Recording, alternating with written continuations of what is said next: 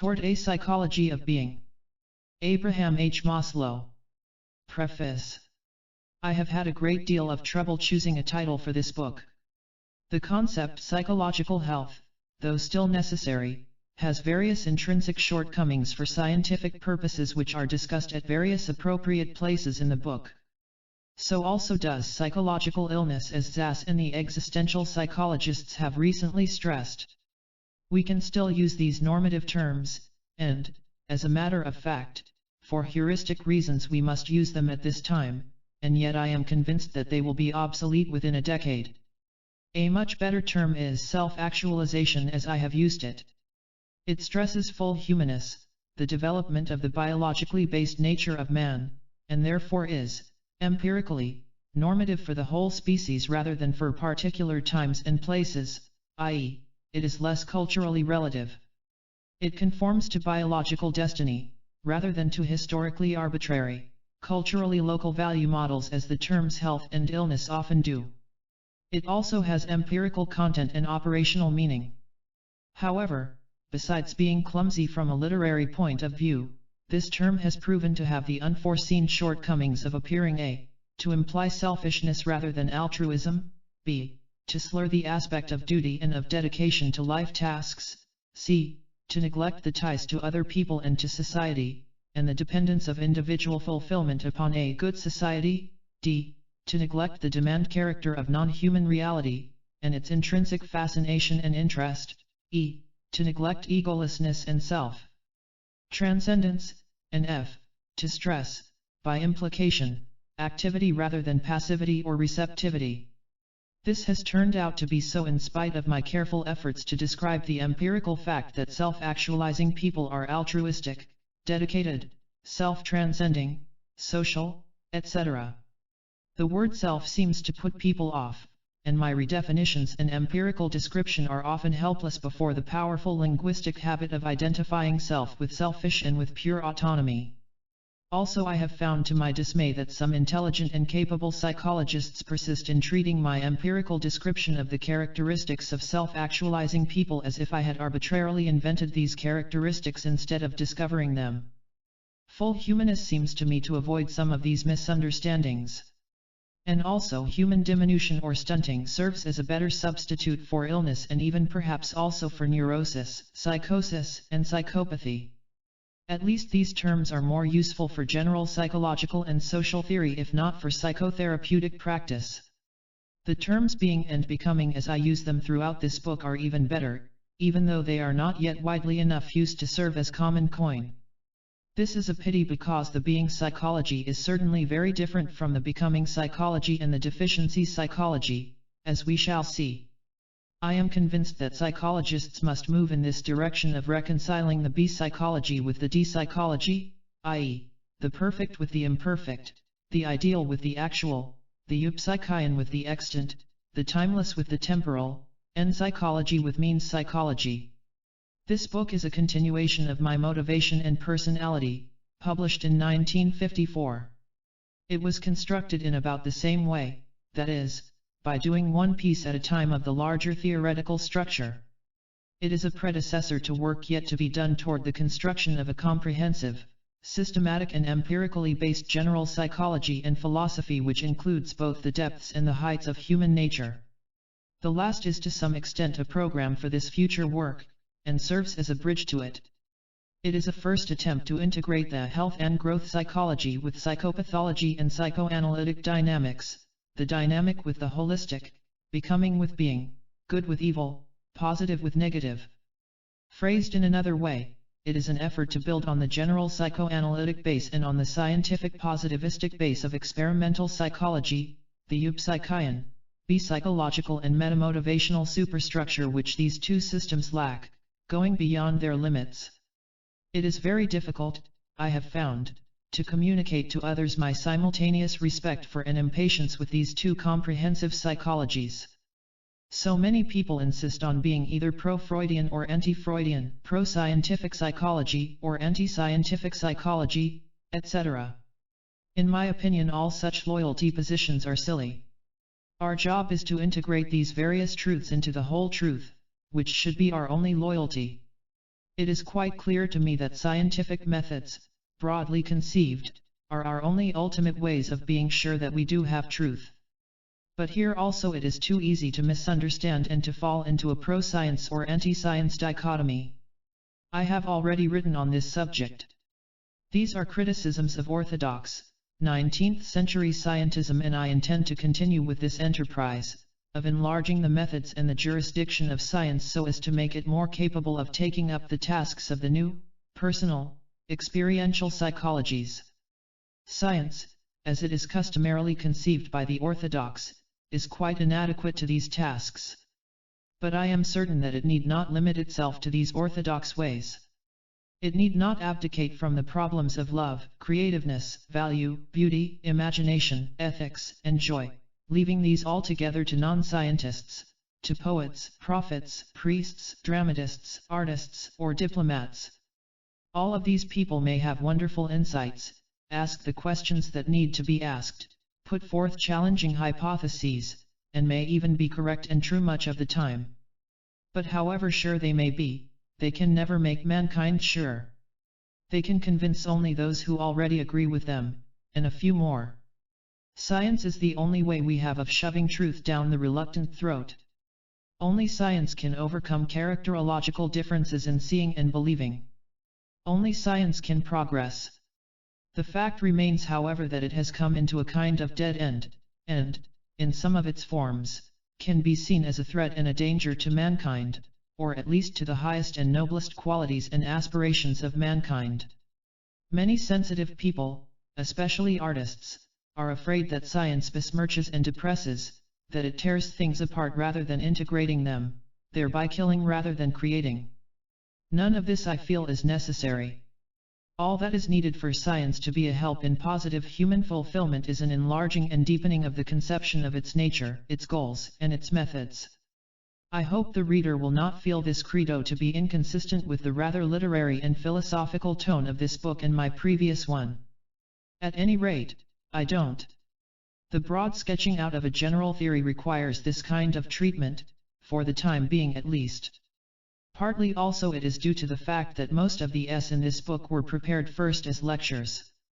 This book, like my previous one, is full of affirmations which are based on pilot researches, bits of evidence, on personal observation, on theoretical deduction, and on sheer hunch. These are generally phrased so that they can be proven true or false. That is, they are hypotheses, i.e., presented for testing rather than for final belief.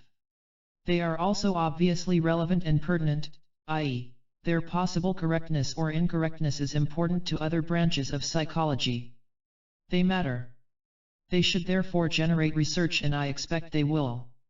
For these reasons, I consider this book to be in the realm of science, or pre-science, rather than of exhortation, or of personal philosophy, or literary expression. A word about contemporary intellectual currents in psychology may help to locate this book in its proper place. The two comprehensive theories of human nature most influencing psychology until recently have been the Freudian and the experimental positivistic behavioristic. All other theories were less comprehensive, and their adherents formed many splinter groups.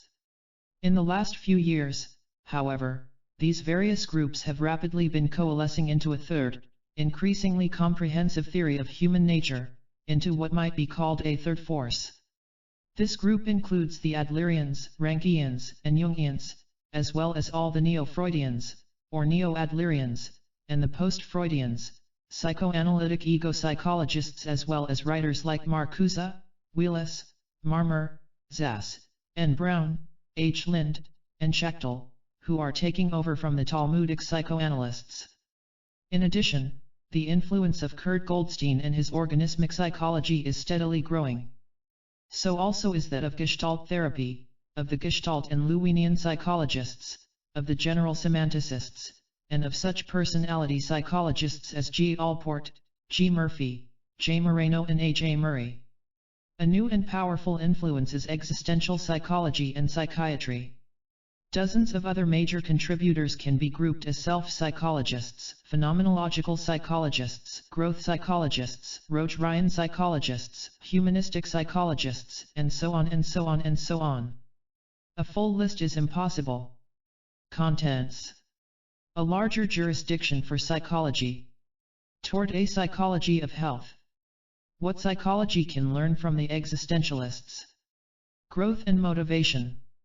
Deficiency, motivation and growth. Defense and growth. The need to know and the fear of knowing. Growth and cognition. Cognition of being in the peak experiences. Peak experiences as acute identity experiences. Some dangers of being cognition. Resistance to being rubricized. Creativeness. Creativity in self-actualizing people. Values. Psychological data and human values. Values, growth, and health. Health as transcendence of environment. Future tasks. Some basic propositions of a growth and self-actualization psychology. Part 1. A larger jurisdiction for psychology. Introduction, toward a psychology of health. There is now emerging over the horizon a new conception of human sickness and of human health, a psychology that I find so thrilling and so full of wonderful possibilities that I yield to the temptation to present it publicly even before it is checked and confirmed, and before it can be called reliable scientific knowledge. The basic assumptions of this point of view are: 1. We have, each of us, an essential biologically based inner nature, which is to some degree natural, intrinsic, given, and, in a certain limited sense, unchangeable, or, at least, unchanging. 2. Each person's inner nature is in part unique to himself and in part species-wide. 3. It is possible to study this inner nature scientifically and to discover what it is like, not invent, discover. 4. This inner nature, as much as we know of it so far, seems not to be intrinsically evil, but rather either neutral or positively good. What we call evil behavior appears most often to be a secondary reaction to frustration of this intrinsic nature. 5. Since this inner nature is good or neutral rather than bad, it is best to bring it out and to encourage it rather than to suppress it.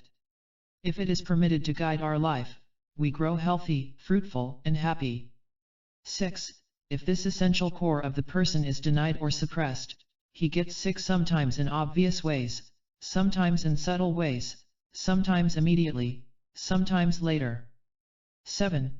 This inner nature is not strong and overpowering and unmistakable like the instincts of animals. It is weak and delicate and subtle and easily overcome by habit, cultural pressure, and wrong attitudes toward it. 8. Even though weak, it rarely disappears in the normal person, perhaps not even in the sick person. Even though denied, it persists underground, forever pressing for actualization.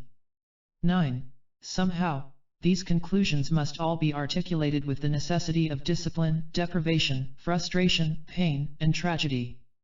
To the extent that these experiences reveal and foster and fulfill our inner nature, to that extent they are desirable experiences. Observe that if these assumptions are proven true, they promise a scientific ethics, a natural value system, a court of ultimate appeal for the determination of good and bad, of right and wrong.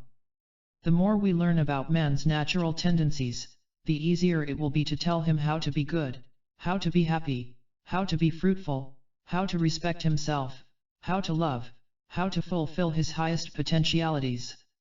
This amounts to automatic solution of many of the personality problems of the future. The thing to do seems to be to find out what you are really like inside, deep down, as a member of the human species and as a particular individual. The study of such healthy people can teach us much about our own mistakes, our shortcomings, the proper directions in which to grow. Every age but ours has had its model, its ideal. All of these have been given up by our culture: the saint, the hero, the gentleman, the knight, the mystic. About all we have left is the well-adjusted man without problems, a very pale and doubtful substitute. Perhaps we shall soon be able to use as our guide and model the fully growing and self-fulfilling human being, the one in whom all his potentialities are coming to full development, the one whose inner nature expresses itself freely, rather than being warped, suppressed, or denied. The serious thing for each person to recognize vividly and poignantly, each for himself, is that every falling away from species virtue, every crime against one's own nature, Every evil act, every one without exception records itself in our unconscious and makes us despise ourselves. Karen Horney had a good word to describe this unconscious perceiving and remembering. She said it registers.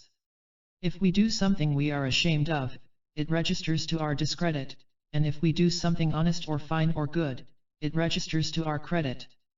The net results ultimately are either one or the other. Either we respect and accept ourselves or we despise ourselves and feel contemptible, worthless, and unlovable.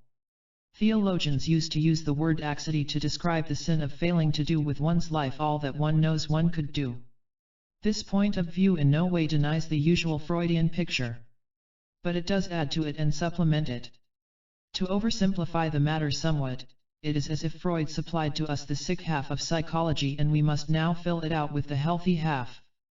Perhaps this health psychology will give us more possibility for controlling and improving our lives and for making ourselves better people. Perhaps this will be more fruitful than asking how to get unsick. How can we encourage free development? What are the best educational conditions for it? Sexual? Economic? Political? What kind of world do we need for such people to grow in? What kind of world will such people create?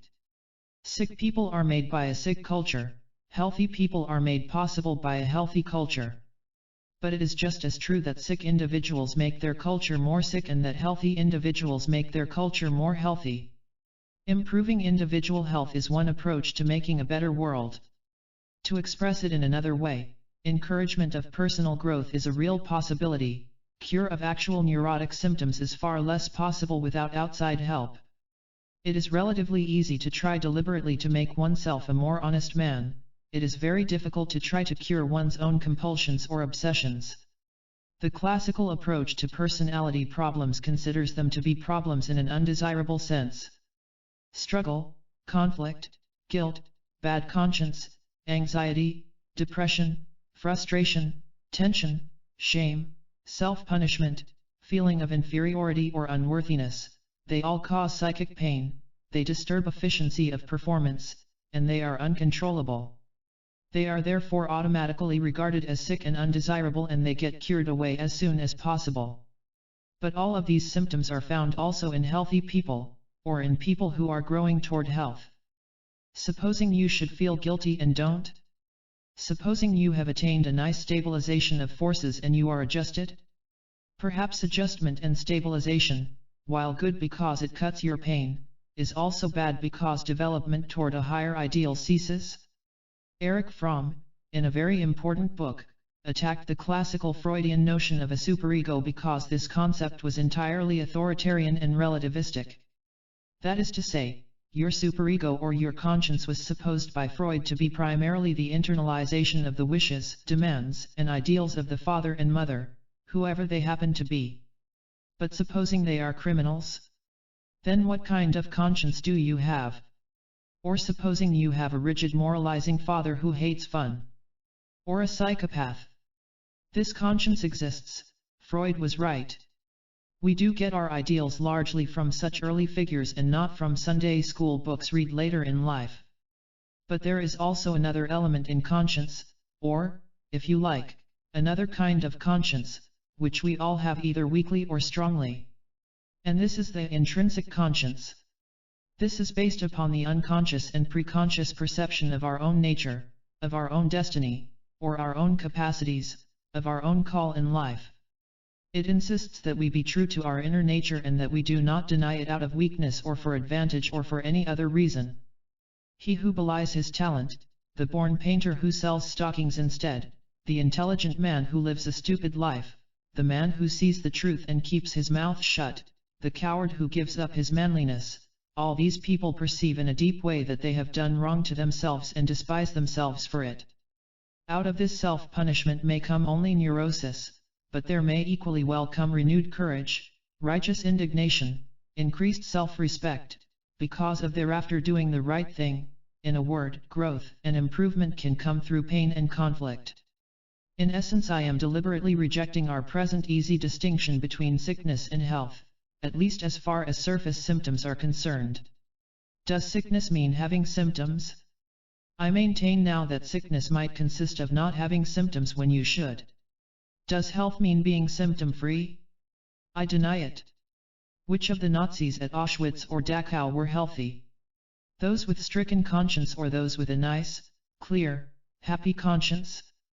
Was it possible for a profoundly human person not to feel conflict, suffering, depression, rage, etc.?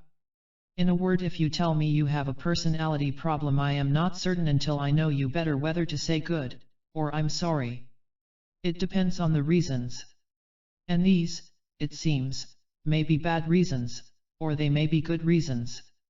An example is the changing attitude of psychologists toward popularity, toward adjustment, even toward delinquency. Popular with whom? Perhaps it is better for a youngster to be unpopular with the neighboring snobs or with the local country club set. Adjusted to what? To a bad culture? To a dominating parent? What shall we think of a well-adjusted slave? A well-adjusted prisoner?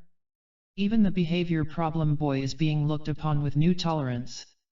Why is he delinquent? Most often it is for sick reasons. But occasionally it is for good reasons, and the boy is simply resisting exploitation, domination, neglect, contempt, and trampling upon. Clearly what will be called personality problems depends on who is doing the calling. The slave owner? The dictator? The patriarchal father? The husband who wants his wife to remain a child? It seems quite clear that personality problems may sometimes be loud protests against the crushing of one's psychological bones, of one's true inner nature. What is sick then is not to protest while this crime is being committed. And I am sorry to report my impression that most people do not protest under such treatment. They take it and pay years later, in neurotic and psychosomatic symptoms of various kinds, or perhaps in some cases never become aware that they are sick, that they have missed true happiness, true fulfillment of promise, a rich emotional life, and a serene, fruitful old age, that they have never known how wonderful it is to be creative, to react aesthetically, to find life thrilling. The question of desirable grief and pain, or the necessity for it, must also be faced. Is growth and self-fulfillment possible at all without pain and grief and sorrow and turmoil? If these are to some extent necessary and unavoidable, then to what extent? If grief and pain are sometimes necessary for growth of the person, then we must learn not to protect people from them automatically as if they were always bad. Sometimes they may be good and desirable in view of the ultimate good consequences. Not allowing people to go through their pain, and protecting them from it, may turn out to be a kind of overprotection, which in turn implies a certain lack of respect for the integrity and the intrinsic nature and the future development of the individual. What psychology can learn from the existentialists? If we study existentialism from the point of view of what's in it for the psychologist, we find much that is too vague and too difficult to understand from a scientific point of view, not confirmable or disconfirmable. But we also find a great deal that is of profit. From such a point of view, we find it to be not so much a totally new revelation, as a stressing, confirming, sharpening, and rediscovering of trends already existing in third force psychology. To me, existential psychology means essentially two main emphases. First, it is a radical stress on the concept of identity and the experience of identity as a sine qua non of human nature and of any philosophy or science of human nature. I choose this concept as the basic one partly because I understand it better than terms like essence, existence, ontology, and so on, and partly because I feel also that it can be worked with empirically, if not now, then soon. But then a paradox results, for the American psychologists have also been impressed with the quest for identity. Allport, Rogers, Goldstein, Fromm, Wheelis, Erickson, Murray, Murphy, Horney, May, et.al. And I must say that these writers are a lot clearer and a lot closer to raw fact, i.e., more empirical than art, e.g., the Germans, Heidegger, Jaspers. Secondly, it lays great stress on starting from experiential knowledge rather than from systems of concepts or abstract categories or a prioris. Existentialism rests on phenomenology, i.e., it uses personal, subjective experience as the foundation upon which abstract knowledge is built. But many psychologists also have started with this same stress, not to mention all the various brands of psychoanalysts. 1. Conclusion number 1 is, then, that European philosophers and American psychologists are not so far apart as appears at first. We Americans have been talking prose all the time and didn't know it. Partly, of course, this simultaneous development in different countries is itself an indication that the people who have independently been coming to the same conclusions are all responding to something real outside themselves. 2. This something real, I believe, is the total collapse of all sources of values outside the individual. Many European existentialists are largely reacting to Nietzsche's conclusion that God is dead, and perhaps to the fact that Marx also is dead. The Americans have learned that political democracy and economic prosperity don't in themselves solve any of the basic value problems. There's no place else to turn but inward, to the self, as the locus of values. Paradoxically, even some of the religious existentialists will go along with this conclusion part of the way. 3. It is extremely important for psychologists that the existentialists may supply psychology with the underlying philosophy which it now lacks. Logical positivism has been a failure, especially for clinical and personality psychologists. At any rate, the basic philosophical problems will surely be opened up for discussion again, and perhaps psychologists will stop relying on pseudo-solutions or on unconscious, unexamined philosophies they picked up as children. 4. An alternative phrasing of the core, for us Americans, of European existentialism is that it deals radically with that human predicament presented by the gap between human aspirations and human limitations, between what the human being is, what he would like to be, and what he could be. This is not so far off from the identity problem as it might sound at first. A person is both actuality and potentiality. That serious concern with this discrepancy could revolutionize psychology, there is no doubt in my mind. Various literatures already support such a conclusion, e.g., projective testing, self-actualization, the various peak experiences, in which this gap is bridged, the Jungian psychologies, various theological thinkers, etc. Not only this, but they raise also the problems and techniques of integration of this twofold nature of man, his lower and his higher, his creatureliness and his godlikeness. On the whole, most philosophies and religions, Eastern as well as Western, have dichotomized them, teaching that the way to become higher is to renounce and master the lower. The existentialists, however, teach that both acts simultaneously defining characteristics of human nature. Neither can be repudiated, they can only be integrated. But we already know something of these integration techniques, of insight, of intellect in the broader sense, of love, of creativeness, of humor and tragedy, of play, of art. I suspect we will focus our studies on these integrative techniques more than we have in the past. Another consequence for my thinking of this stress on the twofold nature of man is the realization that some problems must remain eternally insoluble. 5. From this flows naturally a concern with the ideal, authentic, or perfect or godlike human being, a study of human potentialities as now existing in a certain sense, as current knowable reality. This, too, may sound merely literary, but it's not. I remind you that this is just a fancy way of asking the old, unanswered questions: what are the goals of therapy, of education, of bringing up children? It also implies another truth and another problem which calls urgently for attention. Practically every serious description of the authentic person extant implies that such a person, by virtue of what he has become, assumes a new relation to his society and indeed, to society in general.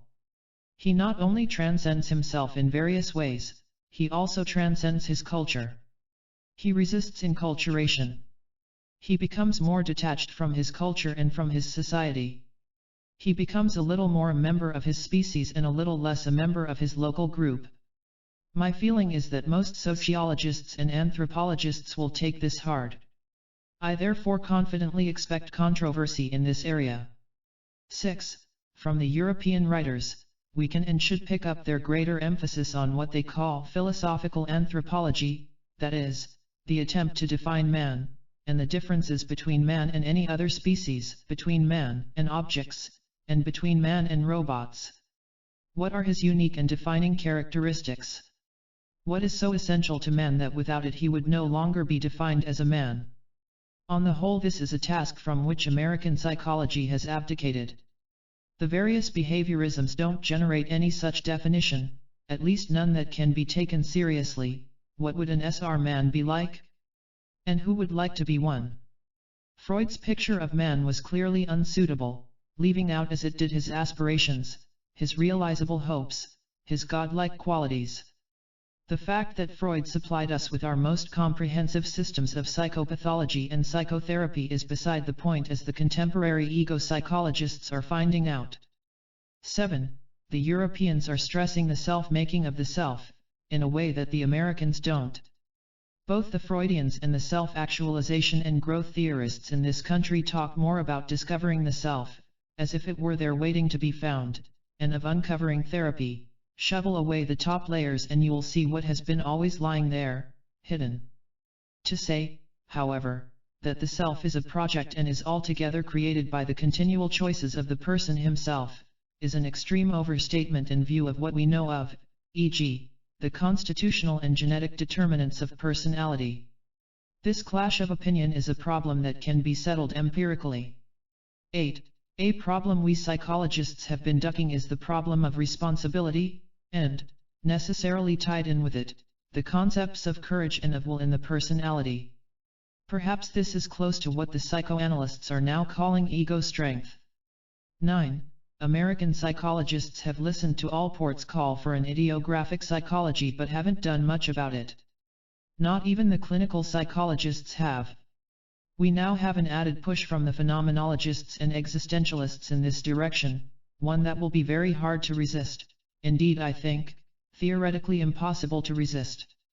If the study of the uniqueness of the individual does not fit into what we know of science, then so much the worse for that conception of science. It, too, will have to endure recreation. 10.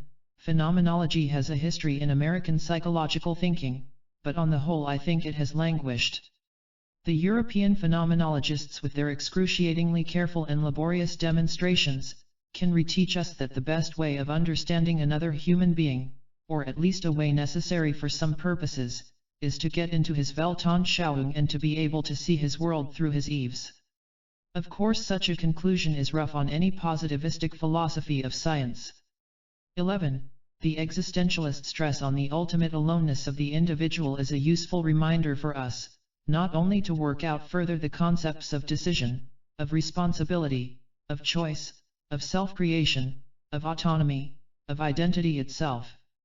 It also makes more problematic and more fascinating the mystery of communication between alonenesses via, e.g., intuition and empathy, love and altruism, identification with others, and homonomy in general. We take these for granted. It would be better if we regarded them as miracles to be explained. 12. Another preoccupation of existentialist writers can be phrased very simply, I think. It is the dimension of seriousness and profundity of living, or perhaps the tragic sense of life, contrasted with the shallow and superficial life, which is a kind of diminished living, a defense against the ultimate problems of life. This is not just a literary concept. It has real operational meaning, for instance, in psychotherapy. I, and others, have been increasingly impressed with the fact that tragedy can sometimes be therapeutic, and that therapy often seems to work best when people are driven into it by pain. It is when the shallow life doesn't work that it is questioned and that there occurs a call to fundamentals. Shallowness in psychology doesn't work either, as the existentialists are demonstrating very clearly.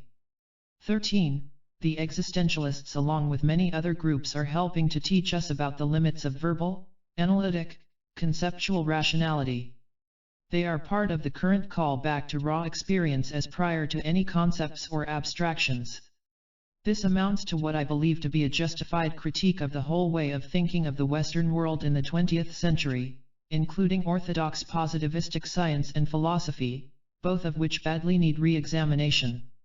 14.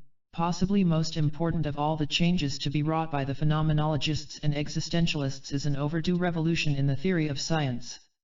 I shouldn't say wrought by but rather helped along by, because there are many other forces helping to destroy official philosophy of science or scientism.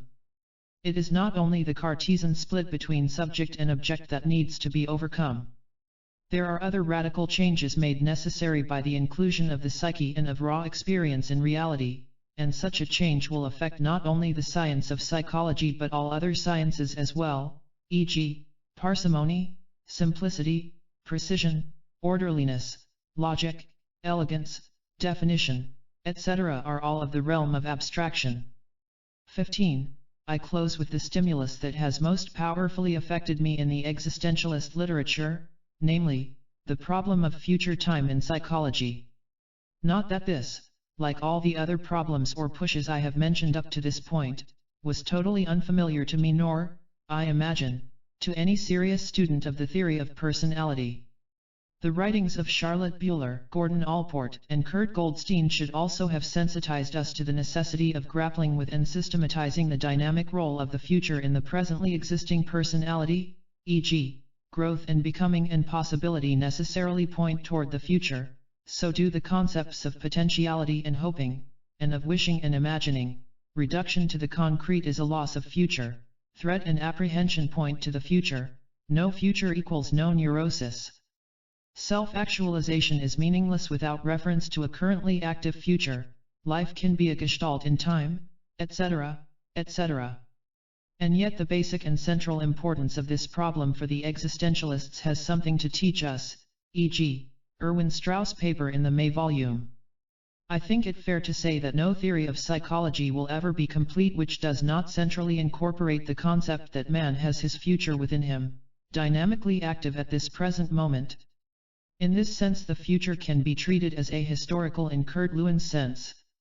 Also we must realize that only the future is in principle unknown and unknowable, which means that all habits, defenses, and coping mechanisms are doubtful and ambiguous since they are based on past experience.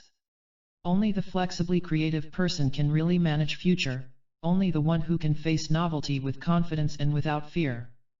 I am convinced that much of what we now call psychology is the study of the tricks we use to avoid the anxiety of absolute novelty by making believe the future will be like the past. Conclusion. These considerations support my hope that we are witnessing an expansion of psychology, not a new ism that could turn into an anti-psychology or into an anti-science. It is possible that existentialism will not only enrich psychology. It may also be an additional push toward the establishment of another branch of psychology, the psychology of the fully evolved and authentic self and its ways of being. Sudik has suggested calling this onto psychology. Certainly it seems more and more clear that what we call normal in psychology is really a psychopathology of the average, so undramatic and so widely spread that we don't even notice it ordinarily. The existentialist study of the authentic person and of authentic living helps to throw this general phoniness, this living by illusions and by fear into a harsh, clear light which reveals it clearly as sickness, even though widely shared. I don't think we need take too seriously the European existentialists' exclusive harping on dread, on anguish, on despair, and the like, for which their only remedy seems to be to keep a stiff upper lip. This high IQ whimpering on a cosmic scale occurs whenever an external source of values fails to work. They should have learned from the psychotherapists that the loss of illusions and the discovery of identity, though painful at first, can be ultimately exhilarating and strengthening. Part 2. Growth and motivation. Deficiency motivation and growth motivation. The concept basic need can be defined in terms of the questions which it answers and the operations which uncovered it. My original question was about psychopathogenesis. What makes people neurotic? My answer, a modification of and, I think, an improvement upon the analytic one, was, in brief, that neurosis seemed at its core, and in its beginning, to be a deficiency disease, that it was born out of being deprived of certain satisfactions which I called needs in the same sense that water and amino acids and calcium are needs, namely that their absence produces illness. Most neuroses involved, along with other complex determinants, ungratified wishes for safety, for belongingness and identification, for close love relationships and for respect and prestige. My data were gathered through 12 years of psychotherapeutic work and research and 20 years of personality study. One obvious control research, done at the same time and in the same operation, was on the effect of replacement therapy, which showed, with many complexities, that when these deficiencies were eliminated, sicknesses tended to disappear. Still another necessary long-time control research was on the family backgrounds of both neurotic and healthy people, establishing, as many others have also done, that people who are later healthy are not deprived of these essential basic need satisfactions, i.e., the prophylactic control.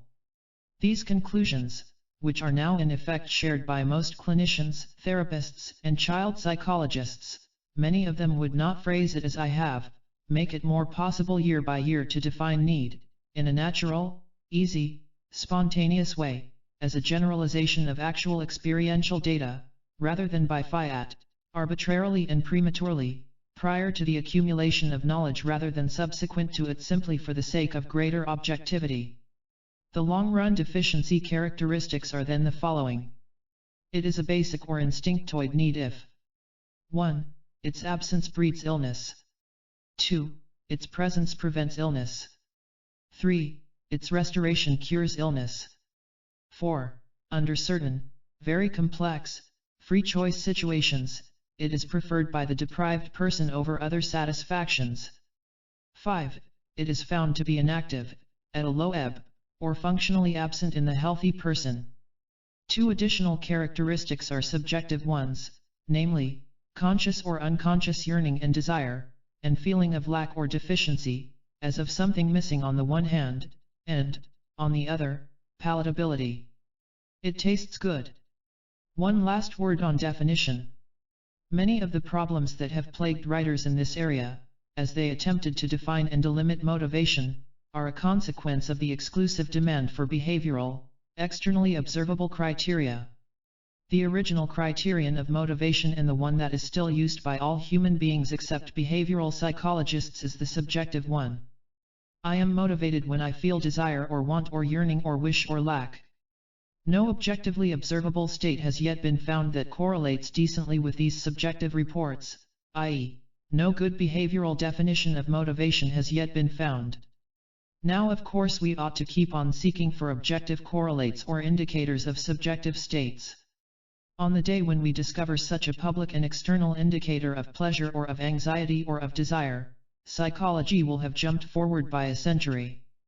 But until we find it, we ought not make believe that we have. Nor ought we neglect the subjective data that we do have. It is unfortunate that we cannot ask a rat to give subjective reports. Fortunately, however, we can ask the human being, and there is no reason in the world why we should refrain from doing so until we have a better source of data.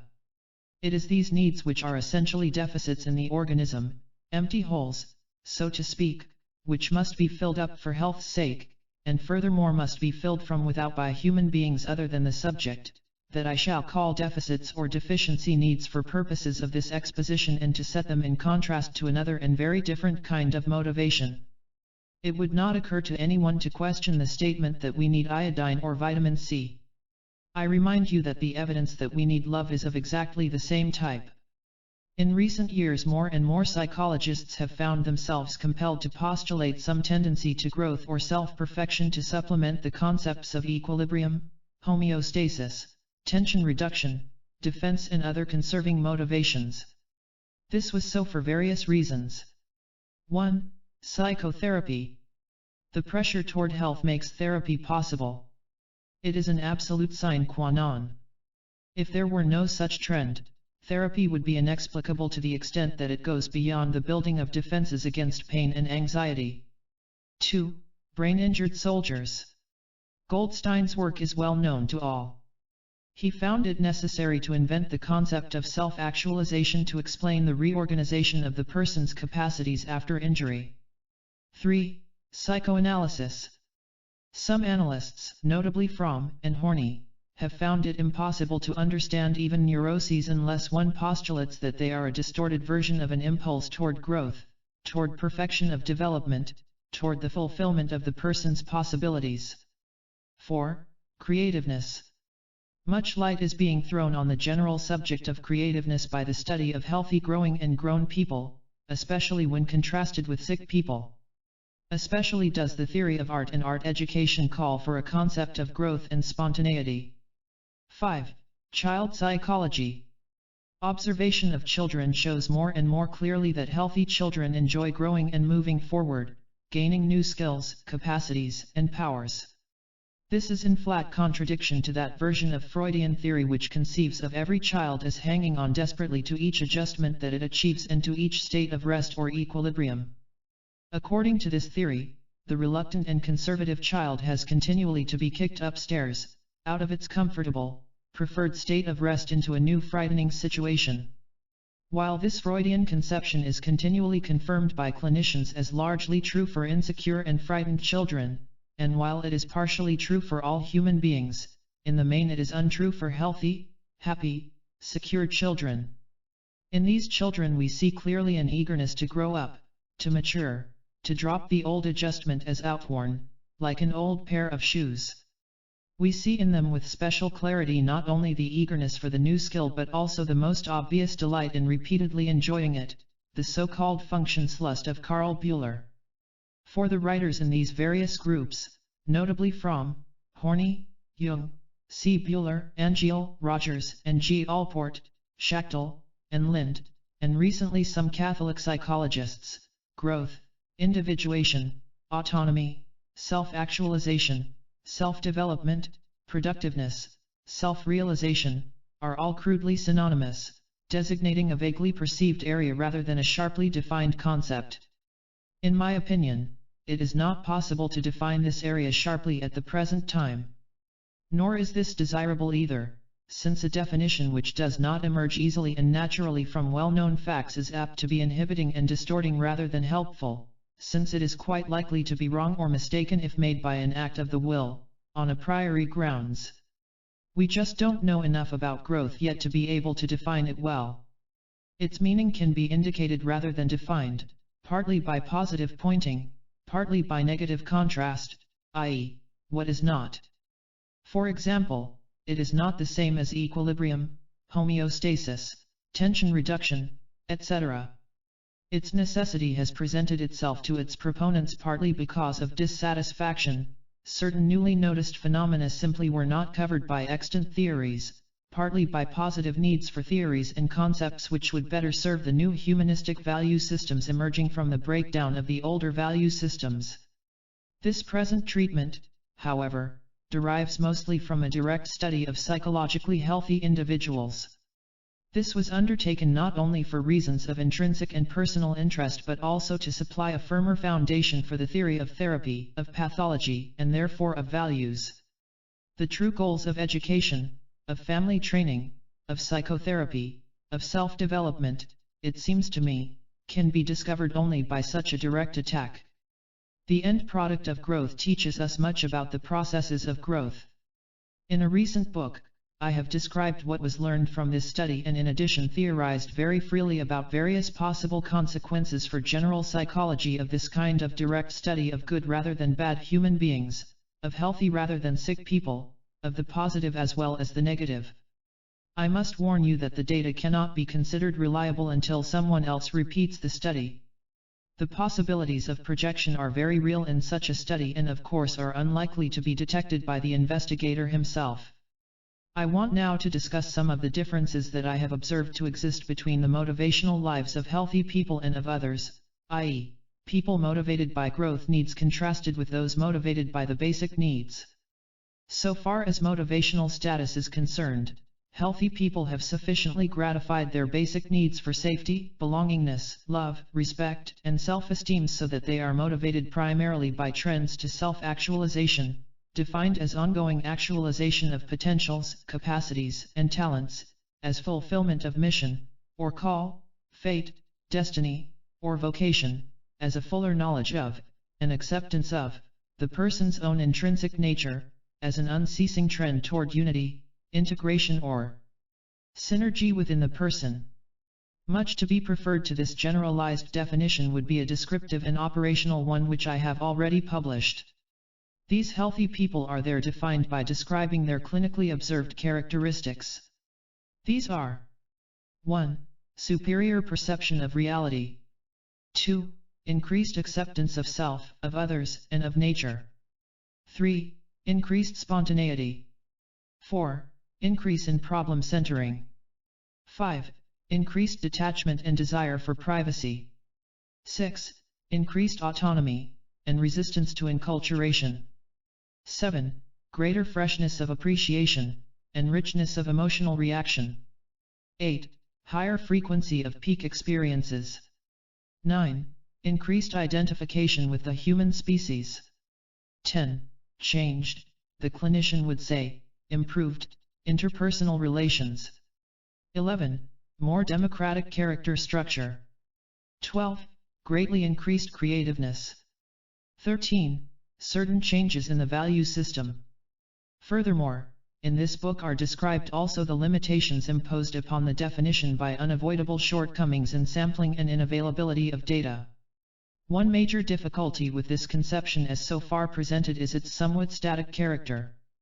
Self-actualization, since I have found it only in older people, tends to be seen as an ultimate or final state of affairs, a far goal, rather than a dynamic process, active throughout life, being, rather than becoming. If we define growth as the various processes which bring the person toward ultimate self-actualization, then this conforms better with the observed fact that it is going on all the time in the life history. It discourages also the stepwise, or none, saltatory conception of motivational progression toward self-actualization in which the basic needs are completely gratified, one by one, before the next higher one emerges into consciousness.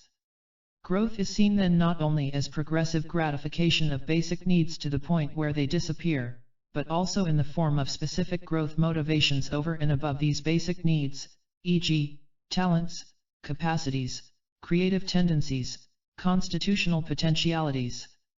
We are thereby helped also to realize that basic needs and self-actualization do not contradict each other any more than do childhood and maturity. One passes into the other and is a necessary prerequisite for it. The differentiation between these growth needs and basic needs which we shall explore here is a consequence of the clinical perception of qualitative differences between the motivational lives of self-actualizers and of other people. These differences, listed below, are fairly well though not perfectly described by the names deficiency needs and growth needs. For instance, not all physiological needs are deficits, e.g., sex, elimination, sleep and rest. At a higher level, needs for safety, belongingness, love, and respect are all clearly deficits. But the need for self-respect is a doubtful case.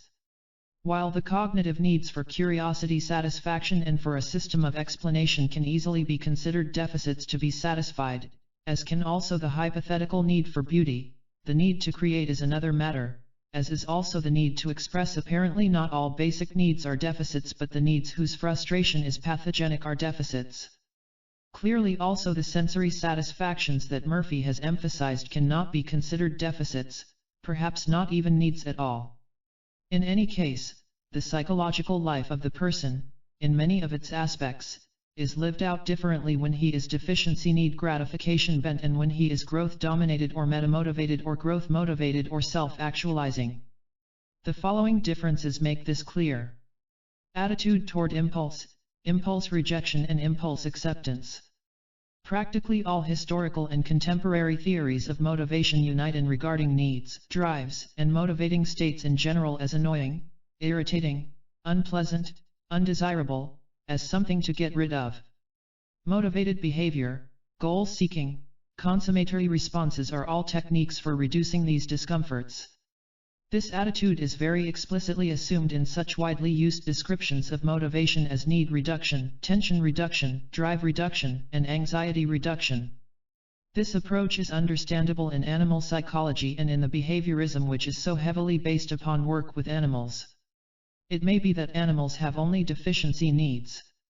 Whether or not this turns out to be so, in any case we have treated animals as if this were so for the sake of objectivity. A goal object has to be something outside the animal organism so that we can measure the effort put out by the animal in achieving this goal. It is also understandable that the Freudian psychology should be built upon the same attitude toward motivation, that impulses are dangerous and to be fought. After all, this whole psychology is based upon experience with sick people, people who in fact suffer from bad experiences with their needs, and with their gratifications and frustrations. It is no wonder that such people should fear or even loathe their impulses, which have made so much trouble for them and which they handle so badly, and that a usual way of handling them is repression. This derogation of desire and need has, of course, been a constant theme throughout the history of philosophy, theology, and psychology. The Stoics, most hedonists, practically all theologians, many political philosophers and most economic theorists have united in affirming the fact that good or happiness or pleasure is essentially the consequence of amelioration of this unpleasant state of affairs, of wanting, of desiring, of needing.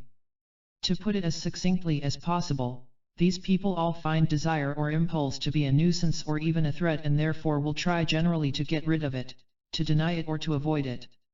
This contention is sometimes an accurate report of what is the case. The physiological needs, the needs for safety, for love, for respect, for information, are in fact often nuisances for many people, psychic troublemakers and problem creators, especially for those who have had unsuccessful experiences at gratifying them and for those who cannot now count on gratification. Even with these deficiencies, however, the case is very badly overdrawn. One can accept and enjoy one's needs and welcome them to consciousness if a. past experience with them has been rewarding, and b. if present and future gratification can be counted on. For example, if one has in general enjoyed food and if good food is now available, the emergence of appetite into consciousness is welcomed instead of dreaded. The trouble with eating is that it kills my appetite. Something like this is true for thirst, for sleepiness, for sex, for dependency needs and for love needs. However, a far more powerful refutation of the need is a nuisance theory is found in the recently merging awareness of, and concern with, growth, self-actualization, motivation. The multitude of idiosyncratic motives which come under the head of self-actualization can hardly be listed, since each person has different talents, capacities, potentialities. But some characteristics are general to all of them.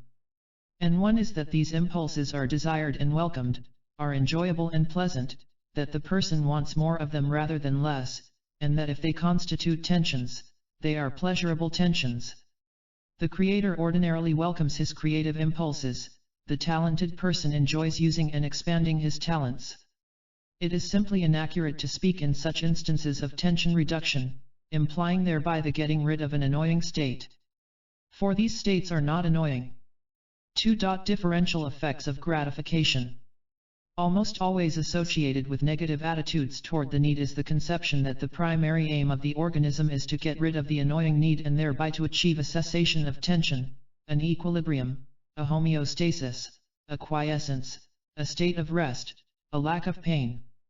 The drive or need presses toward its own elimination. Its only striving is toward cessation, toward getting rid of itself, toward a state of not wanting. Pushed to its logical extreme, we wind up with Freud's death instinct. Angeal, Goldstein, G. Allport, C. Buehler, Schachtel, and others have effectively criticized this essentially circular position. If the motivational life consists essentially of a defensive removal of irritating tensions, and if the only end product of tension reduction is a state of passive waiting for more unwelcome irritations to arise and in their turn, to be dispelled, then how does change, or development, or movement or direction come about? Why do people improve? Get wiser? What does zest in living mean? Charlotte Buehler has pointed out that the theory of homeostasis is different from the theory of rest. The latter theory speaks simply of removing tension, which implies that zero tension is best. Homeostasis means coming not to a zero but to an optimum level. This means sometimes reducing tension, sometimes increasing it, e.g., blood pressure may be too low as well as too high. In either case, the lack of constant direction through a lifespan is obvious. In both cases, growth of the personality, increases in wisdom, self-actualization, strengthening of the character, and the planning of one's life are not and cannot be accounted for. Some long-time vector, or directional tendency, must be invoked to make any sense of development through the lifetime. This theory must be put down as an inadequate description even of deficiency motivation. What is lacking here is awareness of the dynamic principle which ties together and interrelates all these separate motivational episodes. The different basic needs are related to each other in a hierarchical order such that gratification of one need and its consequent removal from the center of the stage brings about not a state of rest or stoic apathy, but rather the emergence into consciousness of another higher need. Wanting and desiring continues but at a higher level. Thus the coming to rest theory isn't adequate even for deficiency motivation. However, when we examine people who are predominantly growth motivated, the coming to rest conception of motivation becomes completely useless. In such people, gratification breeds increased rather than decreased motivation, heightened rather than lessened excitement. The appetites become intensified and heightened. They grow upon themselves, and instead of wanting less and less, such a person wants more and more of, for instance, education. The person, rather than coming to rest, becomes more active. The appetite for growth is whetted rather than allayed by gratification. Growth is, in itself, a rewarding and exciting process, e.g., the fulfilling of yearnings and ambitions, like that of being a good doctor, the acquisition of admired skills, like playing the violin or being a good carpenter, the steady increase of understanding about people or about the universe, or about oneself, the development of creativeness in whatever field, or, most important, simply the ambition to be a good human being. Wertheimer long ago stressed another aspect of this same differentiation by claiming, in a seeming paradox, that true goal-seeking activity took up less than 10% of his time. Activity can be enjoyed either intrinsically, for its own sake, or else have worth and value only because it is instrumental in bringing about a desired gratification. In the latter case, it loses its value and is no longer pleasurable when it is no longer successful or efficient. More frequently, it is simply not enjoyed at all, but only the goal is enjoyed. This is similar to that attitude toward life which values it less for its own sake than because one goes to heaven at the end of it. The observation upon which this generalization is based is that self-actualizing people enjoy life in general and in practically all its aspects, while most other people enjoy only stray moments of triumph, of achievement, or of climax or peak experience. Partly this intrinsic validity of living comes from the pleasurableness inherent in growing and in being grown. But it also comes from the ability of healthy people to transform means activity into end experience, so that even instrumental activity is enjoyed as if it were end activity. Growth motivation may be long-term in character. Most of a lifetime may be involved in becoming a good psychologist or a good artist. All equilibrium or homeostasis or rest theories deal only with short-term episodes, each of which has nothing to do with each other. Allport particularly has stressed this point. Planfulness and looking into the future, he points out, are of the central stuff or healthy human nature. He agrees that deficit motives do, in fact, call for the reduction of tension and restoration of equilibrium. Growth motives, on the other hand, maintain tension in the interest of distant and often unattainable goals. As such, they distinguish human from animal becoming, and adult from infant becoming. Clinical effects of gratification. Deficit need gratifications and growth need gratifications have differential subjective and objective effects upon the personality. If I may phrase what I am groping for here in a generalized way, it is this: satisfying deficiencies avoids illness, growth satisfactions produce positive health. I must grant that this will be difficult to pin down for research purposes at this time. And yet there is a real clinical difference between fending off threat or attack and positive triumph and achievement, between protecting, defending and preserving oneself and reaching out for fulfillment, for excitement, and for enlargement. I have tried to express this as a contrast between living fully and preparing to live fully, between growing up and being grown.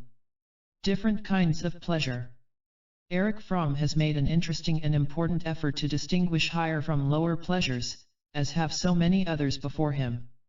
This is a crucial necessity for breaking through subjective ethical relativity and is a prerequisite for a scientific value theory. He distinguishes scarcity pleasure from abundance pleasure, the lower pleasure of satiation of a need from the higher pleasure of production, creation, and growth of insight. The glut, the relaxation, and the loss of tension that follows deficiency satiation can at best be called relief by contrast with the functions lust, the ecstasy, the serenity that one experiences when functioning easily, perfectly, and at the peak of one's powers, in overdrive, so to speak. Relief, depending so strongly on something that disappears, is itself more likely to disappear. It must be less stable, less enduring, less constant than the pleasure accompanying growth, which can go on forever. Attainable, episodic, and unattainable goal states. Deficiency need gratification tends to be episodic and climactic. The most frequent schema here begins with an instigating, motivating state which sets off motivated behavior designed to achieve a goal state, which, mounting gradually and steadily in desire and excitement, finally reaches a peak in a moment of success and consummation. From this peak curve of desire, excitement, and pleasure fall rapidly to a plateau of quiet tension release, and lack of motivation. This schema, though not universally applicable, in any case contrasts very sharply with the situation in growth motivation, for here, characteristically, there is no climax or consummation, no orgasmic moment, no end state, even no goal if this be defined climactically. Growth is instead a continued, more or less steady upward or forward development. The more one gets, the more one wants, so that this kind of wanting is endless and can never be attained or satisfied. It is for this reason that the usual separation between instigation, goal-seeking behavior, the goal object and the accompanying effect breaks down completely. The behaving is itself the goal, and to differentiate the goal of growth from the instigation to growth is impossible. They too are the same. Species-wide goals and idiosyncratic goals. The deficit needs are shared by all members of the human species and to some extent by other species as well. Self-actualization is idiosyncratic since every person is different. The deficits, i.e., the species requirements, must ordinarily be fairly well satisfied before real individuality can develop fully. Just as all trees need sun, water, and foods from the environment, so do all people need safety, love, and status from their environment. However, in both cases this is just where real development of individuality can begin, for once satiated with these elementary, species-wide necessities, each tree and each person proceeds to develop in his own style, uniquely, using these necessities for his own private purposes. In a very meaningful sense, development then becomes more determined from within rather than from without. Dependence on, and independence from, the environment. The needs for safety, belongingness, love relations, and for respect can be satisfied only by other people, i.e., only from outside the person. This means considerable dependence on the environment. A person in this dependent position cannot really be said to be governing himself, or in control of his own fate. He must be beholden to the sources of supply of needed gratifications. Their wishes, their whims, their rules, and laws govern him and must be appeased lest he jeopardize his sources of supply. He must be, to an extent, other-directed, and must be sensitive to other people's approval, affection, and goodwill. This is the same as saying that he must adapt and adjust by being flexible and responsive and by changing himself to fit the external situation. He is the dependent variable, the environment is the fixed, independent variable. Because of this, the deficiency-motivated man must be more afraid of the environment, since there is always the possibility that it may fail or disappoint him. We now know that this kind of anxious dependence breeds hostility as well. All of which adds up to a lack of freedom, more or less, depending on the good fortune or bad fortune of the individual. In contrast, the self-actualizing individual, by definition gratified in his basic needs, is far less dependent, far less beholden, far more autonomous and self-directed. Far from needing other people, growth-motivated people may actually be hampered by them. I have already reported their special liking for privacy, for detachment, and for meditativeness. Such people become far more self-sufficient and self-contained. The determinants which govern them are now primarily inner ones, rather than social or environmental. They are the laws of their own inner nature, their potentialities and capacities, their talents, their latent resources, their creative impulses, their needs to know themselves and to become more and more integrated and unified, more and more aware of what they really are, of what they really want, of what their call or vocation or fate is to be. Since they depend less on other people, they are less ambivalent about them, less anxious and also less hostile, less needful of their praise and their affection. They are less anxious for honors, prestige, and rewards. Autonomy or relative independence of environment means also relative independence of adverse external circumstances, such as ill fortune, hard knocks, tragedy, stress, deprivation. As Allport has stressed, the notion of the human being as essentially reactive, the SR man, we might call him, who is set into motion by external stimuli, becomes completely ridiculous and untenable for self-actualizing people. The sources of their actions are more internal than reactive. This relative independence of the outside world and its wishes and pressures, does not mean, of course, lack of intercourse with it or respect for its demand character. It means only that in these contacts, the self-actualizer's wishes and plans are the primary determiners, rather than stresses from the environment. This I have called psychological freedom, contrasting it with geographical freedom. Allport's expressive contrast between opportunistic and appropriate determination of behavior parallels closely our outer determined, inner determined opposition. It reminds us also of the uniform agreement among biological theorists in considering increasing autonomy and independence of environmental stimuli as the defining characteristics of full individuality, of true freedom, of the whole evolutionary process. Interested and disinterested interpersonal relations. In essence, the deficit-motivated man is far more dependent upon other people than is the man who is predominantly growth-motivated. He is more interested, more needful, more attached, more desirous. This dependency colors and limits interpersonal relations. To see people primarily as need gratifiers or as sources of supply is an abstractive act. They are seen not as wholes, as complicated, unique individuals, but rather from the point of view of usefulness. What in them is not related to the perceiver's needs is either overlooked altogether, or else bores, irritates, or threatens. This parallels our relations with cows, horses, and sheep, as well as with waiters, taxicab drivers, porters, policemen, or others whom we use. Fully disinterested, desireless, objective, and holistic perception of another human being becomes possible only when nothing is needed from him, only when he is not needed. Ideographic, aesthetic perception of the whole person is far more possible for self-actualizing people, or in moments of self-actualization, and furthermore approval, admiration, and love are based less upon gratitude for usefulness and more upon the objective, intrinsic qualities of the perceived person. He is admired for objectively admirable qualities rather than because he flatters or praises. He is loved because he is love-worthy rather than because he gives out love. This is what will be discussed below as unneeding love, e.g., for Abraham Lincoln.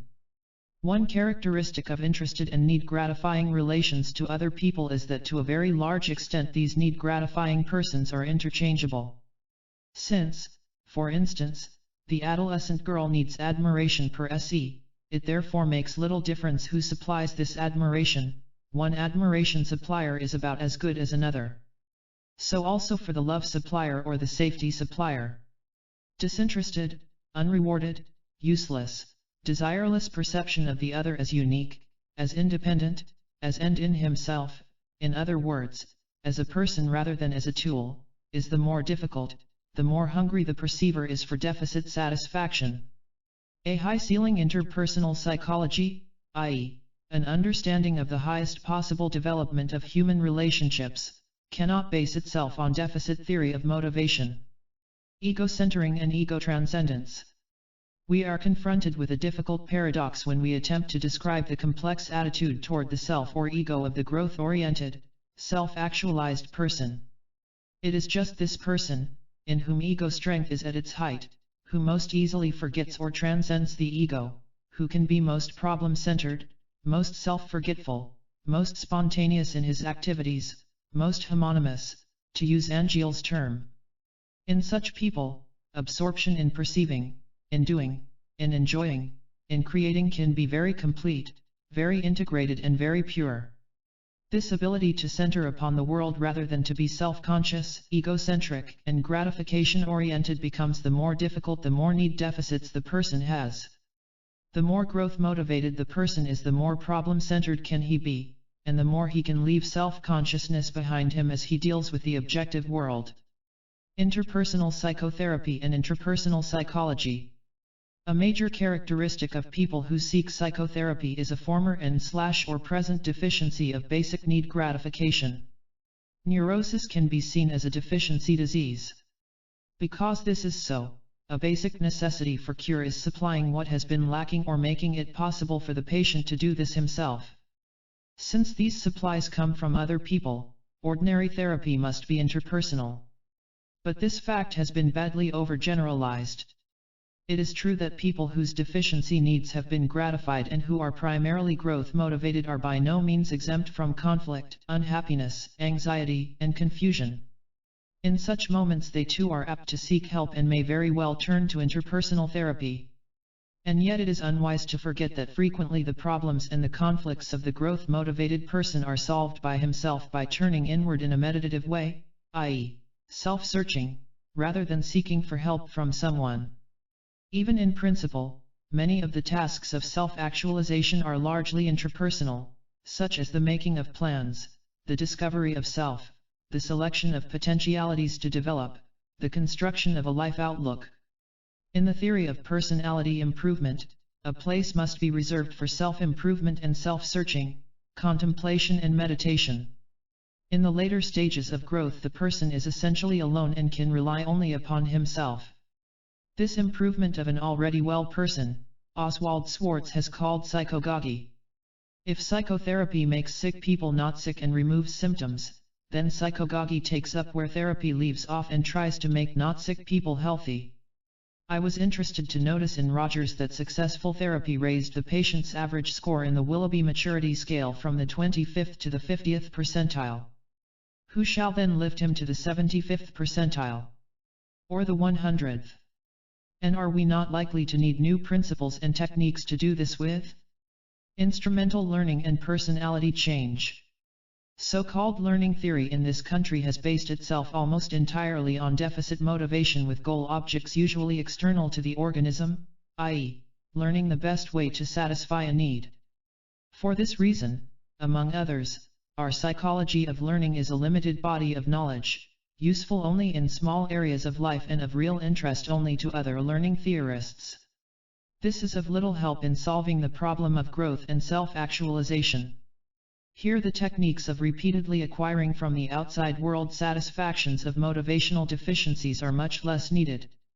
Associative learning and canalizations give way more to perceptual learning, to the increase of insight and understanding, to knowledge of self and to the steady growth of personality, i.e., increased synergy, integration, and inner consistency. Change becomes much less an acquisition of habits or associations one by one, and much more a total change of the total person, i.e., a new person rather than the same person with some habits added like new external possessions. This kind of character change learning means changing a very complex, highly integrated, holistic organism, which in turn means that many impacts will make no change at all because more and more such impacts will be rejected as the person becomes more stable and more autonomous.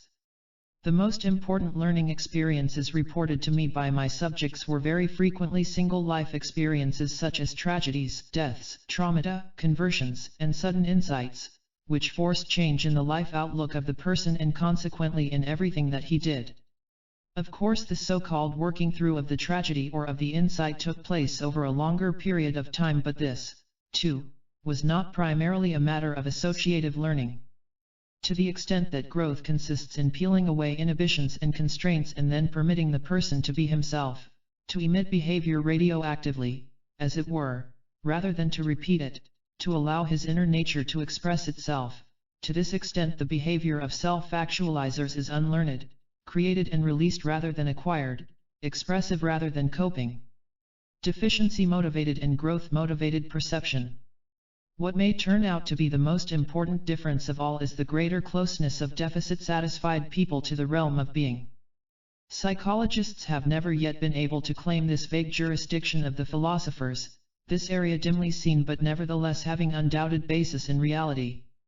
But it may now become feasible through the study of self-fulfilling individuals to have our eyes open to all sorts of basic insights, old to the philosophers but new to us.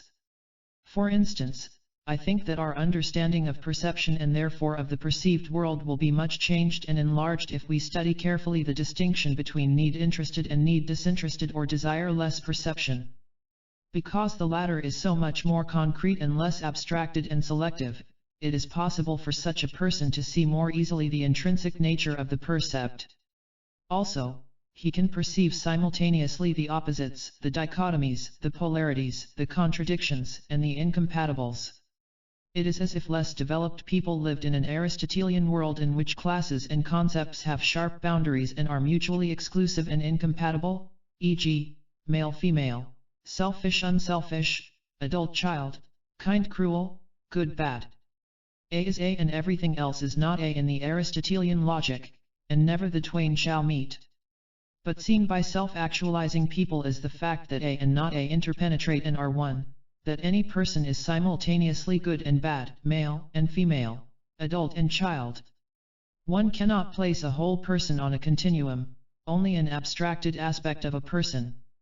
We may not be aware when we perceive in a need-determined way.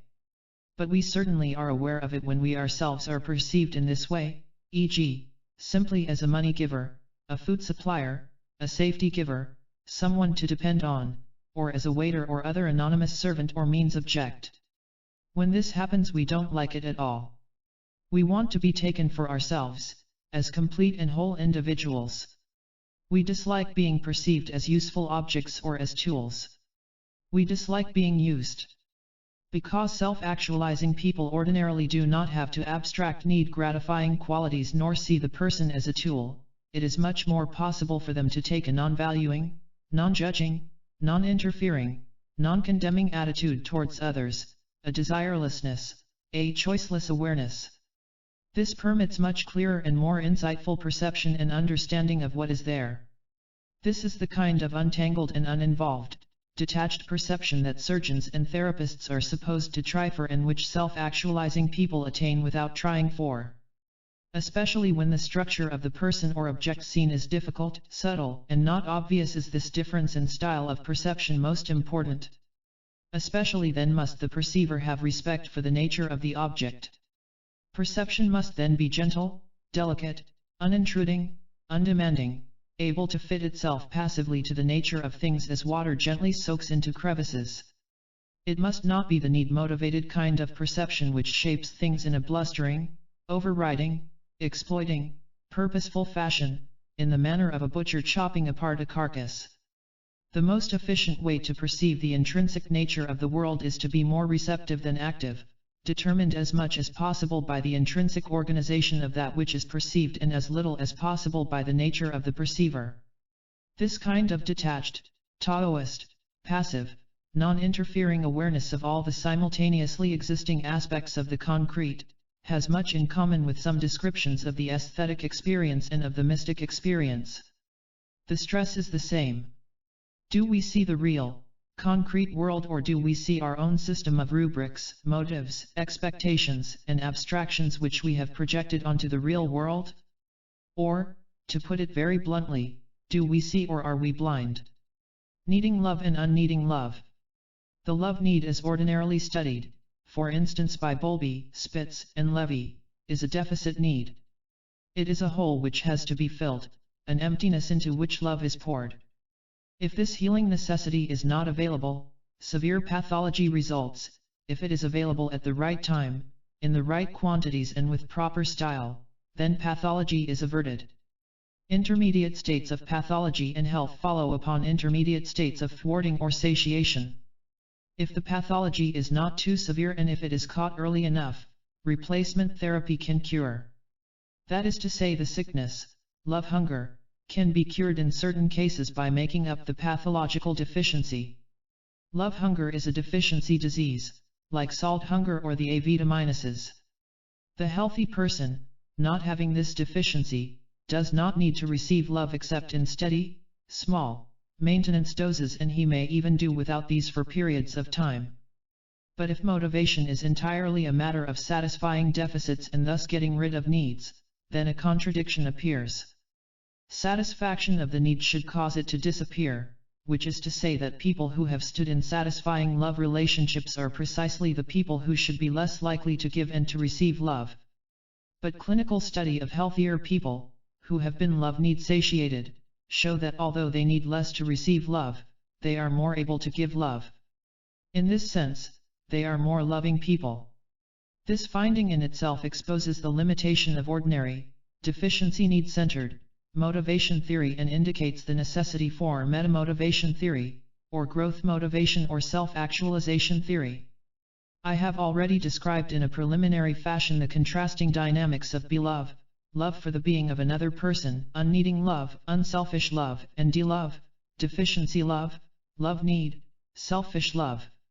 At this point, I wish only to use these two contrasting groups of people to exemplify and illustrate some of the generalizations made above. One be-love is welcomed into consciousness, and is completely enjoyed.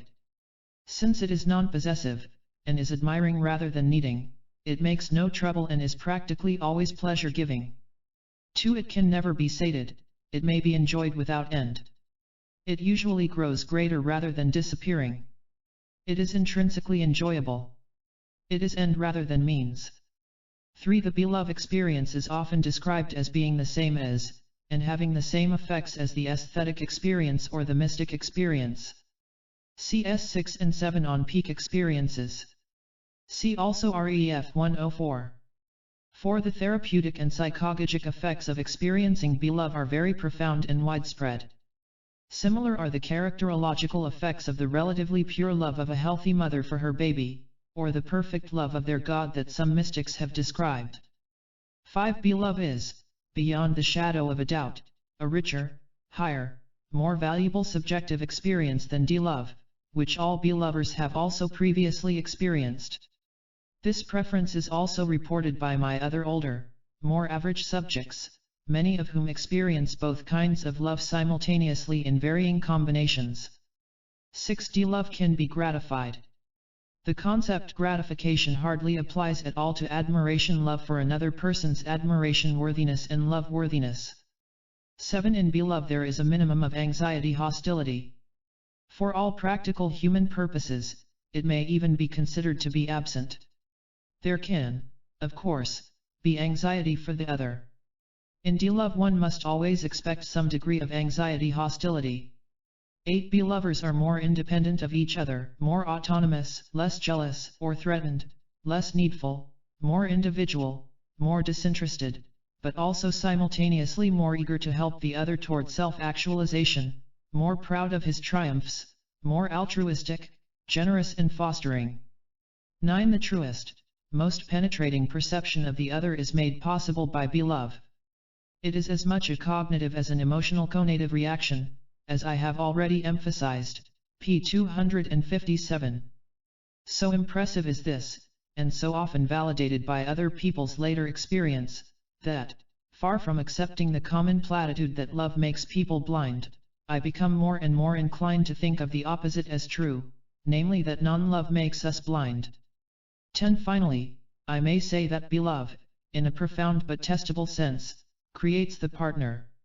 It gives him a self-image, it gives him self-acceptance, a feeling of love-worthiness and respect-worthiness, all of which permit him to grow. It is a real question whether the full development of the human being is possible without it. Defense and growth. This is an effort to be a little more systematic in the area of growth theory. For once we accept the notion of growth, many questions of detail arise. Just how does growth take place? Why do children grow or not grow? How do they know in which direction to grow? How do they get off in the direction of pathology? After all, the concepts of self-actualization, growth and self are all high-level abstractions.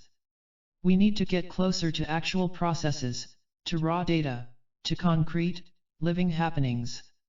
These are far goals. Healthily growing infants and children don't live for the sake of far goals or for the distant future, they are too busy enjoying themselves and spontaneously living for the moment. They are living, not preparing to live. How can they manage, just being, spontaneously, not trying to grow, seeking only to enjoy the present activity, nevertheless to move forward step by step? i.e., to grow in a healthy way? To discover their real selves? How can we reconcile the facts of being with the facts of becoming? Growth is not in the pure case a goal out ahead, nor is self-actualization, nor is the discovery of self. In the child, it is not specifically purposed, rather it just happens. He doesn't so much search as find. The laws of deficiency motivation and of purposeful coping do not hold for growth, for spontaneity, for creativeness. The danger with a pure being psychology is that it may tend to be static, not accounting for the facts of movement, direction, and growth. We tend to describe states of being, of self-actualization as if they were nirvana states of perfection. Once you're there, and it seems as if all you could do is to rest content in perfection. The answer I find satisfactory is a simple one, namely, that growth takes place when the next step forward is subjectively more delightful, more joyous, more intrinsically satisfying than the last, that the only way we can ever know what is right for us is that it feels better subjectively than any alternative. The new experience validates itself rather than by any outside criterion. It is self-justifying, self-validating. We don't do it because it is good for us, or because psychologists approve, or because somebody told us to, or because it will make us live longer, or because it is good for the species, or because it will bring external rewards, or because it is logical. We do it for the same reason that we choose one dessert over another. I have already described this as a basic mechanism for falling in love, or for choosing a friend, i.e., kissing one person gives more delight than kissing the other, being friends with A is more satisfying subjectively than being friends with B. In this way, we learn what we are good at, what we really like or dislike, what our tastes and judgments and capacities are. In a word, this is the way in which we discover the self and answer the ultimate questions: who am I? What am I? The steps and the choices are taken out of pure spontaneity, from within outward.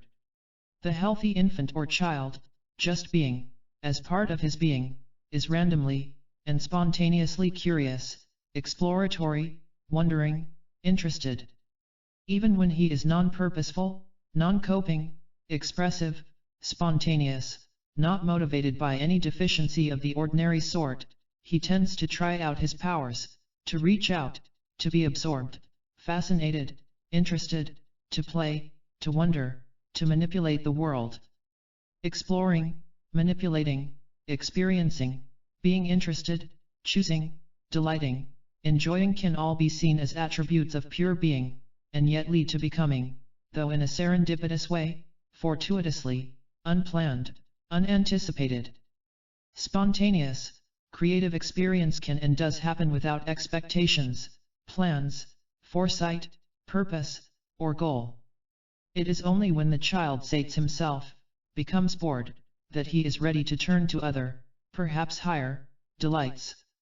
But paradoxically, the art experience cannot be effectively used for this purpose or any other. It must be a purposeless activity, as far as we understand purpose. It can only be an experience in being, being a human organism doing what it must and what it is privileged to do, experiencing life keenly and wholly, expending energy and creating beauty in its own style, and the increased sensitivity, integrity, efficiency, and feeling of well-being are byproducts. Then arise the inevitable questions. What holds him back? What prevents growth? Wherein lies the conflict? What is the alternative to growth forward?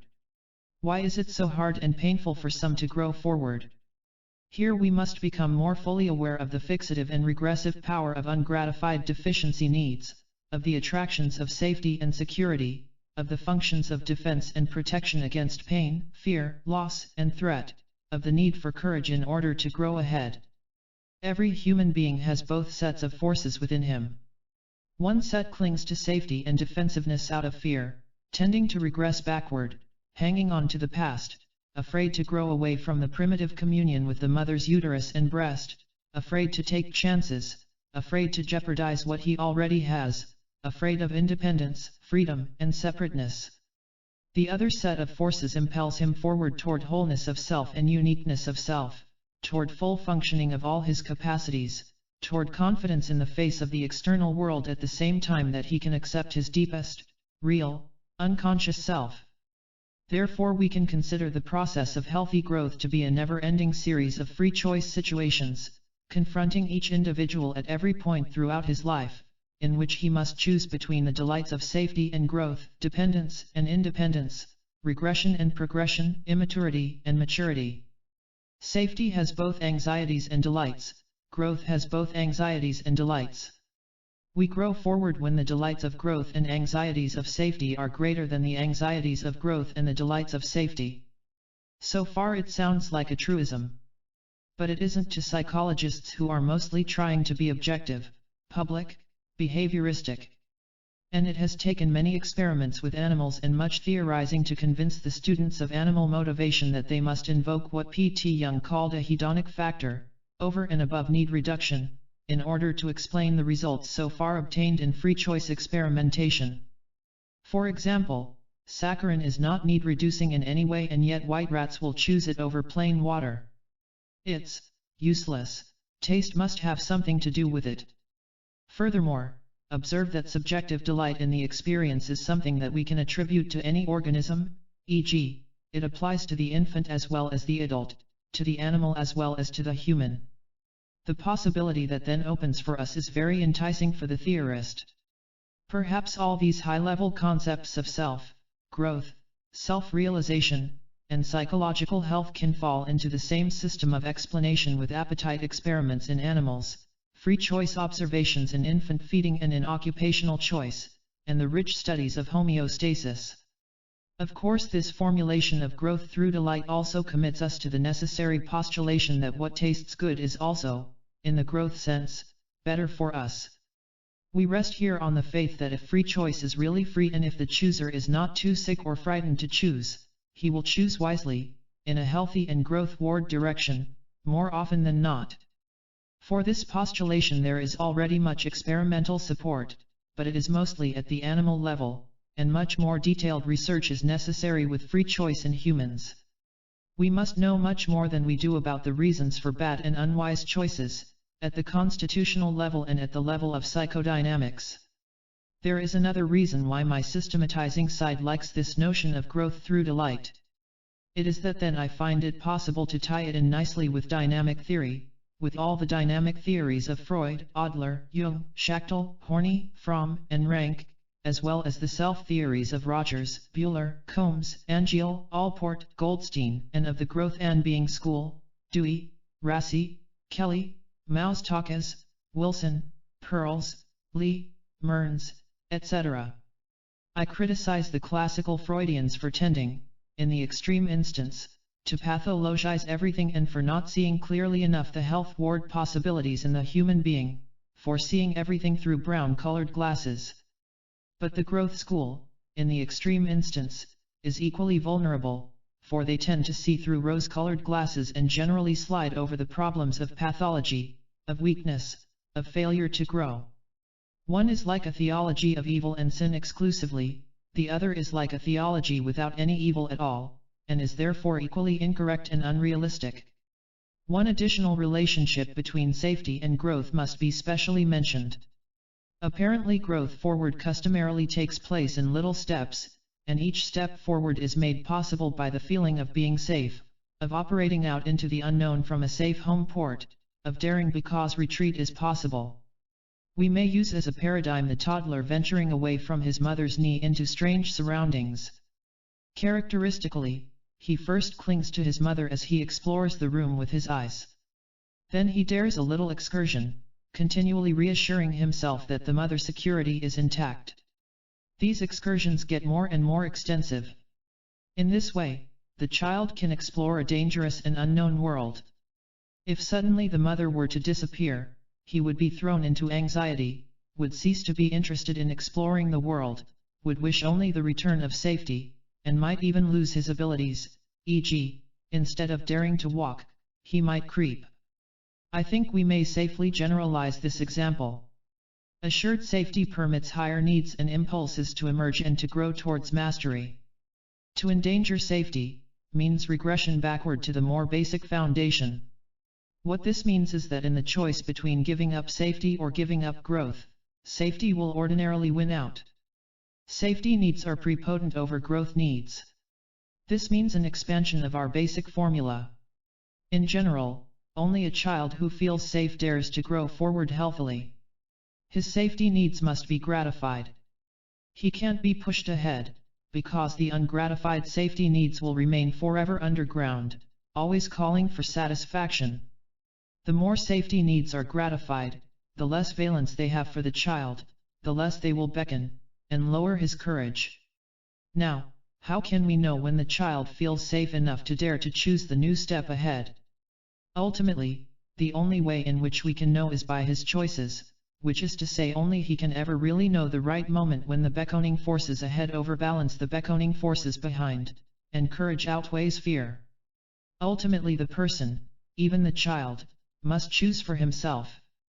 Nobody can choose for him too often, for this itself enfeebles him, cutting his self-trust, and confusing his ability to perceive his own internal delight in the experience, his own impulses, judgments, and feelings, and to differentiate them from the interiorized standards of others.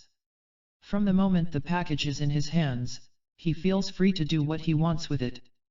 He opens it, speculates on what it is, recognizes what it is, expresses happiness or disappointment, notices the arrangement of the contents, finds a book of directions, feels the touch of the steel, the different weights of the parts, and their number, and so on.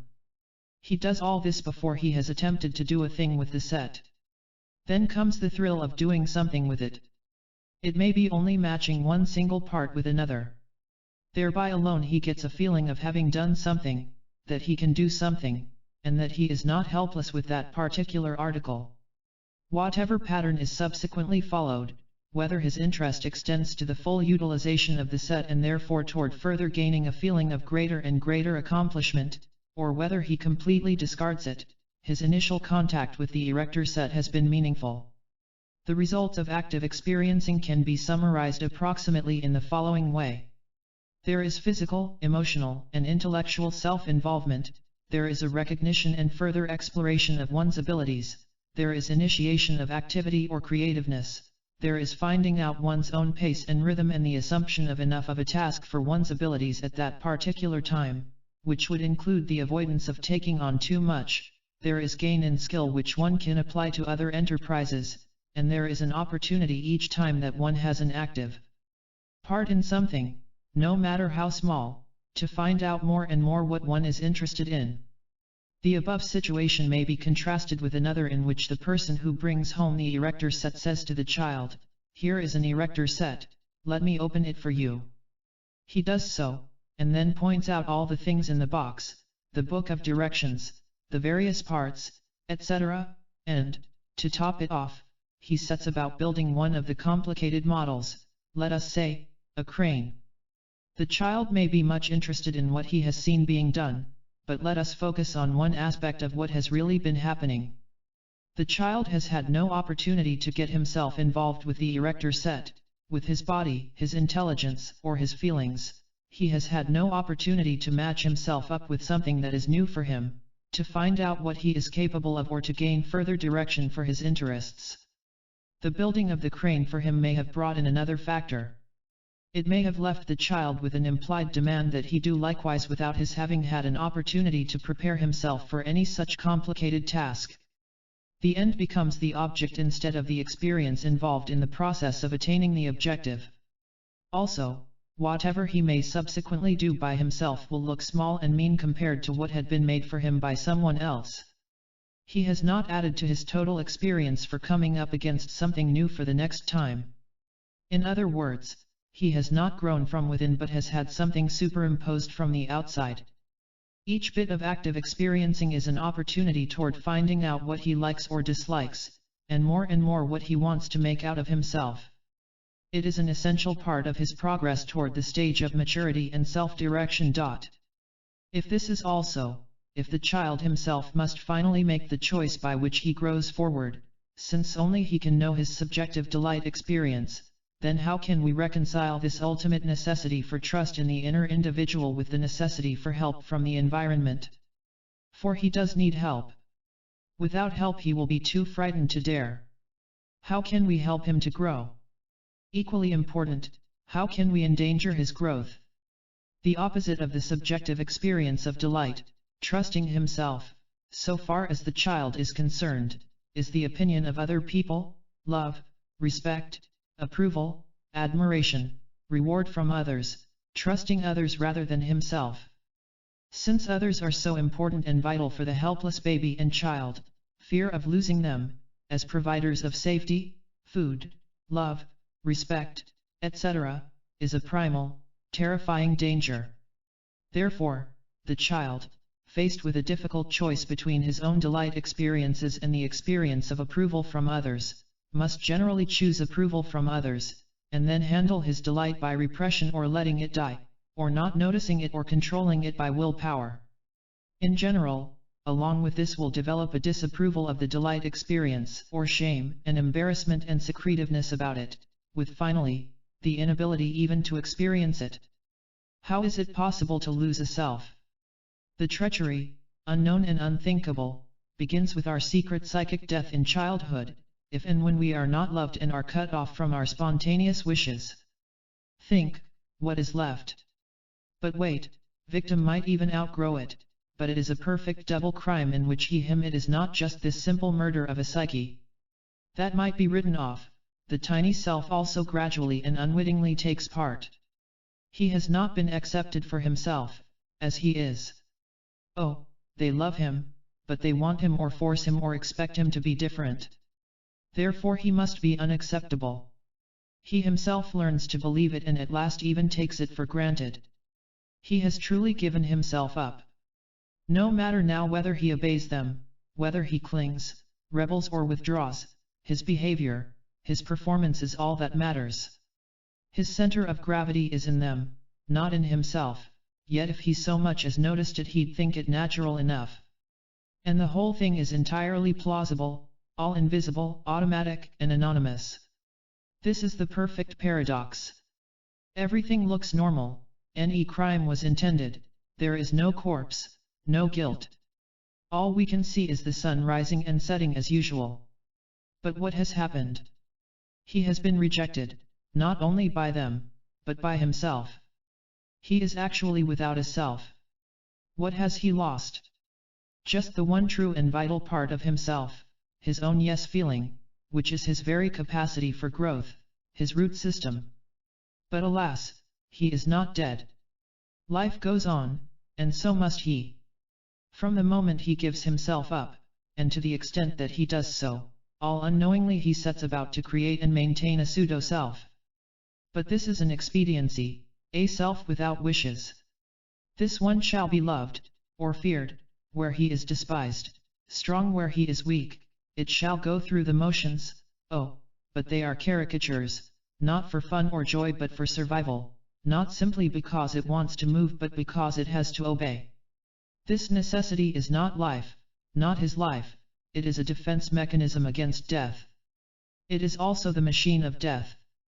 From now on he will be torn apart by compulsive, unconscious, needs or ground by, unconscious, conflicts into paralysis, every motion and every instant cancelling out his being, his integrity, and all the while he is disguised as a normal person and expected to behave like one.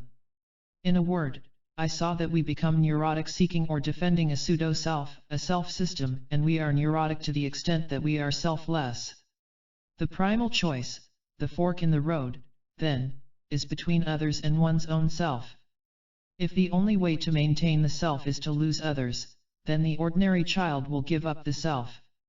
This is true for the reason already mentioned, that safety is a most basic and prepotent need for children, more primarily necessary by far than independence and self-actualization. If adults force this choice upon him, of choosing between the loss of one, lower, vital necessity or another, higher, vital necessity, the child must choose safety even at the cost of giving up self and growth. In principle, there is no need for forcing the child to make such a choice. People just do it often, out of their own sicknesses and out of ignorance. We know that it is not necessary because we have examples enough of children who are offered all these goods simultaneously, at no vital cost, who can have safety and love and respect too. Here we can learn important lessons from the therapy situation, the creative educative situation, creative art education, and I believe also creative dance education. Here where the situation is set up variously as permissive, admiring, praising, accepting, safe, gratifying, reassuring, supporting, unthreatening, non-valuing, non-comparing, that is, where the person can feel completely safe and unthreatened, then it becomes possible for him to work out and express all sorts of lesser delights, e.g., hostility, neurotic dependency. Once these are sufficiently catharted, he then tends spontaneously to go to other delights which outsiders perceive to be higher or growth toward, e.g., love, creativeness, and which he himself will prefer to the previous delights, once he has experienced them both. It often makes little difference what kind of explicit theory is held by the therapist, teacher, helper, etc. The really good therapist who may espouse a pessimistic Freudian theory, acts as if growth were possible. The really good teacher who espouses verbally a completely rosy and optimistic picture of human nature, will imply in actual teaching, a complete understanding and respect for regressive and defensive forces. It is also possible to have a wonderfully realistic and comprehensive philosophy and belie it in practice, in therapy, or teaching or parenthood. Only the one who respects fear and defense can teach, only the one who respects health can do therapy.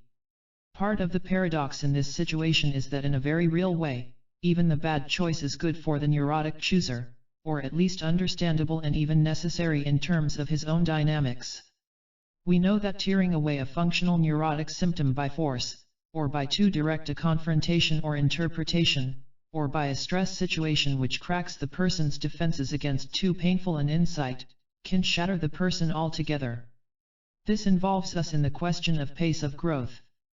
And again, the good parent, or therapist, or educator practices as if he understood that gentleness, sweetness, respect for fear, understanding of the naturalness of defensive and regressive forces, are necessary if growth is not to look like an overwhelming danger instead of a delightful prospect. He implies that he understands that growth can emerge only from safety.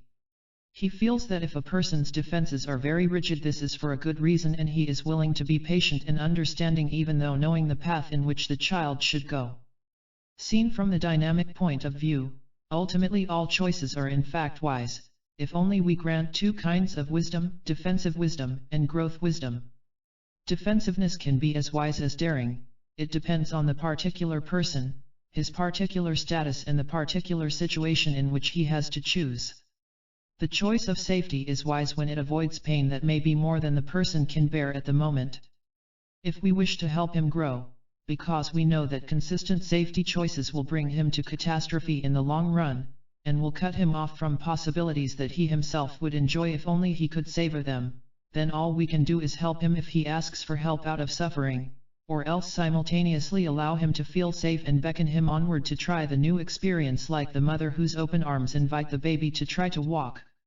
We can't force him to grow, we can only coax him to, make it more possible for him, in the trust that simply experiencing the new experience will make him prefer it. Only he can prefer it, no one can prefer it for him. If it is to become part of him, he must like it. If he doesn't, we must gracefully concede that it is not for him at this moment. This means that the sick child must be respected as much as the healthy one, so far as the growth process is concerned. Only when his fears are accepted respectfully, can he dare to be bold. We must understand that the dark forces are as normal as the growth forces. This is a ticklish task, for it implies simultaneously that we know what is best for him, since we do beckon him on in a direction we choose, and also that only he knows what is best for himself in the long run. This means that we must offer only, and rarely force. We must be quite ready, not only to beckon forward, but to respect retreat, to lick wounds, to recover strength, to look over the situation from a safe vantage point, or even to regress to a previous mastery or a lower delight, so that courage for growth can be regained. And this again is where the helper comes in. He is needed, not only for making possible growth forward in the healthy child, by being available as the child desires, and getting out of his way at other times, but much more urgently, by the person who is stuck in fixation, in rigid defenses, in safety measures which cut off the possibilities of growth. Neurosis is self-perpetuating, so is character structure. We can either wait for life to prove to such a person that his system doesn't work, i.e., by letting him eventually collapse into neurotic suffering, or else by understanding him and helping him to grow by respecting and understanding both his deficiency needs and his growth needs. This amounts to a revision of Taoistic let be, which often hasn't worked because the growing child needs help. It can be formulated as helpful let be. It is a loving and respecting Taoism. It recognizes not only growth and the specific mechanism which makes it move in the right direction, but it also recognizes and respects the fear of growth, the slow pace of growth, the blocks, the pathology, the reasons for not growing. It recognizes the place, the necessity, and the helpfulness of the outer environment without yet giving it control. It implements inner growth by knowing its mechanisms and by being willing to help it instead of merely being hopeful or passively optimistic about it. All the foregoing may now be related to the general motivation theory, set forth in My Motivation and Personality, particularly the theory of need gratification, which seems to me to be the most important single principle underlying all healthy human development. The single holistic principle that binds together the multiplicity of human motives is the tendency for a new and higher need to emerge as the lower need fulfills itself by being sufficiently gratified. The child who is fortunate enough to grow normally and well gets satiated and bored with the delights that he has savored sufficiently, and eagerly, without pushing, goes on to higher, more complex delights as they become available to him without danger or threat. This principle can be seen exemplified not only in the deeper motivational dynamics of the child but also in microcosm in the development of any of his more modest activities, e.g., in learning to read, or skate, or paint, or dance.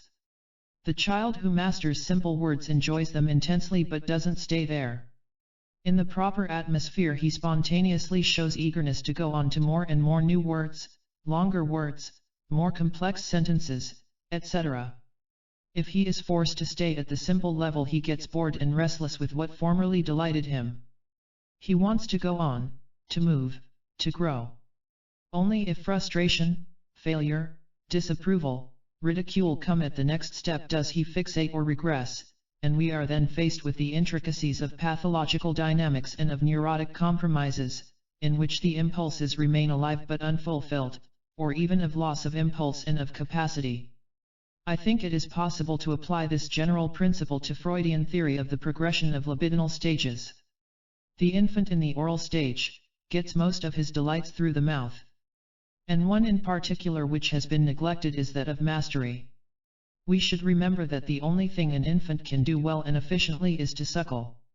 In all else he is inefficient, incapable, and if, as I think, this is the earliest precursor of self-esteem, feeling of mastery, then this is the only way in which the infant can experience the delight of mastery, efficiency, control, self-expression, volition. But soon he develops other capacities for mastery and control. I mean here not only anal control, which though correct, has, in my opinion, been overplayed. Motility and sensory capacities also develop enough during the so-called anal stage to give feelings of delight and mastery. But what is important for us here is that the oral infant tends to play out his oral mastery and to become bored with it, just as he becomes bored with milk alone. In a free choice situation, he tends to give up the breast and milk in favor of the more complex activities and tastes, or anyway, to add to the breast these other higher developments. Given sufficient gratification, free choice, and lack of threat, he grows out of the oral stage and renounces it himself. He doesn't have to be kicked upstairs, or forced onto maturity as is so often implied. He chooses to grow onto higher delights, to become bored with older ones. Only under the impact of danger, threat, failure, frustration, or stress does he tend to regress or fixate, only then does he prefer safety to growth. Certainly renunciation, delay in gratification and the ability to withstand frustration are also necessary for strength, and we know that unbridled gratification is dangerous. And yet it remains true that these qualifications are subsidiary to the principle that sufficient gratification of basic needs is sine qua non. What we wind up with then is a subjective device to add to the principle of the hierarchical arrangement of our various needs, a device which guides and directs the individual in the direction of healthy growth. The principle holds true at any age. Recovering the ability to perceive one's own delights is the best way of rediscovering the sacrificed self even in adulthood. The process of therapy helps the adult to discover that the childish, repressed, necessity for the approval of others no longer need exist in the childish form and degree, and that the terror of losing these others with the accompanying fear of being weak, helpless, and abandoned is no longer realistic and justified as it was for the child. For the adult, others can be and should be less important than for the child. Our final formula then has the following elements. 1. The healthily spontaneous child, in his spontaneity, from within out, in response to his own inner being, reaches out to the environment in wonder and interest, and expresses whatever skills he has. 2. To the extent that he is not crippled by fear, to the extent that he feels safe enough to dare. 3. In this process, that which gives him the delight experience is fortuitously encountered, or is offered to him by helpers. 4. He must be safe and self-accepting enough to be able to choose and prefer these delights, instead of being frightened by them. 5. If he can choose these experiences which are validated by the experience of delight, then he can return to the experience, repeat it, savor it to the point of repletion, satiation, or boredom. 6. At this point, he shows the tendency to go on to more complex, richer experiences and accomplishments in the same sector, again, if he feels safe enough to dare. 7. Such experiences not only mean moving on, but have a feedback effect on the self, in the feeling of certainty, this I like, that I don't, for sure, of capability, mastery, self-trust, self-esteem. 8. In this never-ending series of choices of which life consists, the choice may generally be schematized as between safety, or, more broadly, defensiveness, and growth, and since only that child doesn't need safety who already has it, we may expect the growth choice to be made by the safety need gratified child. Only he can afford to be bold. 9. In order to be able to choose in accord with his own nature and to develop it, the child must be permitted to retain the subjective experiences of delight and boredom, as the criteria of the correct choice for him. The alternative criterion is making the choice in terms of the wish of another person. The self is lost when this happens. Also this constitutes restricting the choice to safety alone, since the child will give up trust in his own delight criterion out of fear, of losing protection, love, etc. 10. If the choice is really a free one, and if the child is not crippled, then we may expect him ordinarily to choose progression forward. 11. The evidence indicates that what delights the healthy child, what tastes good for him, is also, more frequently than not, best for him in terms of far goals as perceivable by the spectator. 12. In this process the environment, parents, therapists, teachers, is important in various ways, even though the ultimate choice must be made by the child.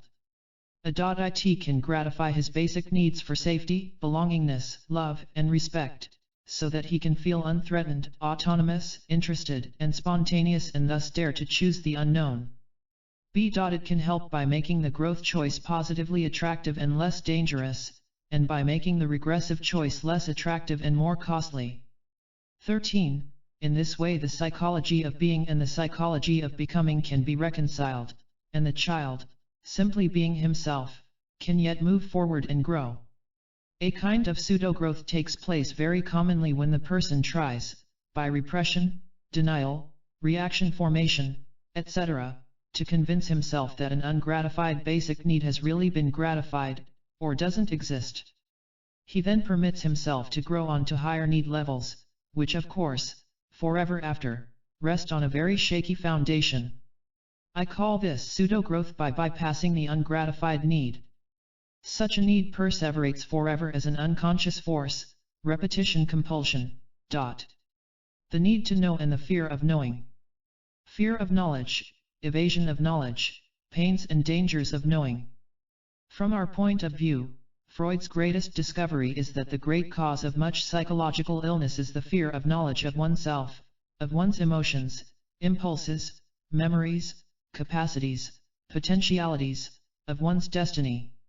We have discovered that fear of knowledge of oneself is very often isomorphic with, and parallel with, fear of the outside world. That is, inner problems and outer problems tend to be deeply similar and to be related to each other. Therefore we speak simply of fear of knowledge in general, without discriminating too sharply fear of the inner from fear of the outer. In general, this kind of fear is defensive, in the sense that it is a protection of our self-esteem, of our love and respect for ourselves. We tend to be afraid of any knowledge that could cause us to despise ourselves or to make us feel inferior, weak, worthless, evil, shameful. We protect ourselves and our ideal image of ourselves by repression and similar defenses, which are essentially techniques by which we avoid becoming conscious of unpleasant or dangerous truths. And in psychotherapy, the maneuvers by which we continue avoiding this consciousness of painful truth, the ways in which we fight the efforts of the therapist to help us see the truth, we call resistance. All the techniques of the therapist are in one way or another truth revealing, or are ways of strengthening the patient so he can bear the truth. To be completely honest with oneself is the very best effort a human being can make. S. Freud. But there is another kind of truth we tend to evade.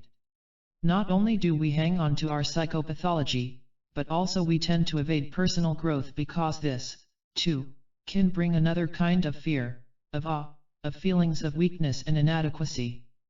And so we find another kind of resistance, a denying of our best side, of our talents, of our finest impulses, of our highest potentialities, of our creativeness.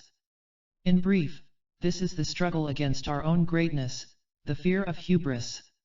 Here we are reminded that our own Adam and Eve myth, with its dangerous tree of knowledge that mustn't be touched, is paralleled in many other cultures which also feel that ultimate knowledge is something reserved for the gods. Most religions have had a thread of anti-intellectualism, along with other threads, of course, some trace of preference for faith or belief or piety rather than for knowledge, or the feeling that some forms of knowledge were too dangerous to meddle with and had best be forbidden or reserved to a few special people. In most cultures, those revolutionaries who defied the gods by seeking out their secrets were punished heavily, like Adam and Eve, Prometheus and Oedipus, and have been remembered as warnings to all others not to try to be godlike. And, if I may say it in a very condensed way, it is precisely the godlike in ourselves that we are ambivalent about, fascinated by, and fearful of, motivated to and defensive against. This is one aspect of the basic human predicament, that we are simultaneously worms and gods. Every one of our great creators, our godlike people, has testified to the element of courage that is needed in the lonely moment of creation, affirming something new, contradictory to the old. This is a kind of daring, a going out in front all alone, a defiance, a challenge. The moment of fright is quite understandable but must nevertheless be overcome if creation is to be possible. Thus, to discover in oneself a great talent can certainly bring exhilaration, but it also brings a fear of the dangers and responsibilities and duties of being a leader and of being all alone. Responsibility can be seen as a heavy burden and evaded as long as possible. Think of the mixture of feelings of awe, humility, even of fright that have been reported to us, let us say, by people who have been elected president. A few standard clinical examples can teach us much. First is the fairly common phenomenon encountered in therapy with women. Many brilliant women are caught up in the problem of making an unconscious identification between intelligence and masculinity. To probe, to search, to be curious, to affirm, to discover, all these she may feel as dehumanizing, especially if her husband in his uncertain masculinity is threatened thereby. Many cultures and many religions have kept women from knowing and studying, and I feel that one dynamic root of this action is the desire to keep them feminine, in a sadomasochistic sense. For instance, women cannot be priests or rabbis.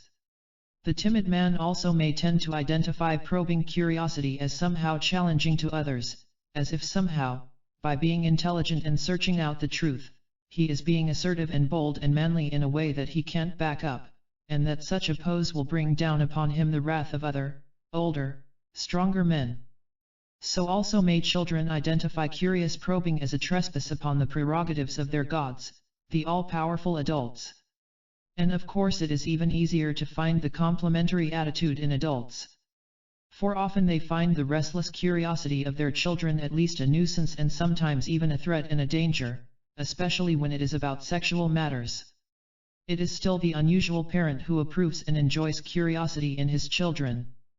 Something similar can be seen in the exploited, the downtrodden, the weak minority or the slave. He may fear to know too much, to explore freely. This might arouse the wrath of his lords. A defensive attitude of pseudo-stupidity is common in such groups.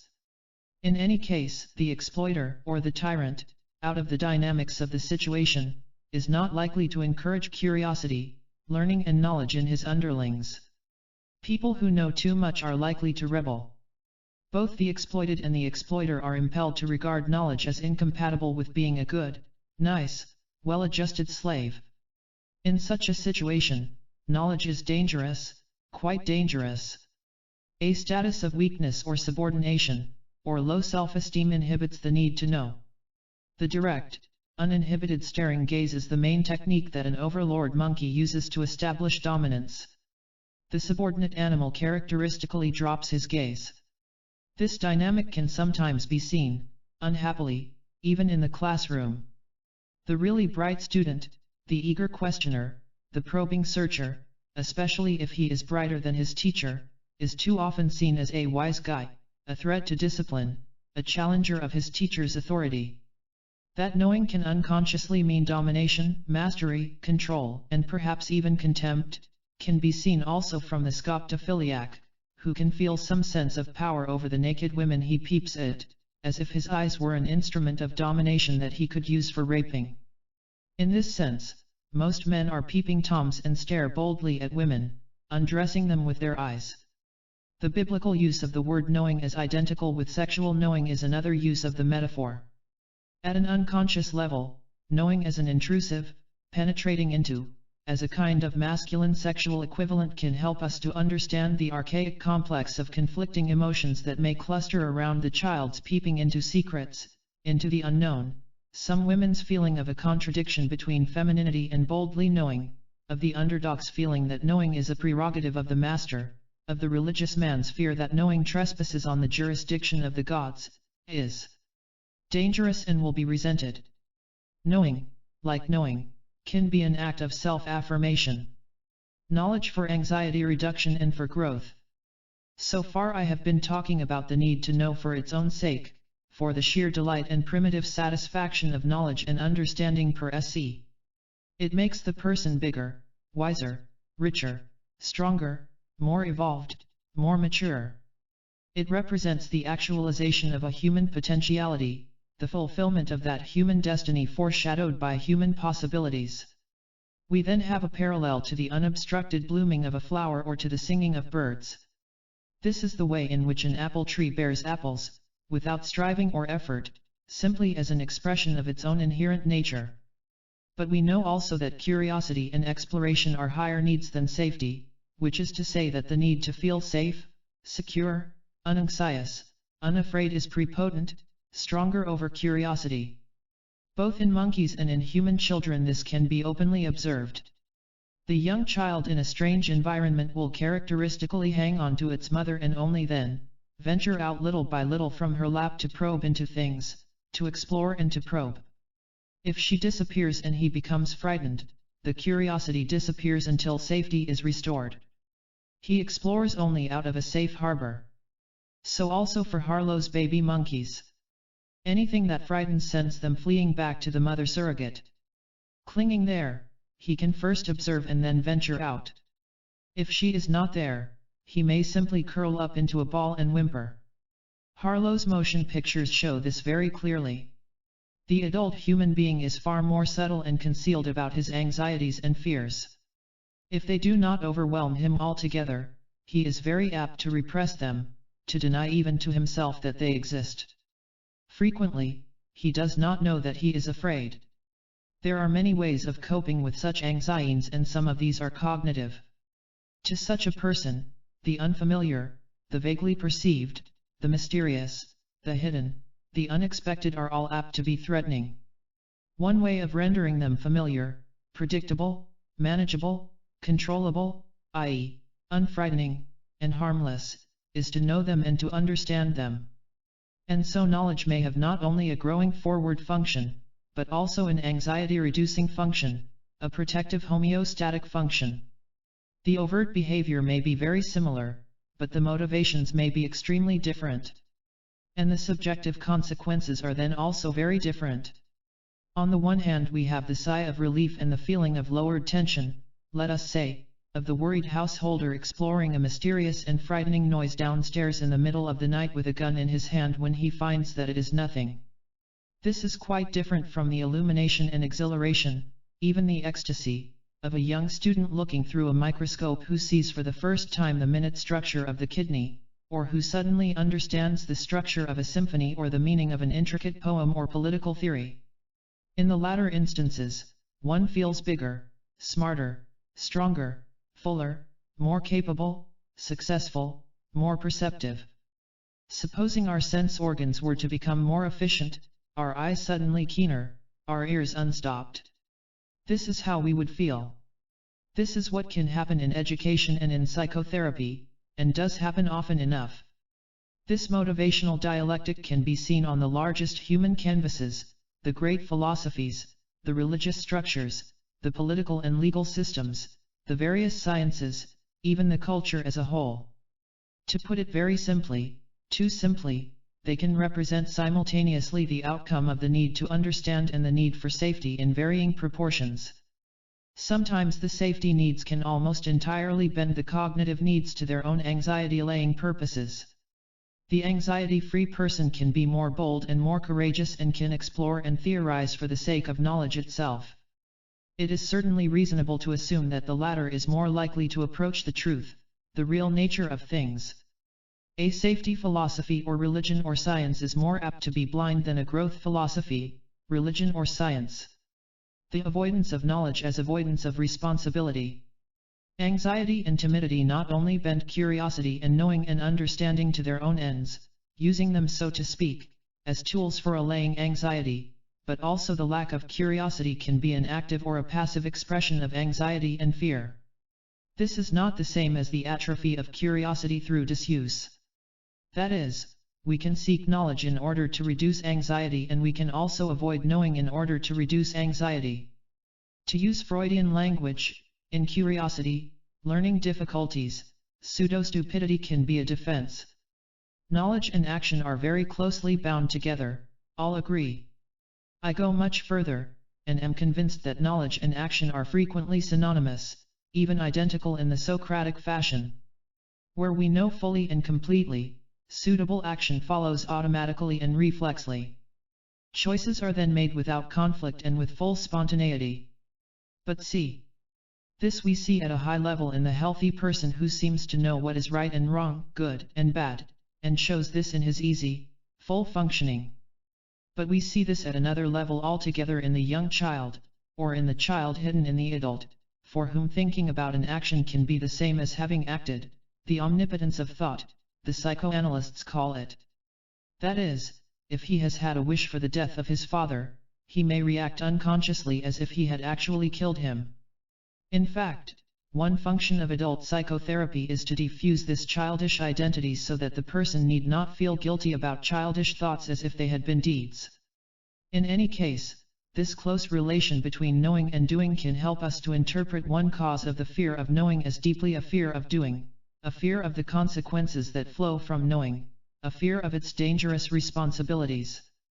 Often it is better not to know, because if you did know, then you would have to act and stick your neck out. This is a little involved, a little like the man who said, "I'm so glad I don't like oysters. Because if I liked oysters, I'd eat them, and I hate the darn things." It was certainly safer for the Germans living near Dachau not to know what was going on, to be blind and pseudo-stupid. For if they knew, they would either have had to do something about it or else feel guilty about being cowards. The child, too, can play this same trick, denying, refusing to see what is plain to anyone else, that his father is a contemptible weakling, or that his mother doesn't really love him. This kind of knowledge is a call for action which is impossible. Better not to know. In any case, we now know enough about anxiety and cognition to reject the extreme position that many philosophers and psychological theorists have held for centuries, that all cognitive needs are instigated by anxiety and are only efforts to reduce anxiety. For many years, this seemed plausible, but now our animal and child experiments contradict this theory in its pure form, for they all show that, generally, anxiety kills curiosity and exploration, and that they are mutually incompatible, especially when anxiety is extreme. The cognitive needs show themselves most clearly in safe and non-anxious situations. A recent book summarizes the situation nicely.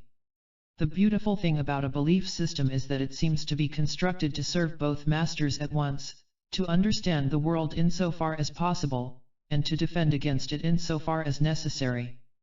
We do not agree with those who hold that people selectively distort their cognitive functioning so that they will see, remember, and think only what they want to. Instead, we hold to the view that people will do so only to the extent that they have to and no more. For we are all motivated by the desire, which is sometimes strong and sometimes weak, to see reality as it actually is, even if it hurts. Summary. It seems quite clear that the need to know, if we are to understand it well, must be integrated with fear of knowing, with anxiety, with needs for safety and security. We wind up with a dialectical back and forth relationship which is simultaneously a struggle between fear and courage. All those psychological and social factors that increase fear will cut our impulse to know. All factors that permit courage, freedom, and boldness will thereby also free our need to know. Part 3. Growth in Cognition. Cognition of being in the peak experiences. The conclusions in this and in the following are an impressionistic, ideal, composite photograph or organization of personal interviews with about 80 individuals, and of written responses by 190 college students to the following instructions. I would like you to think of the most wonderful experience or experiences of your life, happiest moments, ecstatic moments, moments of rapture, perhaps from being in love, or from listening to music or suddenly being hit by a book or a painting, or from some great creative moment. First list these. And then try to tell me how you feel in such acute moments, how you feel differently from the way you feel at other times, how you are at the moment a different person in some ways.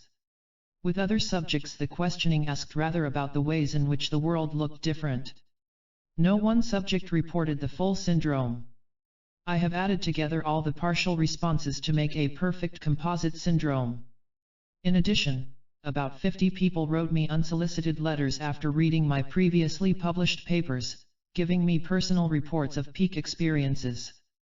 Finally, I have tapped the immense literatures of mysticism, religion, art, creativeness, love, etc. Self-actualizing people, those who have come to a high level of maturation, health, and self-fulfillment, have so much to teach us that sometimes they seem almost like a different breed of human beings. But, because it is so new, the exploration of the highest reaches of human nature and of its ultimate possibilities and aspirations is a difficult and tortuous task. It has involved for me the continuous destruction of cherished axioms, the perpetual coping with seeming paradoxes, contradictions, and vagueness, and the occasional collapse around my ears of long-established, firmly believed in and seemingly unassailable laws of psychology. Often these have turned out to be no laws at all but only rules for living in a state of mild and chronic psychopathology and fearfulness, of stunting and crippling and immaturity which we don't notice because most others have this same disease that we have. Most frequently, as is typical in the history of scientific theorizing, this probing into the unknown first takes the form of a felt dissatisfaction, an uneasiness over what is missing long before any scientific solution becomes available. For instance, one of the first problems presented to me in my studies of self-actualizing people was the vague perception that their motivational life was in some important ways different from all that I had learned. I first described it as being expressive rather than coping, but this wasn't quite right as a total statement. Then I pointed out that it was unmotivated or metamotivated, beyond striving, rather than motivated, but this statement rests so heavily on which theory of motivation you accept, that it made as much trouble as help. In 3, I have contrasted growth motivation with deficiency need motivations, which helps, but isn't definitive enough yet, because it doesn't sufficiently differentiate becoming from being. In this, I shall propose a new tack, into a psychology of being, which should include and generalize the 3 attempts already made to put into words, somehow, the observed differences between the motivational and cognitive life of fully evolved people and of most others. This analysis of states of being, temporary, metamotivated, non-striving, non-self-centered, purposeless, self-validating, end experiences and states of perfection and of goal attainment, emerged first from a study of the love relations of self-actualizing people, and then of other people as well, and finally from dipping into the theological, aesthetic, and the philosophical literatures. It was first necessary to differentiate the 2 types of love, de-love and be-love, which have been described in 3. In the state of be-love, for the being of the other person or object, I have found a particular kind of cognition for which my knowledge of psychology had not prepared me but which I have since seen well described by certain writers on aesthetics, religion, and philosophy. This I shall call cognition of being, or for short, be-cognition. This is in contrast to cognition organized by the deficiency needs of the individual, which I shall call decognition. The be-lover is able to perceive realities in the beloved to which others are blind, i.e., he can be more acutely and penetratingly perceptive. This is an attempt to generalize in a single description some of these basic cognitive happenings in the be-love experience, the parental experience, the mystic, or oceanic, or nature experience, the aesthetic perception, the creative moment, the therapeutic or intellectual insight, the orgasmic experience, certain forms of athletic fulfillment, etc. These and other moments of highest happiness and fulfillment I shall call the peak experiences. This is then in the positive psychology, or orthopsychology, of the future in that it deals with fully functioning and healthy human beings, and not alone with normally sick ones. It is, therefore, not in contradiction to psychology as a psychopathology of the average. It transcends it and can in theory incorporate all its findings in a more inclusive and comprehensive structure which includes both the sick and the healthy, both deficiency, becoming and being. I call it being psychology because it concerns itself with ends rather than with means, i.e., with end experiences, end values, end cognitions, with people as ends. Contemporary psychology has mostly studied not having rather than having, striving rather than fulfillment, frustration rather than gratification, seeking for joy rather than having attained joy, trying to get there rather than being there. This is implied by the universal acceptance as an axiom of the a priori definition that all behavior is motivated. Cognition in peak experiences. I shall present one by one now in a condensed summary, the characteristics of the cognition found in the generalized peak experience, using the term cognition in an extremely broad sense. In be-cognition the experience or the object tends to be seen as a whole, as a complete unit, detached from relations, from possible usefulness, from expediency, and from purpose. It is seen as if it were all there was in the universe, as if it were all of being, synonymous with the universe. This contrasts with decognition, which includes most human cognitive experiences.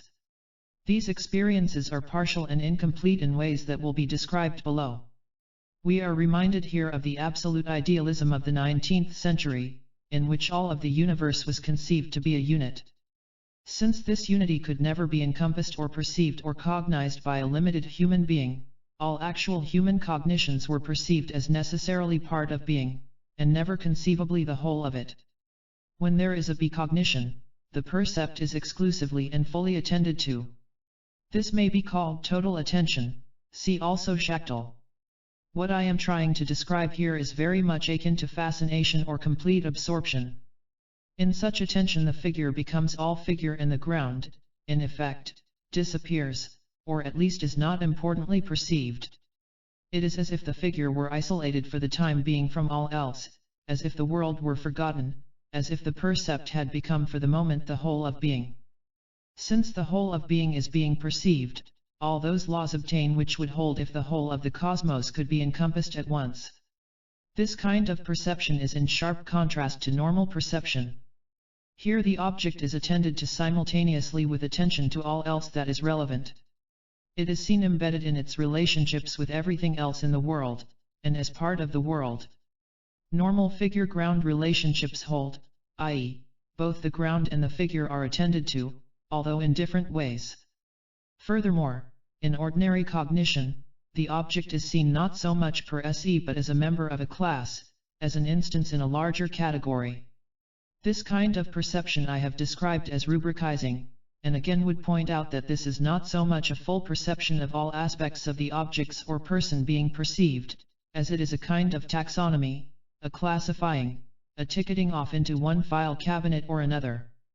To a far greater degree than we ordinarily realize, cognition involves also placing on a continuum.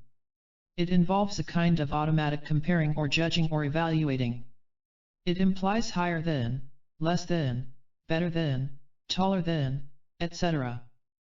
Cognition may be called non-comparing cognition or non-evaluating or non-judging cognition. I mean this in the sense in which Dorothy Lee has described the way in which certain primitive peoples differ from us in their perceptions. A person can be seen per se, in himself and by himself. He can be seen uniquely and idiosyncratically, as if he were the sole member of his class. This is what we mean by perception of the unique individual, and this is, of course, what all clinicians try to achieve. But it is a very difficult task, far more difficult than we are ordinarily willing to admit. However, it can happen, if only transiently, and it does happen characteristically in the peak experience. The healthy mother, perceiving her infant in love, approaches to this kind of perception of the uniqueness of the person. Her baby is not quite like anybody else in the world. It is marvelous, perfect, and fascinating, at least to the extent that she is able to detach herself from Gesell's norms and comparisons with neighbors' children. Concrete perceiving of the whole of the object implies, also, that it is seen with care. Contrariwise, caring for the object will produce the sustained attention, the repeated examination that is so necessary for perception of all aspects of the object. The caring minuteness with which a mother will gaze upon her infant again and again, or the lover at his beloved, or the connoisseur at his painting will surely produce a more complete perception than the usual casual rubricizing which passes illegitimately for perception. We may expect richness of detail and a many-sided awareness of the object from this kind of absorbed, fascinated, fully attending cognition. This contrasts with the product of casual observation which gives only the bare bones of the experience, an object which is seen in only some of its aspects in a selective way and from a point of view of importance and unimportance. Is there any unimportant part of a painting, a baby, or a beloved?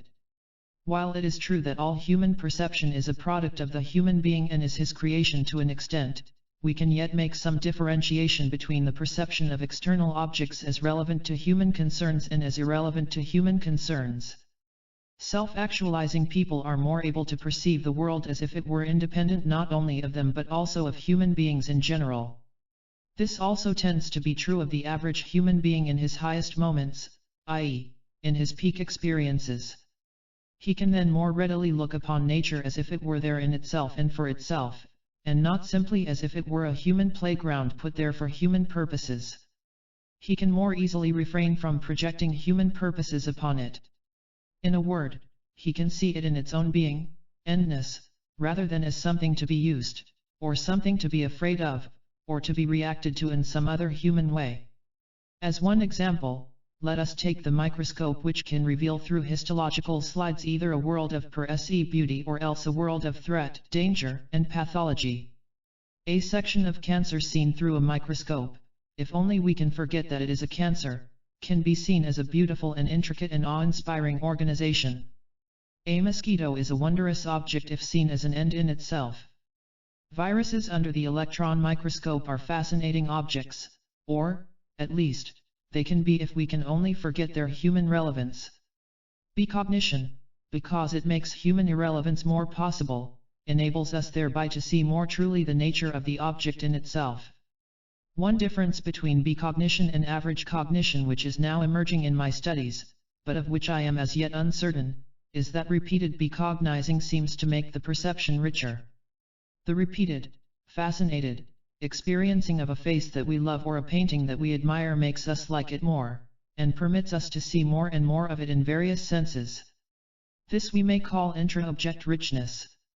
But this so far contrasts rather sharply with the more usual effects of repeated experiencing, i.e., boredom, familiarization effects, loss of attention and the like.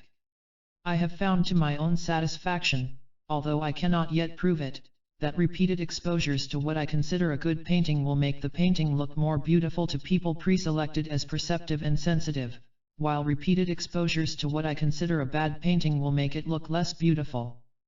The same is true for women. In this more usual kind of perception, where so frequently the initial perception is simply a classification into useful or not useful, dangerous or not dangerous, repeated looking makes it become more and more empty. The task of normal perception, which is so frequently anxiety-based or demotivation determined, is fulfilled in the first viewing. Need to perceive then disappears, and thereafter the object or person, now that it has been catalogued, is simply no longer perceived. Poverty shows up in repeated experiencing, so, also, does richness. Furthermore, not only does poverty of the percept show up in repeated looking, but also the poverty of the beholder. One of the main mechanisms by which love produces a profounder perception of the intrinsic qualities of the love object than does non-love is that love involves fascination with the love object, and therefore repeated and intent and searching looking, seeing with care. Lovers can see potentialities in each other that other people are blind to. Customarily we say love is blind, but we must now make room for the possibility that love may be under certain circumstances more perceptive than non-love. Of course, this implies that it is possible in some sense to perceive potentialities which are not yet actual. This is not as difficult a research problem as it sounds. The Rorschach test in the hands of an expert is also a perception of potentialities which are not yet actualized. This is a testable hypothesis in principle. American psychology, or more broadly, Western psychology, in what I consider to be an ethnocentric way, assumes that human needs, fears, and interests must always be determinants of perception. The new look in perception is based upon the assumption that cognition must always be motivated. This is also the classical Freudian view. The further assumption is implied that cognition is a coping, instrumental mechanism, and that it must to some extent be egocentric. It assumes that the world can be seen only from the vantage point of the interests of the perceiver and that the experience must be organized around the ego as a centering and determining point.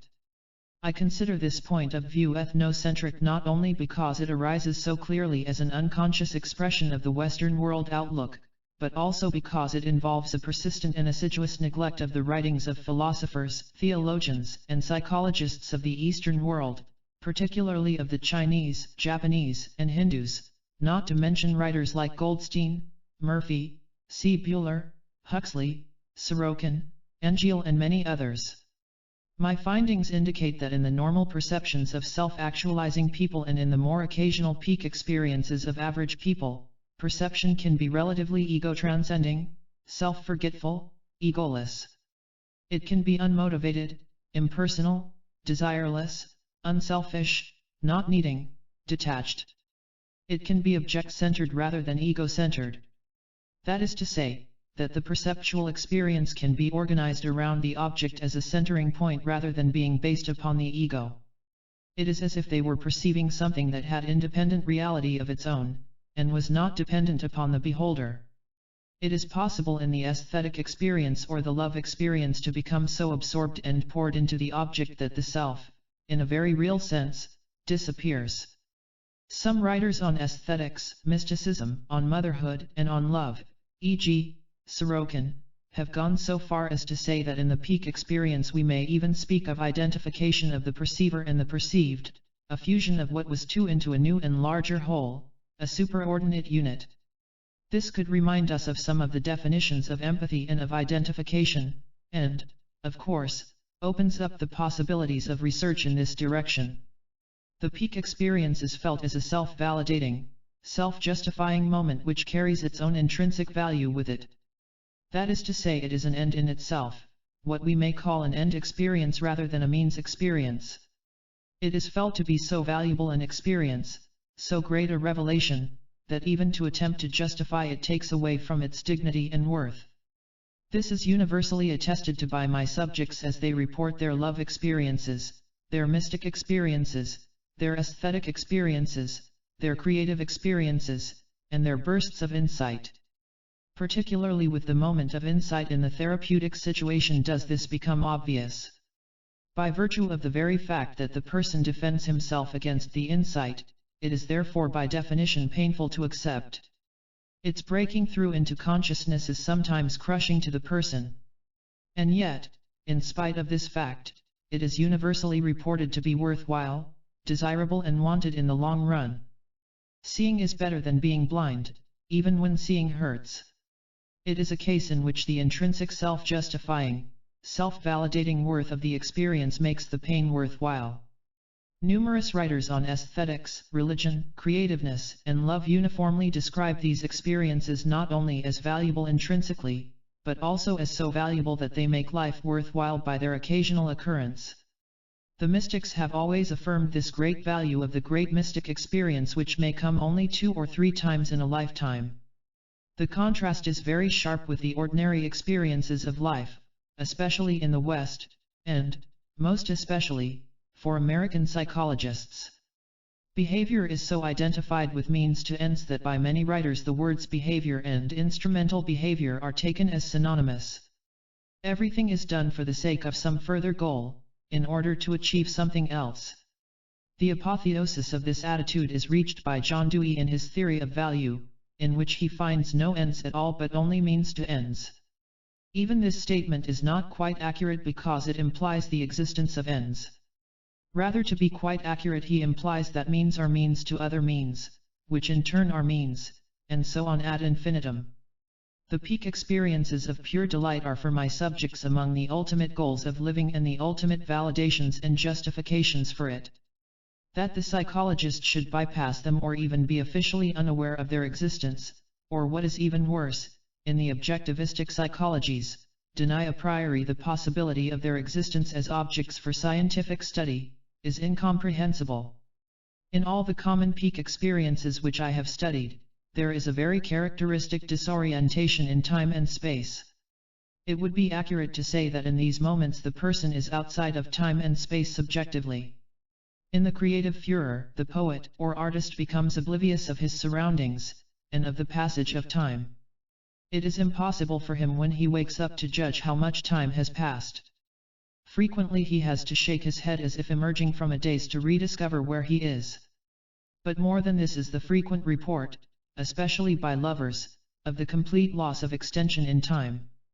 Not only does time pass in their ecstasies with a frightening rapidity so that a day may pass as if it were a minute, but also a minute so intensely lived may feel like a day or a year. It is as if they had, in a way, some place in another world in which time simultaneously stood still and moved with great rapidity. For our ordinary categories, this is of course a paradox and a contradiction. And yet this is what is reported, and it is therefore a fact that we must take account of. I see no reason why this kind of experiencing of time should not be amenable to experimental research. The judgment of the passing of time in peak experience must be very inaccurate. So, also, must consciousness of surroundings be much less accurate than in normal living. The implications of my findings for a psychology of values are very puzzling and yet so uniform that it is necessary not only to report them but also to try somehow to understand them. To start at the end first, the peak experience is only good and desirable, and is never experienced as evil or undesirable. The experience is intrinsically valid, the experience is perfect, complete, and needs nothing else. It is sufficient to itself. It is felt as being intrinsically necessary and inevitable. It is just as good as it should be. It is reacted to with awe, wonder, amazement, humility and even reverence, exaltation, and piety. The word sacred is occasionally used to describe the person's reaction to it. It is delightful and amusing in a being sense. The philosophical implications here are tremendous. If, for the sake of argument, we accept the thesis that in peak experience the nature of reality itself may be seen more clearly and its essence penetrated more profoundly, then this is almost the same as saying what so many philosophers and theologians have affirmed, that the whole of being is only neutral or good, and that evil or pain or threat is only a partial phenomenon, a product of not seeing the world whole and unified, and of seeing it from a self-centered point of view. Another way of saying this is to compare it with one aspect of the concept of God which is contained in many religions. The gods who can contemplate and encompass the whole of being and who therefore understand it, must see it as good, just, inevitable, and must see evil as a product of limited or selfish vision and understanding. If we could be godlike in this sense, then we, too, out of universal understanding would never blame or condemn or be disappointed or shocked. Our only possible emotions would be pity, charity, kindliness, and perhaps sadness or be amusement with the shortcomings of the other. But this is precisely the way in which self-actualizing people do at times react to the world, and in which all of us react in our peak moments. This is precisely the way in which all psychotherapists try to react to their patients. We must grant, of course, that this godlike, universally tolerant, be amused, and be accepting attitude is extremely difficult to attain, probably even impossible in a pure form, and yet we know that this is a relative matter. We can approximate it more closely or less closely, and it would be foolish to deny the phenomenon simply because it comes rarely, temporarily, and impurely. Though we can never be gods in this sense, we can be more godlike or less godlike, more often or less often. In any case, the contrast with our ordinary cognitions and reactions is very sharp. Ordinarily we proceed under the aegis of means values, i.e., of usefulness, desirability, badness, or goodness, of suitability for purpose. We evaluate, control, judge, condemn or approve. We laugh at rather than laugh with. We react to the experience in personal terms and perceive the world in reference to ourselves and our ends, thereby making the world no more than means to our ends. This is the opposite of being detached from the world, which means in turn that we are not really perceiving it, but perceiving ourselves in it or it in ourselves. We perceive then in a deficiency-motivated way and can therefore perceive only d-values. This is different from perceiving the whole world, or that portion of it which in the peak experience we take as surrogate for the world. Then and only then can we perceive its values rather than our own. These I call the values of being, or for short, the B-values. These are the same as Robert Hartman's intrinsic values.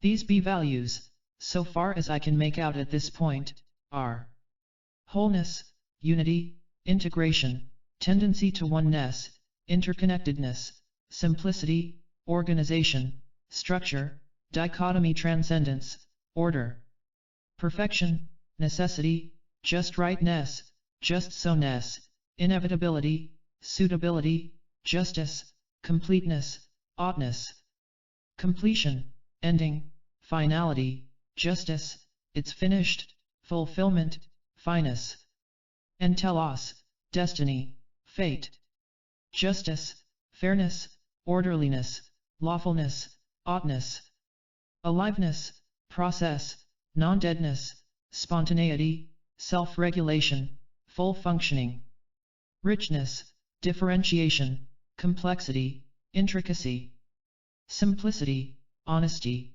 nakedness, essentiality, abstract, essential, skeletal structure, beauty, rightness, form, aliveness, simplicity, richness, wholeness, perfection, completion, uniqueness, honesty, goodness, rightness, desirability, oughtness, justice, benevolence, honesty, uniqueness, idiosyncrasy, individuality, non-comparability, novelty, effortlessness, ease, lack of strain, striving or difficulty, grace, perfect, beautiful functioning, playfulness, fun, joy, amusement, gaiety, humor, exuberance, effortlessness, truth, honesty, reality, nakedness, simplicity, richness, oughtness, beauty, pure, clean, and unadulterated, completeness,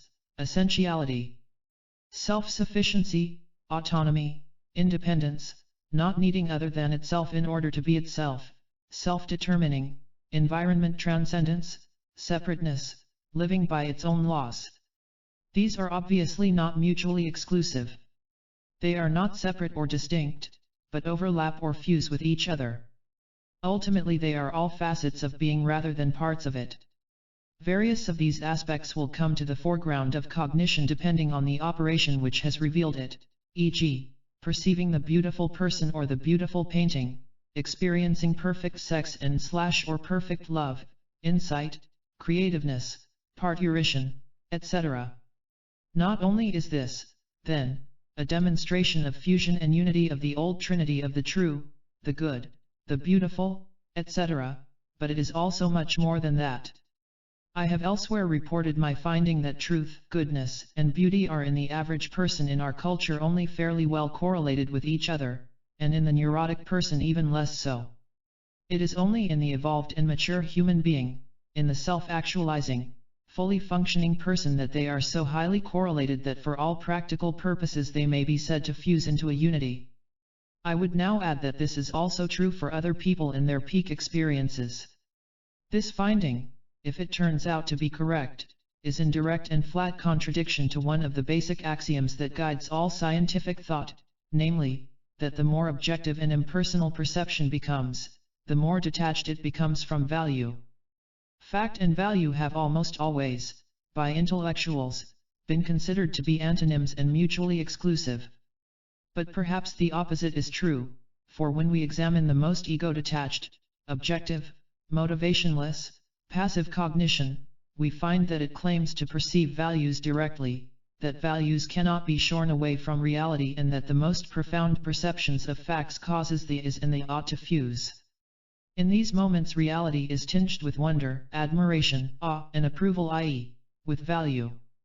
I made no effort to explore, nor did any of my subjects spontaneously speak of what may be called the innater experiences, e.g., the, to some, painful and crushing insights into the inevitability of aging and death, of ultimate aloneness and responsibility of the individual, of the impersonality of nature, of the nature of the unconscious, etc. Normal experience is embedded in history and in culture as well as in the shifting and relative needs of man. It is organized in time and in space. It is part of larger wholes and therefore is relative to these larger wholes and frames of reference. Since it is felt to depend upon man for whatever reality it has, then if man were to disappear, it also would disappear. Its organizing frames of reference shift from the interests of the person to the demands of the situation, from the immediate in time to the past and the future, and from the here to the there. In these senses experience and behavior are relative. Peak experiences are from this point of view more absolute and less relative. Not only are they timeless and spaceless in the senses which I have indicated above, not only are they detached from the ground and perceived more in themselves, not only are they relatively unmotivated and detached from the interests of man, but they are also perceived and reacted to as if they were in themselves, out there, as if they were perceptions of a reality independent of man and persisting beyond his life. It is certainly difficult and also dangerous scientifically to speak of relative and absolute, and I am aware that this is a semantic swamp. And yet I am compelled by the many introspective reports of my subjects to report this differentiation as a finding with which we psychologists will ultimately have to make our peace. These are the words that the subjects themselves use in trying to describe experiences which are essentially ineffable. They speak of absolute, they speak of relative. Again and again we ourselves are tempted to this kind of vocabulary, for instance, in the realm of art. A Chinese vase may be perfect in itself, may be simultaneously 2,000 years old and yet fresh in this moment, universal rather than Chinese. In these senses at least it is absolute, even though also simultaneously relative to time, to the culture of its origin and to the aesthetic standards of the beholder. Is it not meaningful also that the mystic experience has been described in almost identical words by people in every religion, every era, and in every culture? No wonder Aldous Huxley has called it the perennial philosophy. The great creators, let us say as anthologized by Brewster Ghiselin, have described their creative moments in almost identical terms, even though they were variously poets, chemists, sculptors, philosophers, and mathematicians. The concept of absolute has made difficulty partly because it has almost always been permeated with a static taint. It is now clear from the experience of my subjects that this is not necessary or inevitable. Perception of an aesthetic object or a beloved face or a beautiful theory is a fluctuating, shifting process, but this fluctuation of attention is strictly within the perception.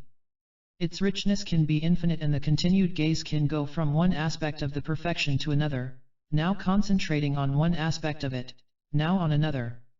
A fine painting has many organizations, not just one, so that the aesthetic experience can be a continuous though fluctuating delight as it is seen, in itself, now in one way, now in another. Also it can be seen relatively in one moment, absolutely in the next. We needn't struggle over whether it is either relative or absolute. It can be both. Ordinary cognition is a very active process. It is characteristically a kind of shaping and selection by the beholder. He chooses what to perceive and what not to perceive, he relates it to his needs and fears and interests, he gives it organization, arranging and rearranging it. In a word, he works at it. Cognition is an energy-consuming process. It involves alertness, vigilance, and tension and is, therefore, fatiguing. Becognition is much more passive and receptive than active, although, of course, it never can be completely so. The best descriptions that I have found of this passive kind of cognizing comes from Eastern philosophers, especially from Lao Tzu and the Taoistic philosophers. Krishnamurti has an excellent phrase to describe my data. He calls it choiceless awareness. We could also name it desireless awareness. The Taoistic conception of let be also says what I am trying to say, namely, that perception may be undemanding rather than demanding, contemplative rather than forceful. It can be humble before the experience, non-interfering, receiving rather than taking, it can let the percept be itself. I am reminded here, also, of Freud's description of free-floating attention. This, too, is passive rather than active, selfless rather than egocentric, dreamy rather than vigilant, patient rather than impatient. It is gazing rather than looking, surrendering and submitting to the experience. I have also found useful a recent memorandum by John Schleien on the difference between passive listening and active forceful listening.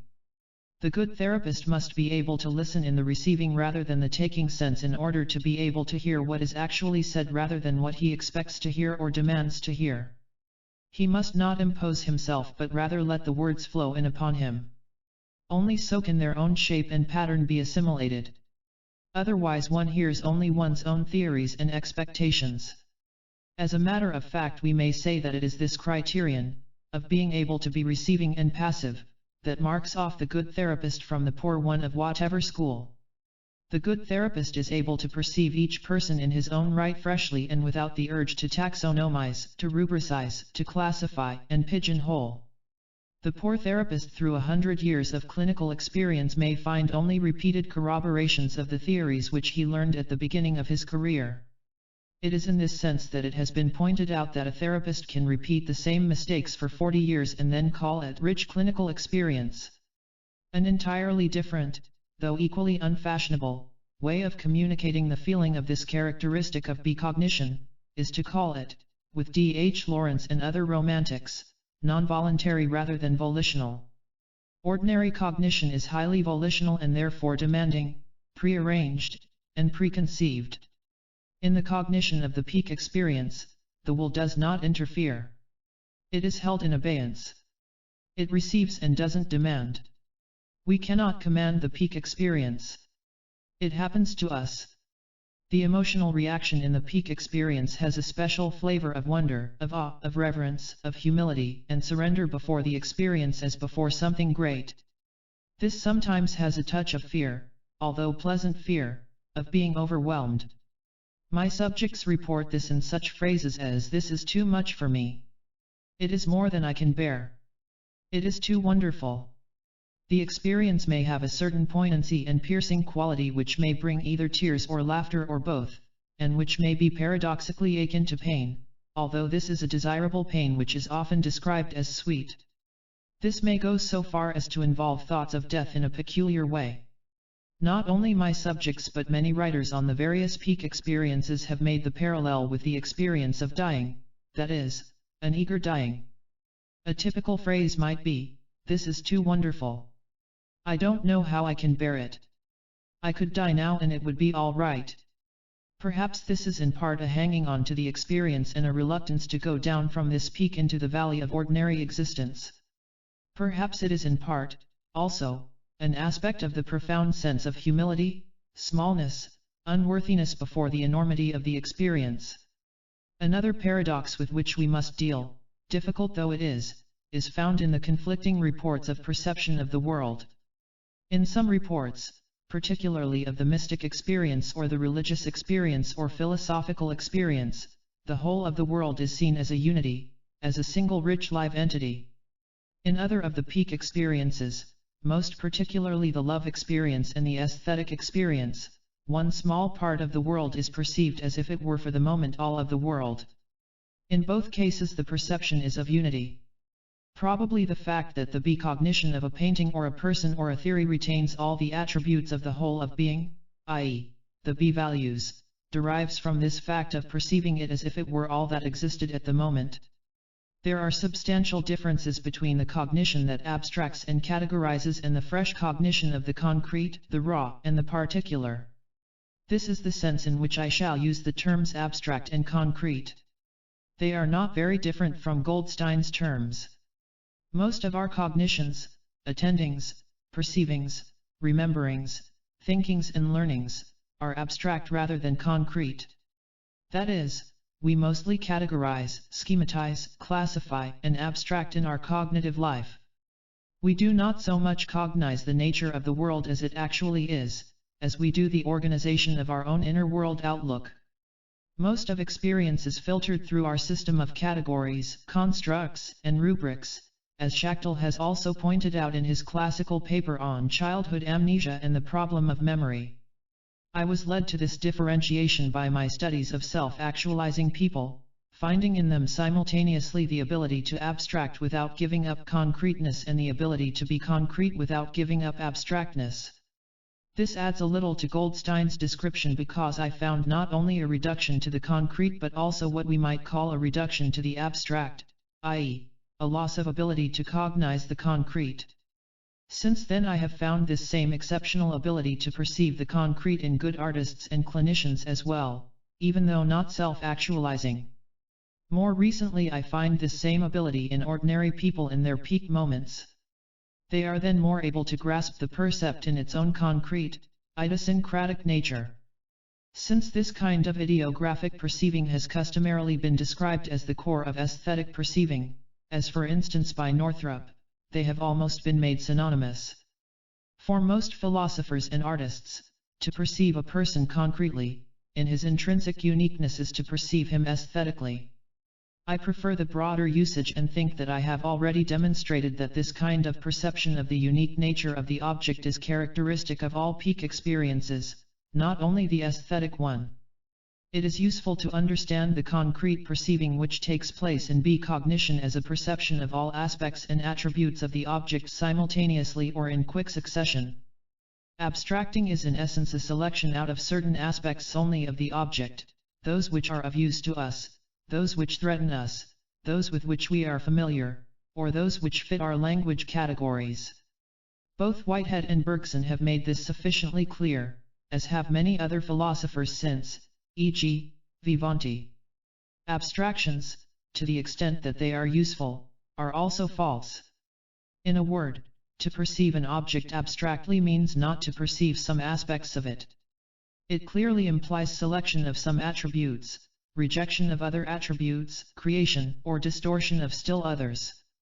We make of it what we wish. We create it.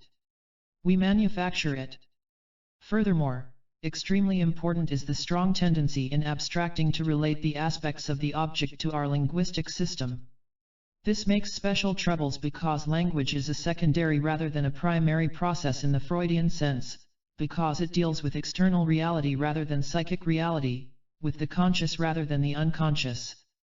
It is true that this lack can be corrected to some extent by poetic or rhapsodic language, but in the last analysis much of experience is ineffable and can be put into no language at all. Let us take for example the perception of a painting or of a person. In order to perceive them fully we must fight our tendency to classify, to compare, to evaluate, to need, to use. The moment that we say this man is, e.g., a foreigner, in that moment we have classified him, performed an abstracting act and, to some extent, cut ourselves off from the possibility of seeing him as a unique and whole human being, different from any other one in the whole world. In the moment that we approach the painting on the wall to read the name of the artist, we have cut ourselves off from the possibility of seeing it with complete freshness in its own uniqueness. To a certain extent then, what we call knowing, i.e., the placing of an experience in a system of concepts or words or relations, cuts off the possibility of full cognizing. Herbert Reed has pointed out that the child has the innocent eye, the ability to see something as if he were seeing it for the first time. Frequently he is seeing it for the first time. He can then stare at it in wonder, examining all aspects of it, taking in all its attributes, since for the child in this situation, no attribute of a strange object is any more important than any other attribute. He does not organize it, he simply stares at it. He savors the qualities of the experience in the way that Cantrell and Murphy have described. In the similar situation for the adult, to the extent that we can prevent ourselves from only abstracting, naming, placing, comparing, relating, to that extent will we be able to see more and more aspects of the many-sidedness of the person or of the painting. Particularly I must underline the ability to perceive the ineffable, that which cannot be put into words. Trying to force it into words changes it, and makes it something other than it is, something else like it, something similar, and yet something different than it itself. It is this ability to perceive the whole and to rise above parts which characterizes cognition in the various peak experiences. Since only thus can one know a person in the fullest sense of the word, it is not surprising that self-actualizing people are so much more astute in their perception of people, in their penetration to the core or essence of another person. This is also why I feel convinced that the ideal therapist, who presumably should be able as a professional necessity, to understand another person in his uniqueness and in his wholeness, without presupposition, ought to be at least a fairly healthy human being. I maintain this even though willing to grant unexplained individual differences in this kind of perceptiveness, and that also therapeutic experience can itself be a kind of training in the cognition of the being of another human being. This also explains why I feel that a training in aesthetic perceiving and creating could be a very desirable aspect of clinical training. At the higher levels of human maturation, many dichotomies, polarities, and conflicts are fused, transcended or resolved.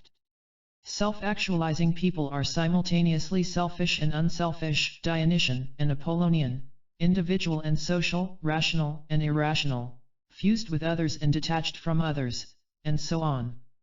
What I had thought to be straight-line continua, whose extremes were polar to each other and as far apart as possible, turned out to be rather like circles or spirals, in which the polar extremes came together into a fused unity. So also do I find this as a strong tendency in the full cognition of the object. The more we understand the whole of being, the more we can tolerate the simultaneous existence and perception of inconsistencies, of oppositions, and of flat contradictions. These seem to be products of partial cognition, and fade away with cognition of the whole. The neurotic person seen from a godlike vantage point, can then be seen as a wonderful, intricate, even beautiful unity of process. What we normally see as conflict and contradiction and dissociation can then be perceived as inevitable, necessary, even fated. That is to say, if he can be fully understood, then everything falls into its necessary place and he can be aesthetically perceived and appreciated. All his conflicts and splits turn out to have a kind of sense or wisdom. Even the concepts of sickness and of health may fuse and blur when we see the symptom as a pressure toward health, or see the neurosis as the healthiest possible solution at the moment to the problems of the individual. The person at the peak is godlike not only in senses that I have touched upon already but in certain other ways as well, particularly in the complete, loving, uncondemning, compassionate, and perhaps amused acceptance of the world and of the person, however bad he may look at more normal moments. The theologians have long struggled with the impossible task of reconciling sin and evil and pain in the world with the concept of an all-powerful, all-loving, all-knowing God. A subsidiary difficulty has been presented by the task of reconciling the necessity of rewards and punishments for good and evil with this concept of an all-loving, all-forgiving God. He must somehow both punish and not punish, both forgive and condemn. I think we can learn something about a naturalistic resolution of this dilemma from the study of self-actualizing people and from the comparison of the two broadly different types of perception discussed so far, i.e., B-perception and D-perception. B-perception is a momentary thing ordinarily. It is a peak, a high spot, an occasional achievement. It looks as if all human beings perceive most of the time in a deficiency way. That is, they compare, they judge, they approve, they relate, they use. This means that it is possible for us to perceive another human being alternately in two different ways, sometimes in his being, as if he were the whole of the universe for the time being. Much more often, however, we perceive him as a part of the universe and related to the rest of it in many complex ways. When we perceive him, then we can be all-loving, all-forgiving, all-accepting, all-admiring, all-understanding, be amused, lovingly amused. But these are precisely the attributes assigned to most conceptions of a God, except for amusement, strangely lacking in most gods. In such moments we can then be godlike in these attributes.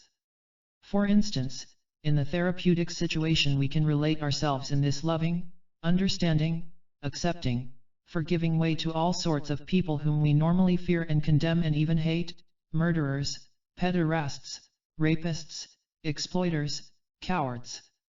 It is extremely interesting to me that all people behave at times as if they wanted to be cognized. They resent being classified, categorized, rubricized. Ticketing off a person as a waiter or a policeman or a dame instead of as an individual often offends.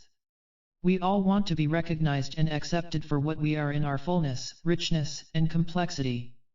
If such an acceptor cannot be found among human beings, then the very strong tendency appears to project and create a godlike figure, sometimes a human one, sometimes supernatural. Another kind of answer to the problem of evil is suggested by the way in which our subjects accept reality as being in itself, in its own right. It is neither for man nor is it against him. It just is impersonally what it is. An earthquake which kills poses a problem of reconciliation only for the man who needs a personal God who is simultaneously all-loving, humorless, and omnipotent and who created the world. For the men who can perceive and accept it naturalistically, impersonally, and as uncreated, it presents no ethical or axiological problem, since it wasn't done on purpose to annoy him.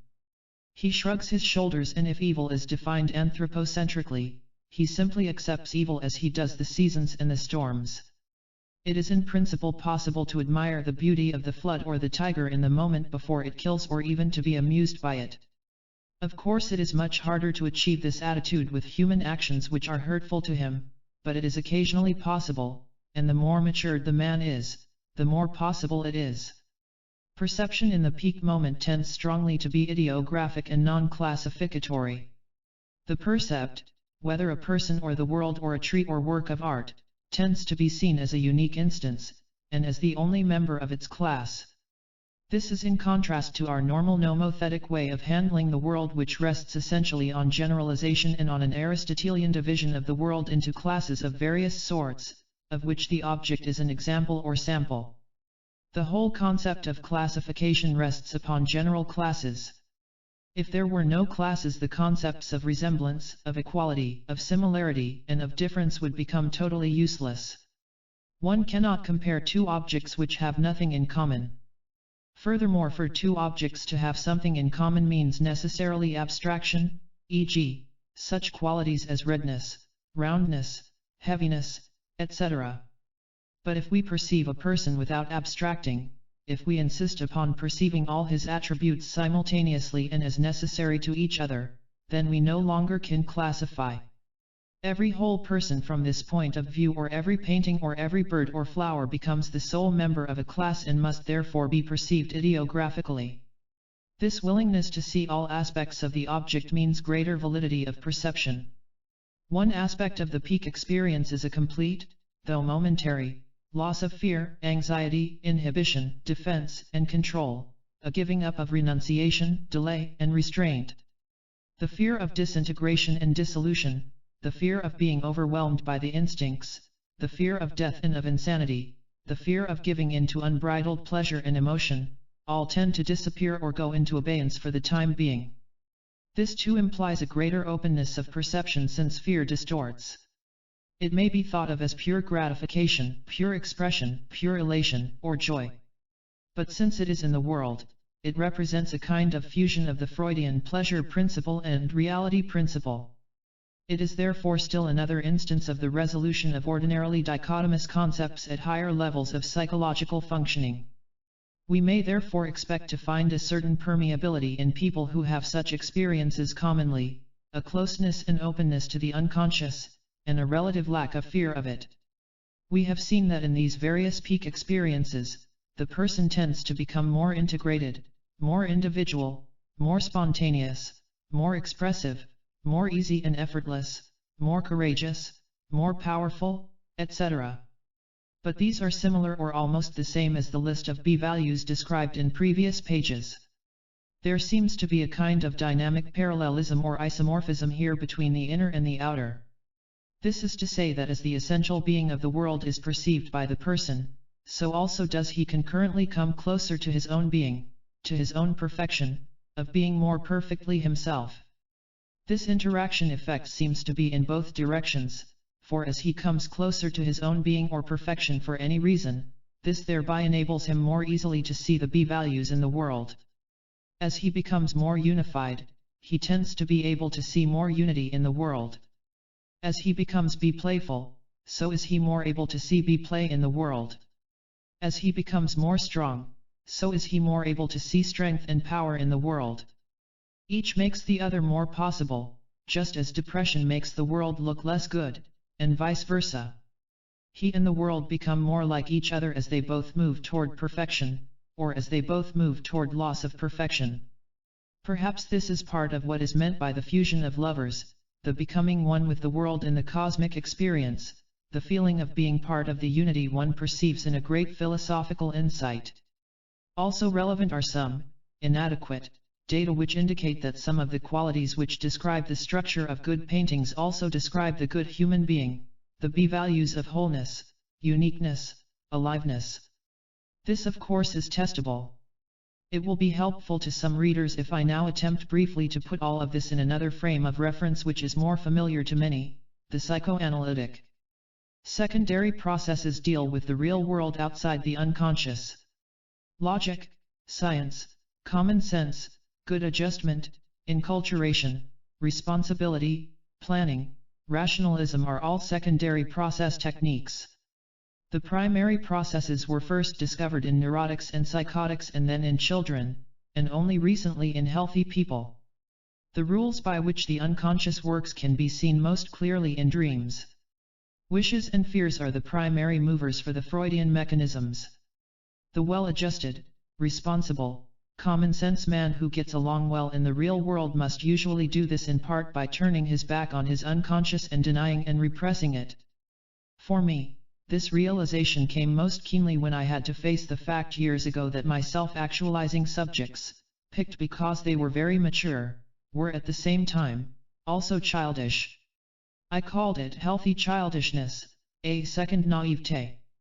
It has also been recognized by Chris and the ego psychologists as regression in the service of the ego, not only found in healthy people, but finally conceded to be a sine qua non of psychological health. Love has also been conceded to be a regression, i.e., the person who can't regress can't love.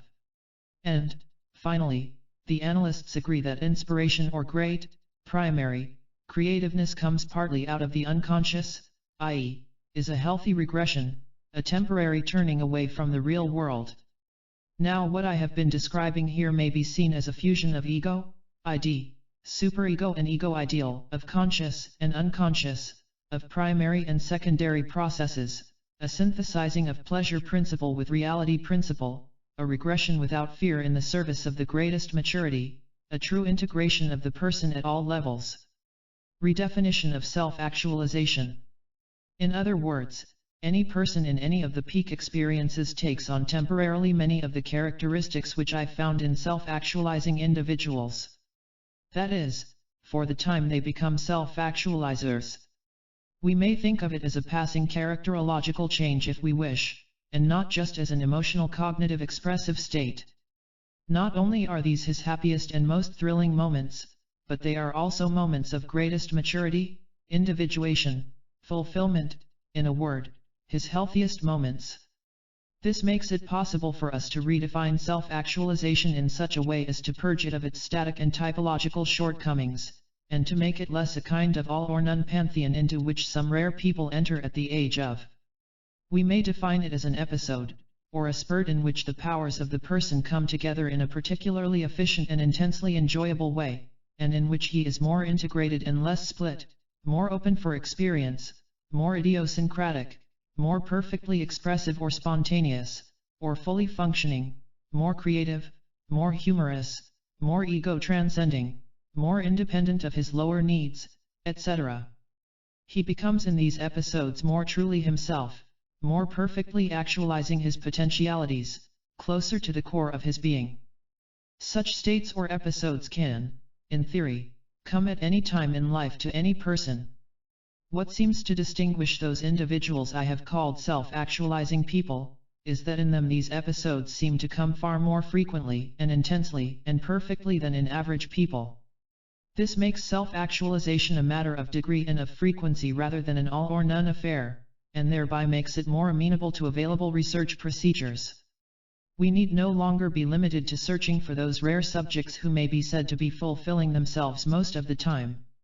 In theory at least we may also search any life history for episodes of self-actualization, especially those of artists, intellectuals, and other especially creative people, of profoundly religious people, and of people experiencing great insights in psychotherapy, or in other important growth experiences. The question of external validity. So far, I have described a subjective experience in a phenomenological fashion. Its relationship to the external world is another matter altogether. Just because the perceiver believes that he perceives more truly and more wholly, is no proof that he actually does so. The criteria for judging the validity of this belief ordinarily lie in the objects or persons perceived or in the products created. They are therefore, in principle, simple problems for correlational research. But in what sense can art be said to be knowledge? The aesthetic perception certainly has its intrinsic self-validation. It is felt as a valuable and wonderful experience. But so also are some illusions and hallucinations. And furthermore you may be aroused to an aesthetic experience by a painting which leaves me untouched. If we are to go at all beyond the private, the problem of external criteria of validity remains, just as it does with all other perceptions. The same can be said for loving perception, for the mystic experience, for the creative moment and for the flash of insight. The lover perceives in the beloved what no one else can, and again, there is no question about the intrinsic value of his inner experience and of the many good consequences for him, for his beloved, and for the world. If we take as an example the mother loving her baby, the case is even more obvious. Not only does love perceive potentialities but it also actualizes them.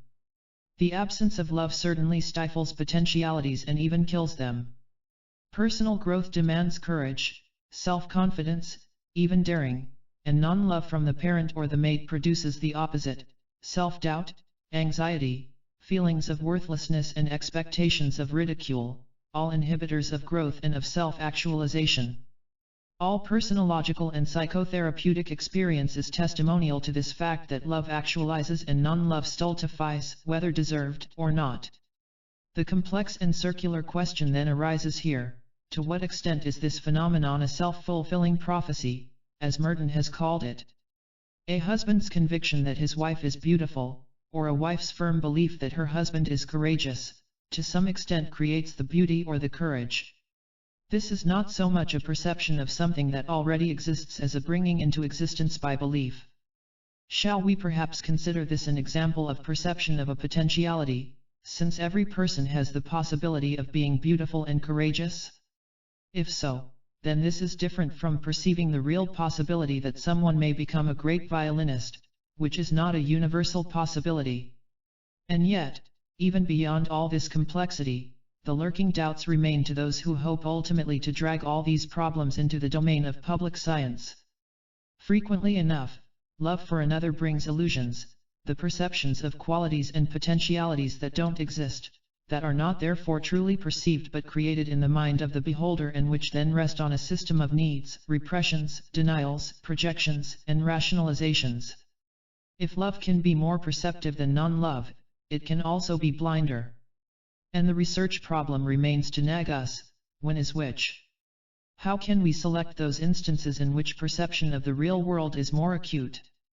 I have already reported my observations at the personological level, that one answer to this question lies in the variable of the psychological health of the perceiver, in or out of the love relationship. The greater the health, the more acute and penetrating the perception of the world, all other things being equal. Since this conclusion was the product of uncontrolled observation, it must be presented only as a hypothesis awaiting controlled research. In general, similar problems confront us in aesthetic and intellectual bursts of creativeness, and also in the insight experiences. In both instances, the external validation of the experience is not perfectly correlated with phenomenological self-validation. It is possible for the great insight to be mistaken, the great love to disappear. The poem that creates itself in a peak experience may have to be thrown away later as unsatisfactory.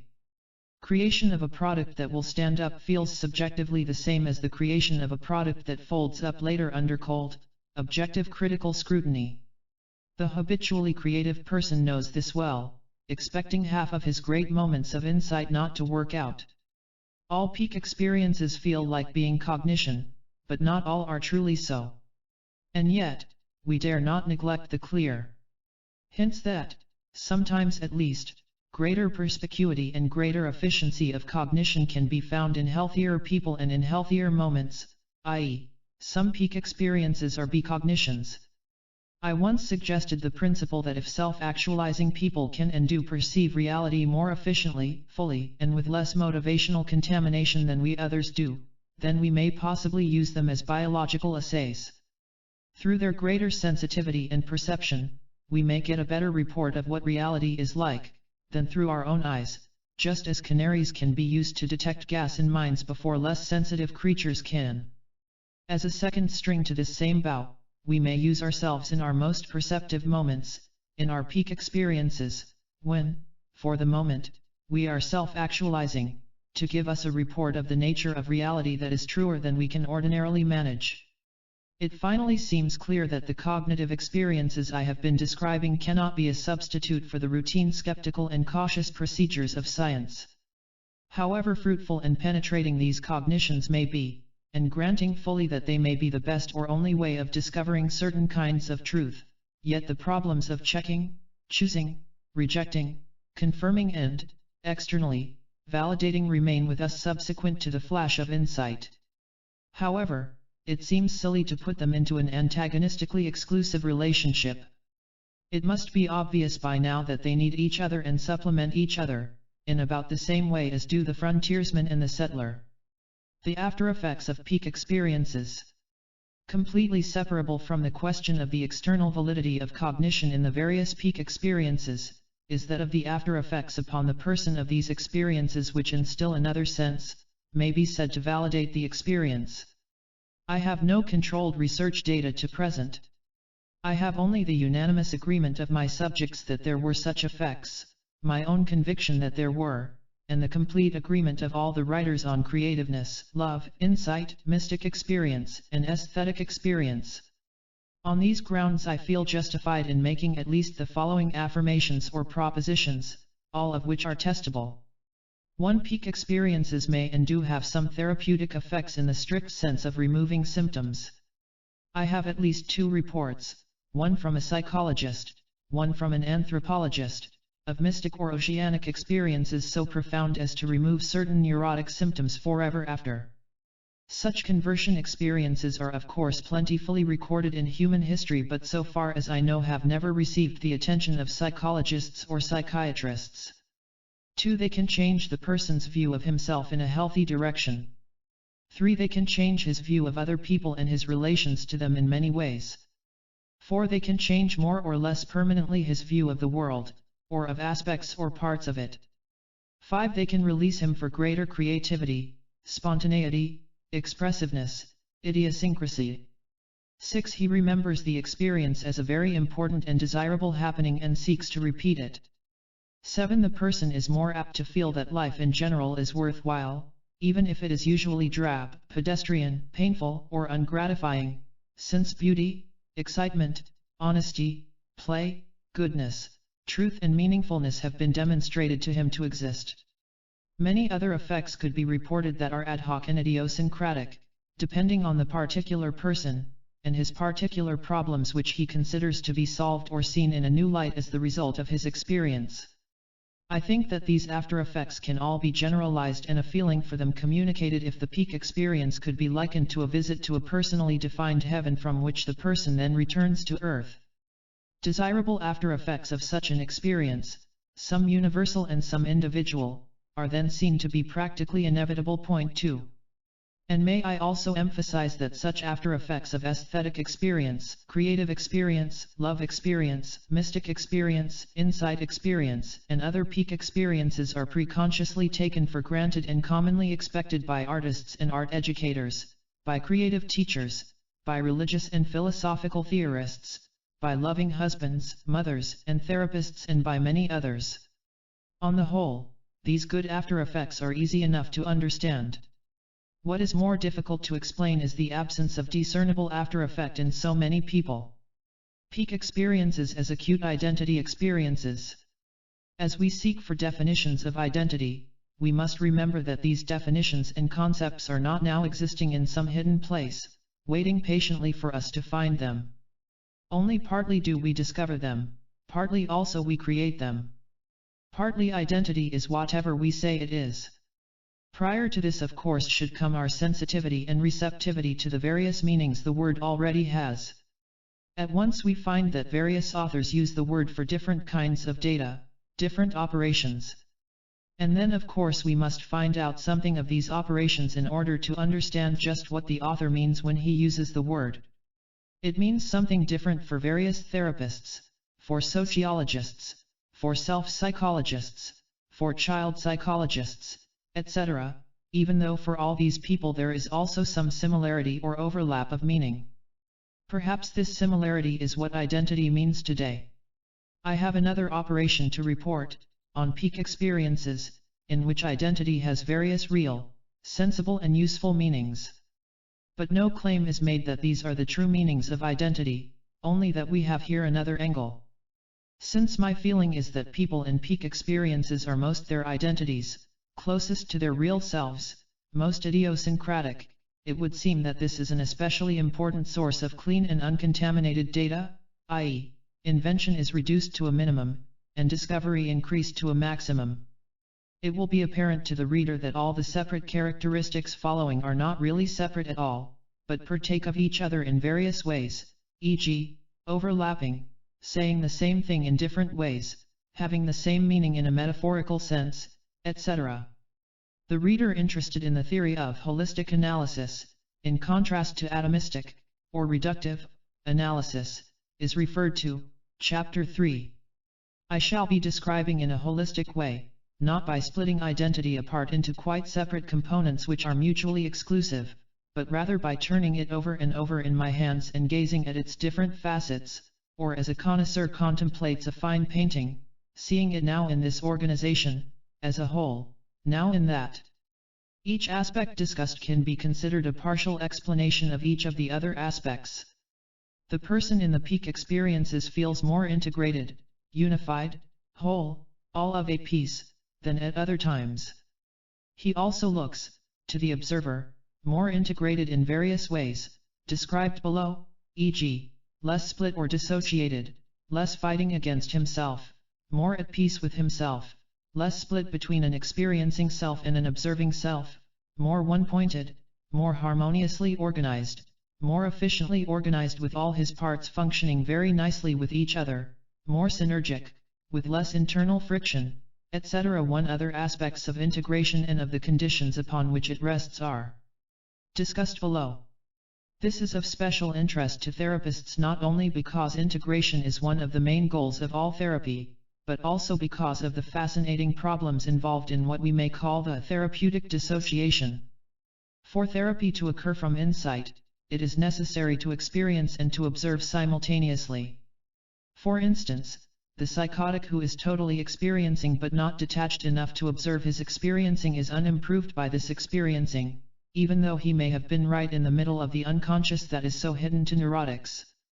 But it is also true that the therapist must split in the same paradoxical way, since he must simultaneously accept and not accept the patient, that is, on the one hand, he must give unconditional positive regard, he must identify with the patient in order to understand him, he must put aside all criticisms and evaluations, he must experience the patient's Weltanschauung, he must fuse with him in an I-thou encounter, he must in a broad agapian sense, love him, etc.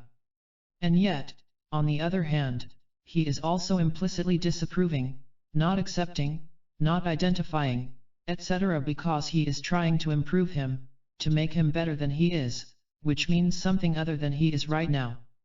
These therapeutic splits are quite explicitly a basis of therapy for Deutsch and Murphy. As he gets to be more purely and singly himself, he is more able to fuse with the world too, with what was formerly not self, e.g., the lovers come closer to forming a unit rather than two people, the I-thou monism becomes more possible, the creator becomes one with his work being created, the mother feels one with her child, the appreciator becomes the music, and it becomes him, or the painting, or the dance, the astronomer is out there with the stars, rather than a separateness peering across an abyss at another separateness through a telescope keyhole. I realize that I am using language which points to the experience, i.e., it will communicate meaning only to those who themselves have not repressed, suppressed, denied, rejected, or feared their own peak experiences. It is possible, I believe, to communicate meaningfully with non-peakers also, but this is very laborious and lengthy. That is, the greatest attainment of identity, autonomy, or selfhood is itself simultaneously a transcending of itself, a going beyond and above selfhood. The person can then become relatively egoless. Point 3. This meaning can be communicated easily enough, I think, by calling it the total loss of that self-consciousness or self-awareness or self-observation which is normally with us but which we feel to lower in any absorption or interest or concentration or distraction, or being taken out of ourselves, whether on the high level of peak experiences, or on the lower level of becoming so interested in a movie or a novel or a football game as to become forgetful of oneself and one's minor pains, one's appearance, one's worries, etc. This is practically always felt as a pleasant state. The person in the peak experiences usually feels himself to be at the peak of his powers, using all his capacities at the best and fullest. In Rogers' nice phrase, he feels fully functioning. He feels more intelligent, more perceptive, wittier, stronger, or more graceful than at other times. He is at his best, at concert pitch, at the top of his form. This is not only felt subjectively but can be seen by the observer. He is no longer wasting effort fighting and restraining himself, muscles are no longer fighting muscles. In the normal situation, part of our capacities are used for action, and part are wasted on restraining these same capacities. Now there is no waste, the totality of the capacities can be used for action. He becomes like a river without dams. A slightly different aspect of fully functioning is effortlessness and ease of functioning when one is at one's best. What takes effort, straining and struggling at other times is now done without any sense of striving, of working or laboring, but it comes of itself. Allied to this often is the feeling of grace and the look of grace that comes with smooth, easy, effortless fully functioning, when everything clicks, or is in the groove, or is in overdrive. One sees then the appearance of calm sureness and tightness, as if they knew exactly what they were doing, and were doing it wholeheartedly, without doubts, equivocations, hesitations or partial withdrawal. There are then no glancing blows at the target or softened blows, only full hits. The great athletes, artists, creators, leaders, and executives exhibit this quality of behavior when they are functioning at their best. This is less obviously relevant to the concept of identity than what has gone before, but I think it should be included as an epiphenomenal characteristic of being one's real self because it is external and public enough to be researchable. Also, I believe it is needed for the full understanding of the kind of godlike gaiety, humor, fun, foolishness, silliness, play, laughter, which I think to be one of the highest values of identity. The person in peak experiences feels himself, more than at other times, to be the responsible, active, creating center of his activities and of his perceptions. He feels more like a prime mover, more self-determined, rather than caused, determined, helpless, dependent, passive, weak, bossed. He feels himself to be his own boss, fully responsible, fully volitional, with more free will than at other times, master of his own fate. He also looks that way to the observer, for instance, becoming more decisive, looking more strong, more single-minded, more apt to scorn or overcome opposition, more grimly sure of himself, more apt to give the impression that it would be useless to try to stop him. It is as if now he had no doubts about his worth or about his ability to do whatever he decided to do. To the observer he looks more trustworthy, more reliable, more dependable, a better bet. It is often possible to spot this great moment, of becoming responsible, in therapy, in growing up, in education, in marriage, etc. He is now most free of blocks, inhibitions, cautions, fears, doubts, controls, reservations, self-criticisms, breaks. These may be the negative aspects of the feeling of worth, of self-acceptance, of self-love respect. This is both a subjective and an objective phenomenon and could be described further in both ways. Of course, this is simply a different aspect of the characteristics already listed and those to be listed below. Probably these happenings are in principle testable, for objectively these are muscles fighting muscles, instead of muscles synergically helping muscles. He is therefore more spontaneous, more expressive, more innocently behaving, guileless, naive, honest, candid, ingenuous, childlike, artless, unguarded, defenseless, more natural, simple, relaxed, unhesitant, plain, sincere, unaffected, primitive in a particular sense, immediate, more uncontrolled and freely flowing outward, automatic, impulsive, reflex-like, instinctive, unrestrained, unself-conscious, thoughtless, unaware. This aspect of authentic identity is so important, has so many overtones, and is so difficult to describe and communicate, that I append the following partial synonyms with their slightly overlapping meanings. Unintentional, of its own accord, free, unforced, unreasoning, undeliberate, impetuous, unreserved, non-withholding, self-disclosing, frank, non-dissembling, open, undissimulating, unpretending, unfeigning, forthright, unsophisticated, not artificial, unworried, trusting. I leave aside here the question of innocent cognition, of intuition, becognition, etc. He is therefore more creative in a particular sense. His cognition and his behavior, out of greater self-confidence and loss of doubts, can mold itself in a non-interfering, Taoistic way, or in the flexible way that the Gestalt psychologists have described, to the problematic or unproblematic situation in its intrinsic, out there terms or demands, rather than in ego-centered or self-conscious terms, in terms set by the per se nature of the task, or the duty, Frankl, or the game. It therefore is more improvised, extemporized, impromptu, more created out of nothing, more unexpected, novel, fresh, not stale, non-canting, untutored, unhabitual. It is also less prepared, planned, designed, premeditated, rehearsed, aforethought, to the extent that these words imply prior time and planning of any sort.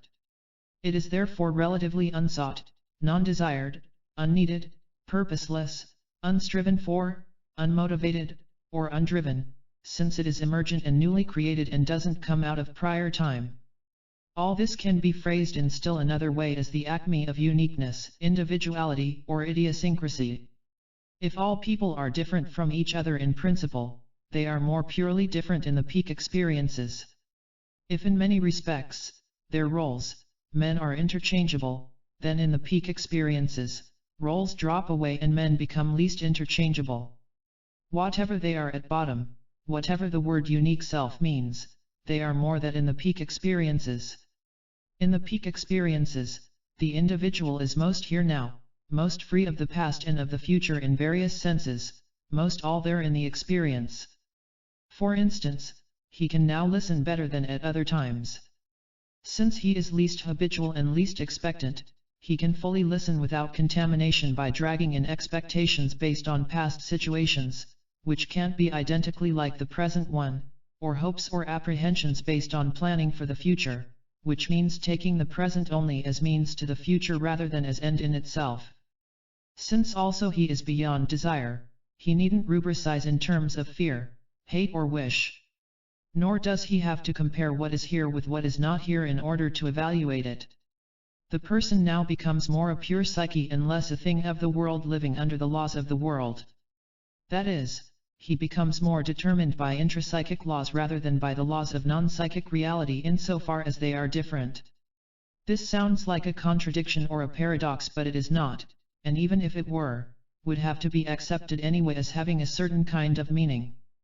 Becognition of the other is most possible when there is simultaneously a letting be of the self and of the other, respecting loving myself and respecting loving the other, each permit, support, and strengthen each other. I can grasp the non-self best by non-grasping, i.e., by letting it be itself, by letting it go, by permitting it to live by its own laws rather than by mine, just as I become most purely myself when I emancipate myself from the not me, refusing to let it dominate me, refusing to live by its rules, and insisting on living only by the laws and rules intrinsic to me. When this has happened, it turns out that the intrapsychic, me, and the extrapsychic, other, are not so terribly different after all, and certainly are not really antagonistic. It turns out that both sets of laws are very interesting and enjoyable and can even be integrated and fused. The easiest paradigm to help the reader to understand this maze of words is the relationship of beloved between two people, but any other of the peak experiences can also be used. Obviously, at this level of ideal discourse, what I call the B-realm, the words freedom, independence, grasping, letting go, trust, will, dependence, reality, the other person, separateness, etc., all take on very complex and rich meanings which they don't have in the D-realm of everyday life, of deficiencies, wants, needs, self-preservation, and of dichotomies, polarities, and splits. There are certain theoretical advantages in stressing now the aspect of non-striving or non-needing and taking it as the centering point, or center of organization, of the something we are studying.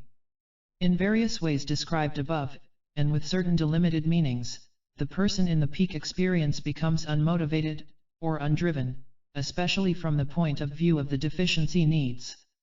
In this same realm of discourse, it makes similar sense to describe highest, most authentic identity as non-striving, non-needing, non-wishing, i.e., as having transcended needs and drives of the ordinary sort. He just is. Joy has been attained, which means a temporary end to the striving for joy. Something of the sort has already been described for the self-actualizing person.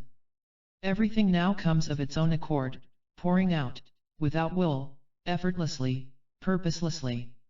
He acts now totally and without deficiency, not homeostatically or need reductively, not to avoid pain or displeasure or death, not for the sake of a goal further on in the future, not for any other end than itself. His behavior and experience becomes per se, and self-validating, end behavior and end experience, rather than means behavior or means experience. At this level, I have called the person godlike because most gods have been considered to have no needs or wants, no deficiencies, nothing lacking, to be gratified in all things. The characteristics and especially the actions of the highest, best gods have then been deduced as based upon not wanting. I have found these deductions very stimulating in trying to understand the actions of human beings when they act from non-wanting. For instance, I find this a very illuminating base for the theory of godlike humor and amusement, the theory of boredom, the theory of creativeness, etc.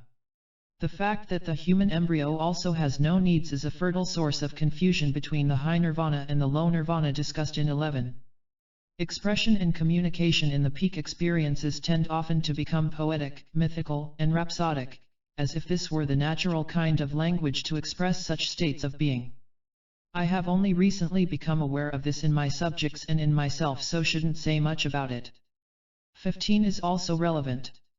The implication for identity theory is that more authentic persons may, by that very fact, become more like poets, artists, musicians, prophets, etc. 5. Poetry is the record of the best and happiest moments of the happiest and best minds. P.B. Shelley.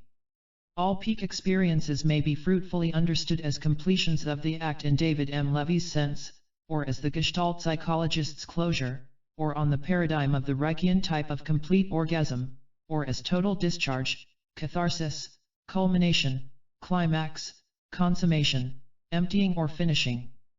Contrast is with the perseveration of incomplete problems, with the partially emptied breast or prostate gland, with the incomplete bowel movement, with not being able to weep away grief, with the partial satiation of hunger in the deeder, with the kitchen that never gets fully clean, with coitus reservatus, with the anger which must remain unexpressed, with the athlete who has had no exercise, with not being able to straighten the crooked picture on the wall, with having to swallow stupidity, inefficiency or injustice, etc.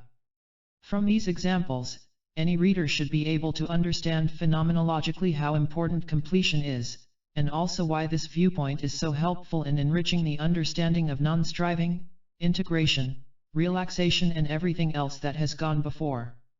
Completion. Seen out in the world is perfection, justice, beauty, end rather than means, etc.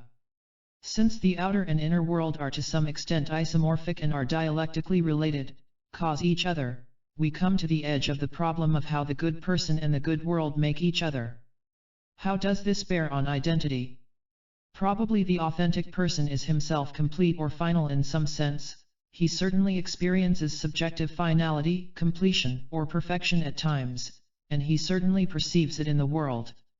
It may turn out that only peakers can achieve full identity, that non-peakers must always remain incomplete, deficient, striving, lacking something, living among means rather than among ends, or if the correlation turns out not to be perfect, I am certain at least that it is positive, between authenticity and peak experiencing.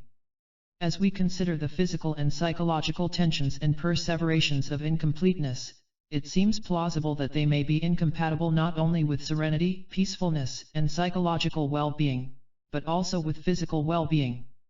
We may also have a clue here to the puzzling finding that many people report their peak experiences as if they were somehow akin to beautiful death, as if the most poignant living had a paradoxical something of eager or willing dying in it, too. It may be that any perfect completion or end is metaphorically, mythologically, or archaically a death, as rank implies. I very strongly feel that playfulness of a certain kind is one of the B values.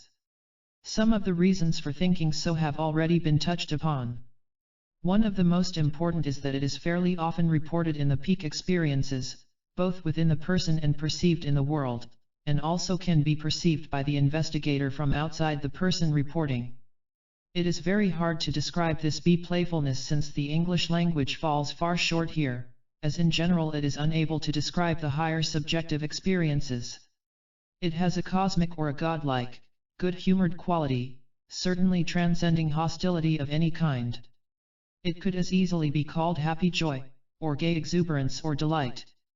It has a quality of spilling over as of richness or surplus, not demotivated.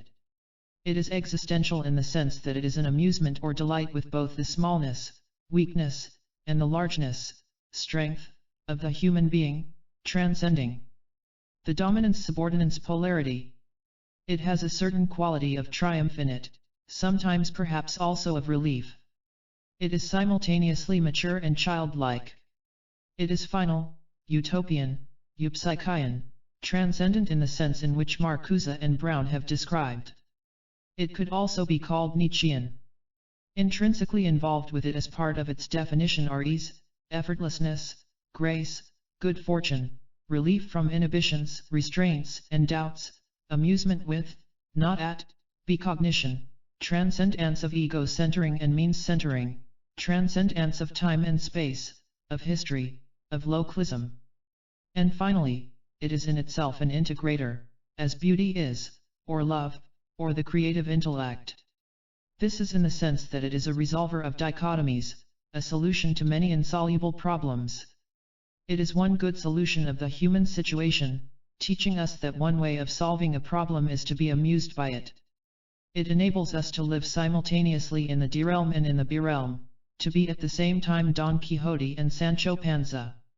People during and after peak experiences characteristically feel lucky, fortunate, graced. A not uncommon reaction is "I don't deserve this." Peaks are not planned or brought about by design, they happen. We are surprised by joy. The reaction of surprise, of unexpectedness, of the sweet shock of recognition are very frequent. A common consequence is a feeling of gratitude, in religious persons to their God, in others to fate, to nature, to people, to the past, to parents, to the world, to everything and anything that helped to make this wonder possible. This can go over into worship, giving thanks, adoring, giving praise, oblation, and other reactions which fit very easily into a religious framework. Clearly any psychology of religion, either supernatural or natural, must take account of these happenings, as also must any naturalistic theory of the origins of religion. Very often this feeling of gratitude is expressed as or leads to an all-embracing love for everybody and everything, to a perception of the world as beautiful and good, often to an impulse to do something good for the world, an eagerness to repay, even a sense of obligation. Finally, it is quite probable that we have here the theoretical link to the described facts of humility and pride in self-actualizing, authentic persons. The lucky person could hardly take full credit for his luck, nor could the odd person, nor the grateful person. He must ask himself the question, do I deserve this?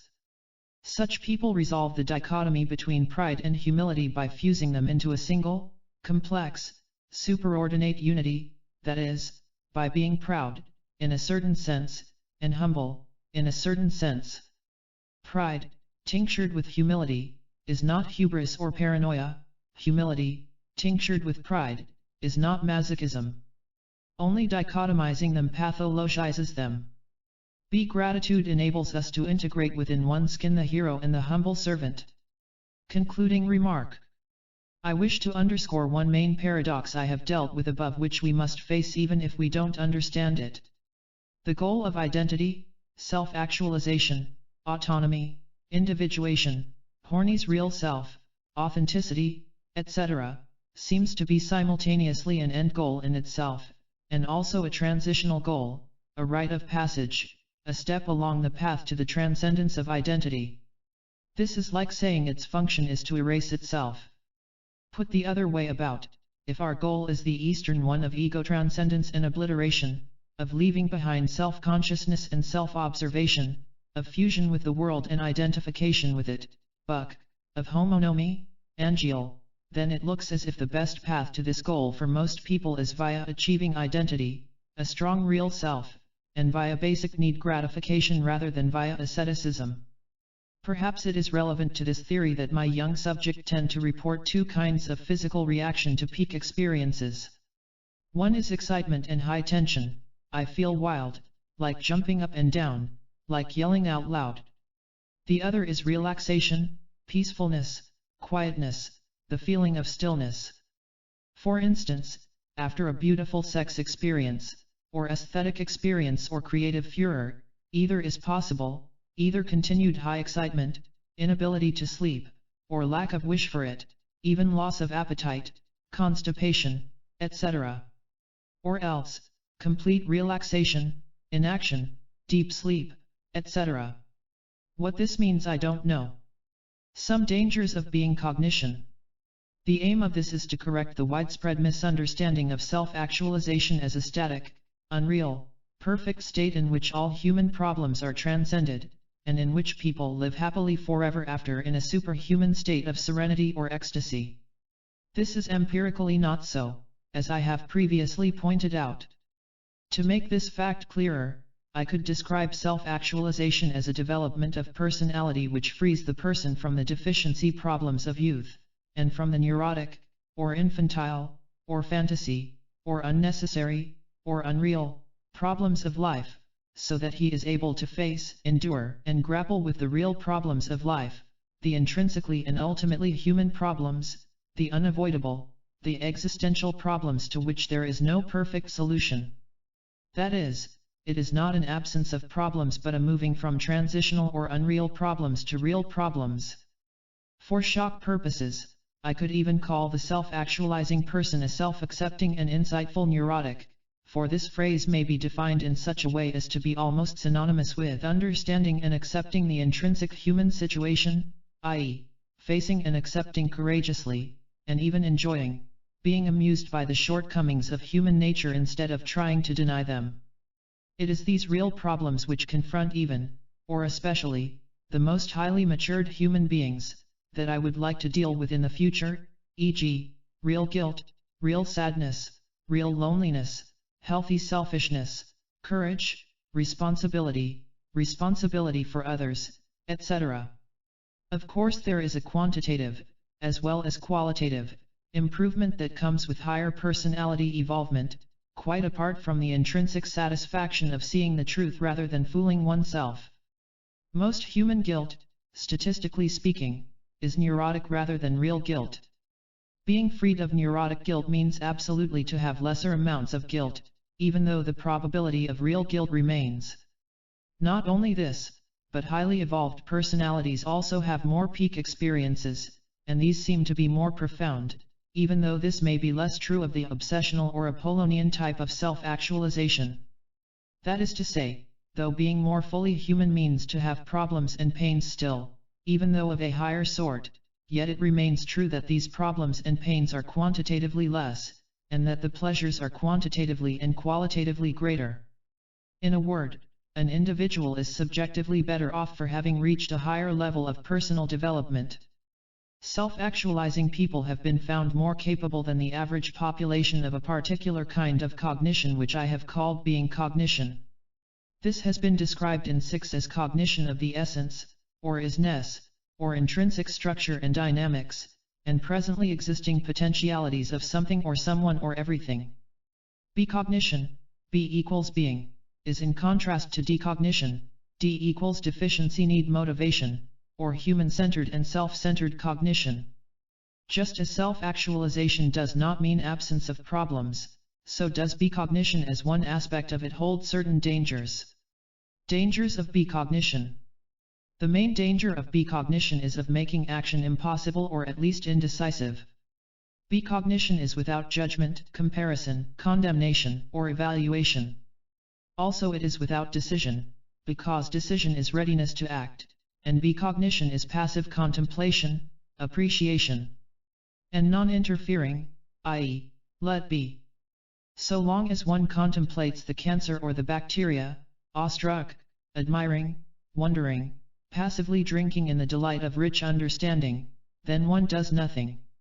Anger, fear, desire to improve the situation, to destroy or kill, condemnation, human-centered conclusions, this is bad for me, or, this is my enemy and will hurt me, are all in abeyance.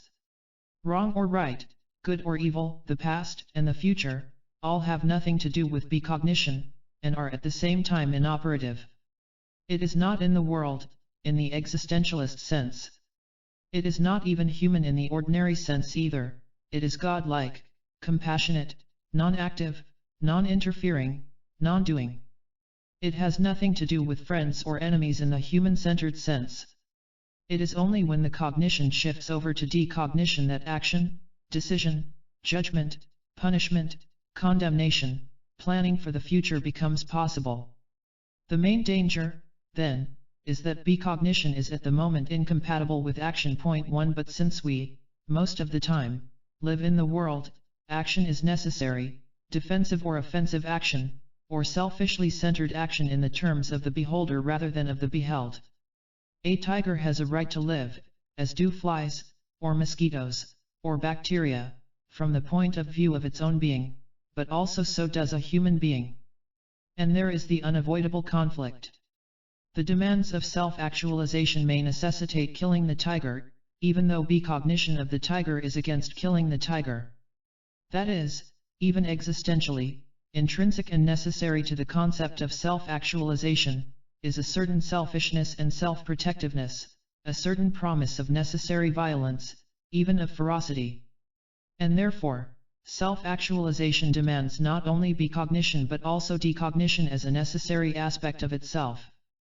This means then that conflict and practical decisiveness and choice are necessarily involved in the concept of self-actualization. This means that fighting, struggle, striving, uncertainty, guilt, regret must also be necessary epiphenomena of self-actualization. It means that self-actualization involves both contemplation and action necessarily. Probable parallels are perhaps found in the famous Olds experiments. A white rat, stimulated in the satisfaction center of his brain, stops dead, seemingly to savor the experience. So also the tendency of human beings having beatific experiences under drugs is to be quiet and non-active. To hang on to the fading memory of a dream, it is best not to move. Now it is possible in a society that there be a certain division of labor. Contemplators may be exempted from action, if someone else can do the acting. We don't have to butcher our own beefsteaks. Goldstein has pointed this out in a widely generalized form. Just as his brain-impaired patients can live without abstraction and without catastrophic anxiety because other people protect them and do for them what they themselves cannot do, so does self-actualization in general, at least in so far as it is a specialized kind, become possible because other people permit it and help it. My colleague, Walter Toman, in Conversations, has also stressed that well-rounded self-actualization becomes less and less possible in a specialized society. Einstein, a highly specialized person in his last years, was made possible by his wife, by Princeton, by friends, etc. Einstein could give up versatility, and self-actualize because other people did for him. On a desert island, alone, he might have self-actualized in Goldstein's sense, doing the best with his capacities that the world permits, but at any rate it could not have been the specialized self-actualization that it was. And maybe it would have been impossible altogether, i.e., he might have died or become anxious and inferior over his demonstrated incapacities, or he might have slipped back to living at the need level. Another danger of becognition and of contemplative understanding is that it may make us less responsible, especially in helping other people. The extreme case is the infant. To let be means to hinder him or even to kill him. We also have responsibility for non-infants, adults, animals, the soil, the trees, the flowers. The surgeon who gets lost in peak wonder at the beautiful tumor may kill his patient. If we admire the flood, we don't build the dam. And this is true not only for the other people who suffer from the results of non-action, but also for the contemplator himself, since he must surely feel guilty at the bad effects upon others of his contemplation and non-action. He must feel guilty because he loves them in one way or another. He is love identified with his brothers, and this means care for their self-actualization, which their death or suffering would cut off. The best examples of this dilemma are found in the teacher's attitude toward his students, the parent's attitude toward his children, and the therapist's attitude toward his patients. Here it is easy to see the relationship to be a relationship of its own kind.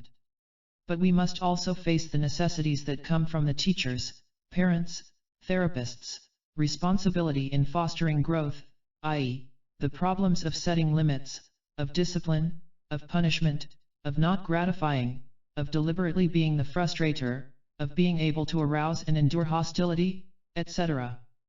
Inhibition of action, and loss of responsibility leads to fatalism, i.e., what will be will be. The world is as it is. It is determined. I can do nothing about it. This is a loss of voluntarism, of free will, a bad theory of determinism, and is certainly harmful to everybody's growth and self-actualization. Inactive contemplation will almost necessarily be misunderstood by others who suffer from it. They will think it to be lack of love, of concern, of compassion. This will not only stop growth toward self-actualization in them, but may also send them backwards in the growth incline, since it can teach them that the world is bad, and that people are bad. As a consequence, their love, respect, and trust in people will regress. This means then worsening the world, especially for children and adolescents and weak adults. They interpret let be as neglect, or lack of love, or even contempt. Pure contemplation involves, as a special case of the above, not writing, not helping, not teaching. The Buddhists distinguish the Pratyeka Buddha, who wins enlightenment only for himself, independently of others, from the Bodhisattva who, having attained enlightenment, yet feels that his own salvation is imperfect so long as others are unenlightened. For the sake of his own self-actualization, we may say, he must turn away from the bliss of becognition in order to help others and teach them.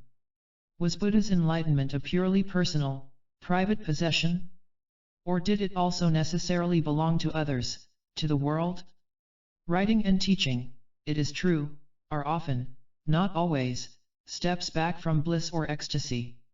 It means giving up heaven to help others get there. Is the Zen Buddhist or the Taoist correct, who says, as soon as you talk about it, it no longer exists, and is no longer true, i.e., since the only way to experience it is to experience it, and any way words could never describe it, since it is ineffable? Of course there is some right on both sides. That is why it is an existential dilemma, eternal, unsolvable. If I find an oasis which other people could share, shall I enjoy it myself or save their lives by leading them there? If I find a Yosemite which is beautiful partly because it is quiet and non-human and private, shall I keep it or make it into a national park for millions of people who, because they are millions, will make it less than it was or even destroy it? Shall I share my private beach with them and make it thereby unprivate? How right is the Indian who respects life and hates active killing and thereby lets the cows get fat while the babies die? What degree of enjoyment of food may I allow myself in a poor country where the starving children look on? Ought I starve too? There is no nice, clean, theoretical, a priori answer. No matter what answer is given, there must be some regret at least. Self-actualization must be selfish, and it must be unselfish. And so there must be choice, conflict, and the possibility of regret. Maybe the principle of division of labor, tied in with the principle of individual constitutional differences, could help toward a better answer, although never toward a perfect answer. As in various religious orders, some feel the call to selfish self-actualization, and some feel the call to doing good self-actualization. Maybe the society could ask, as a favor, thereby relieving guilt, that some people become selfish self-actualizers, pure contemplators. The society could assume that it would be worth its while to support such people for the good example they would set others, the inspiration and the demonstration of the possibility that pure, out-of-the-world contemplation can exist. We do this for a few of our great scientists, artists, writers, and philosophers. We relieve them of teaching, writing and social responsibilities not only for pure reasons, but also in a gamble that this will pay off for us as well. This dilemma also complicates the problem of real guilt, Fromm's humanistic guilt, as I have called it, to differentiate it from neurotic guilt.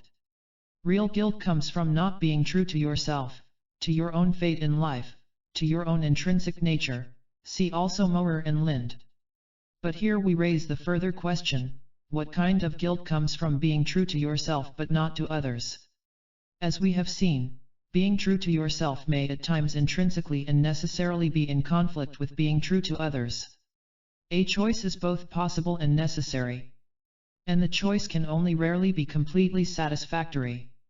If, as Goldstein teaches, you must be true to others in order to be true to yourself, and as Adler states, social interest is an intrinsic, defining aspect of mental health, then the world must be sorry as the self-actualizing person sacrifices some portion of himself in order to save another person. If, on the other hand, you must first be true to yourself, then the world must be sorry over the unwritten manuscripts, the paintings thrown away, the lessons we could have learned, from our pure, and selfish, contemplators who have no thought for helping us. Becognition can lead to undiscriminating acceptance, to blurring of everyday values, to loss of taste, to too great tolerance. This is so because every person, seen from the viewpoint of his own being exclusively, is seen as perfect in his own kind. Evaluation, condemnation, judging, disapproval, criticism, comparison are all then inapplicable and beside the point.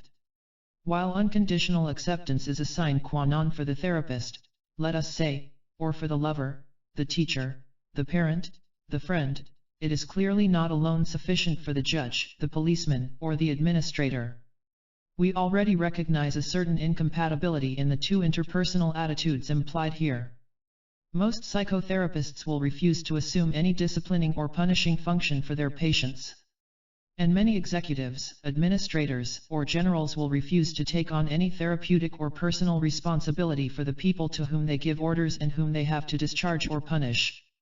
The dilemma for almost all people is posed by the necessity for being both therapist and policeman at various times.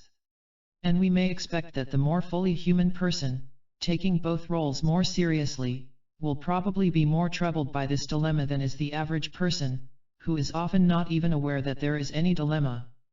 Perhaps for this reason, perhaps for others, self-actualizing people so far studied are generally able to combine the two functions well, by being most often compassionate and understanding and yet also more capable of righteous indignation than the average person. Some data are available to indicate that self-actualizing people and healthier college students give vent to their justified indignation and disapproval more wholeheartedly and with less uncertainty than do average people. Unless the capacity for compassion through understanding is supplemented by the capacity for anger, disapproval, and indignation, the result may be a flattening of all affect, a blandness in reaction to people, an inability to be indignant, and a loss of discrimination of and taste for real capacity, skill, superiority, and excellence. This may turn out to be an occupational hazard for professional becognizers if we can take at face value the widespread impression that many psychotherapists seem rather too neutral and unreactive, too bland, too even, too unfiery in their social relations. Becognition of another person amounts to perceiving him as perfect in a certain sense which he can very easily misinterpret. To be unconditionally accepted, to be loved utterly, to be approved of completely, can be, as we know, wonderfully strengthening and growth-promoting, highly therapeutic and psychagogic. And yet, we must now be aware, this attitude can also be misperceived as an intolerable demand to live up to unreal and perfectionistic expectations. The more unworthy and imperfect he feels, and the more he misinterprets the words perfect and acceptance, the more he will feel this attitude to be a burden. Actually, of course, the word perfect has two meanings, one for the realm of being, the other for the realm of deficiency, of striving, and of becoming. In becognition, perfection means totally realistic perceiving and acceptance of all that the person is. In decognition, perfection implies necessarily mistaken perceiving and illusion. In the first sense, every living human being is perfect. In the second sense, no person is perfect, nor ever can be. That is to say, we may see him as be perfect while he may think that we perceive him as de-perfect and, of course, may be made uncomfortable, unworthy, and guilty thereby, as if he were fooling us. We may reasonably deduce that the more capable a person is of becognition, the more he is able to accept and enjoy being becognized. We may also expect that the possibility of such misunderstanding may often pose a delicate problem of tactics upon the becognizer, the one who can totally understand and accept another. Possible over-aestheticism is the last tactical problem entailed by becognition that I have space to speak of here. The aesthetic reaction to life often conflicts intrinsically with the practical and with the moral reaction to life, the old conflict between style and content. Depicting ugly things beautifully is one possibility. Another is the inept, unaesthetic presentation of the true or the good or even the beautiful. We leave aside the true good beautiful presentation of the true good beautiful as presenting no problem. Since this dilemma has been much debated throughout history, I confine myself here merely to pointing out that it also involves the problem of social responsibility of the more mature for the less mature who may confuse be-acceptance with de-approval. A moving and beautiful presentation of, e.g., homosexuality or crime or irresponsibility, arising out of deep understanding, may be misunderstood as inciting to emulation. For the becognizer who lives in a world of frightened and easily misled people, this is an additional burden of responsibility to bear. Empirical findings. What has been the relation between becognition and decognition in my self-actualizing subjects? How have they related contemplation to action? Though these questions did not occur to me at the time in this form, I can report retrospectively the following impressions. First of all, these subjects were far more capable of becognition and pure contemplation and understanding than the average population, as stated at the outset. This seems to be a matter of degree, since everyone seems to be capable of occasional becognition, pure contemplation, peak experience, etc. Secondly, they were also uniformly more capable of effective action and decognition. It must be admitted that this may be an epiphenomenon of selecting subjects in the United States, or even that it may be a byproduct of the fact that the selector of the subjects was an American. In any case, I must report that I ran across no Buddhist monk-like people in my searches. Thirdly, my retrospective impression is that the most fully human people, a good deal of the time, live what we could call an ordinary life, shopping, eating, being polite, going to the dentist, thinking of money, meditating profoundly over a choice between black shoes or brown shoes, going to silly movies, reading ephemeral literature. They may be expected ordinarily to be annoyed with bores, to be shocked by misdeeds, etc., even though this reaction may be less intense, or more tinged by compassion. Peak experiences, becognitions, pure contemplation, whatever their relative frequency may be, seem, in terms of absolute numbers, to be exceptional experiences even for self-actualizing people. This seems true even though it is also true that more matured people live all or most of the time at a higher level in some other ways, e.g., more clearly differentiating means from ends, profound from superficial, being generally more perspicuous, more spontaneous and expressive, more profoundly related to the ones they love, etc. Therefore the problem posed here is more an ultimate than an immediate one, more a theoretical problem than a practical one. And yet these dilemmas are important for more than the theoretical effort to define the possibilities and the limits of human nature. Because they are also breeders of real guilt, of real conflict, of what we might also call real existential psychopathology, we must continue to struggle with them as personal problems as well. Resistance to being rubricized. Resistance in the Freudian conceptual system refers to the maintenance of repressions. But Schachtel has already shown that difficulties in the coming to consciousness of ideas may have other sources than repression. Some kinds of awareness which were possible for the child may be said simply to have been forgotten in the course of growing up. I, too, have attempted to make a differentiation between the weaker resistance to unconscious primary process cognitions and the very much stronger resistance to forbidden impulses, drives or wishes.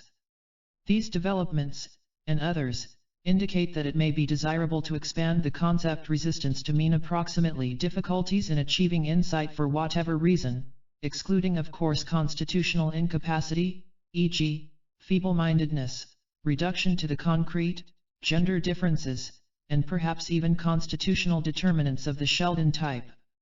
The thesis here is that another source of resistance in the therapeutic situation can be a healthy distaste by the patient for being rubricized or casually classified, i.e., for being deprived of his individuality, his uniqueness, his differences from all others, his special identity.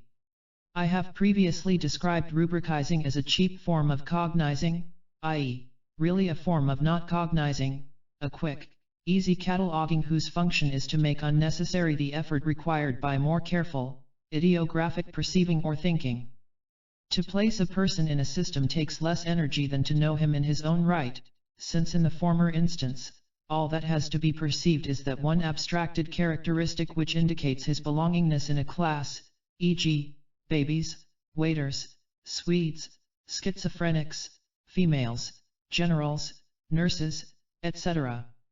What is stressed in rubricizing is the category in which the person belongs, of which he is a sample, not the person as such. Similarities rather than differences. In this same publication, the very important fact was noted that being rubricized is generally offensive to the person rubricized, since it denies his individuality or pays no attention to his personhood, to his differential, unique identity. William James's famous statement in 1902 makes the point clear. The first thing the intellect does with an object is to class it with something else. But any object that is infinitely important to us and awakens our devotion feels to us also as if it must be sui generis and unique. Probably a crab would be filled with a sense of personal outrage if it could hear us class it without ado or apology as a crustacean, and thus dispose of it. I am no such thing, it would say, I am myself, myself alone. One illustrative example of the resentment elicited by being rubricized may be cited from a current study by the author on conceptions of masculinity and femininity in Mexico and in the United States. Most American women, after their first adjustment to Mexico, find it very pleasant to be valued so highly as females, to create a turmoil of whistling and sighing wherever they go, to be sought out eagerly by men of all ages, to be regarded as beautiful and as valuable. For many American women, ambivalent as they often are about their femininity, this can be a very satisfying and therapeutic experience, making them feel more female, more ready to enjoy femininity, which in turn makes them often look more feminine. But as time goes on, they, some of them, at least, find this less pleasing. They discover that any woman is valuable to the Mexican male, that there seems to be little discrimination between old and young women, beautiful and not beautiful, intelligent and not intelligent. Furthermore, they find that in contrast with the young American male, who, as one girl put it, gets so traumatized when you refuse to go out with him that he has to go to his psychiatrist, the Mexican male takes a refusal very calmly, too calmly. He does not seem to mind and quickly turns to another woman. But this means then to a specific woman that she herself, as a person, is not specially valuable to him, and that all his efforts were directed toward a woman, not toward her, which implies that one woman is about as good as another, and that she is interchangeable with others. She discovers that she is not valuable, it is the class woman that is valuable. And finally she feels insulted rather than flattered, since she wants to be valued as a person, for herself, rather than for her gender. Of course, femalehood is prepotent over personhood, i.e., it calls for prior gratification, yet its gratification brings the claims of personhood into the foreground of the motivational economy. Enduring romantic love, monogamy, and the self-actualization of women are all made possible by regard for a particular person rather than for the class, woman. Another very common example of the resentment to being rubricized is the rage so commonly aroused in adolescents when they are told, "Oh, that's just a stage you are going through. You'll grow out of it eventually."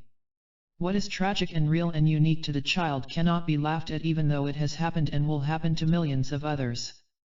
One final illustration, a psychiatrist terminated a very brief and hurried first interview with a prospective patient by saying, "Your troubles are roughly those characteristic of your age." The potential patient became very angry and later reported feeling brushed off and insulted.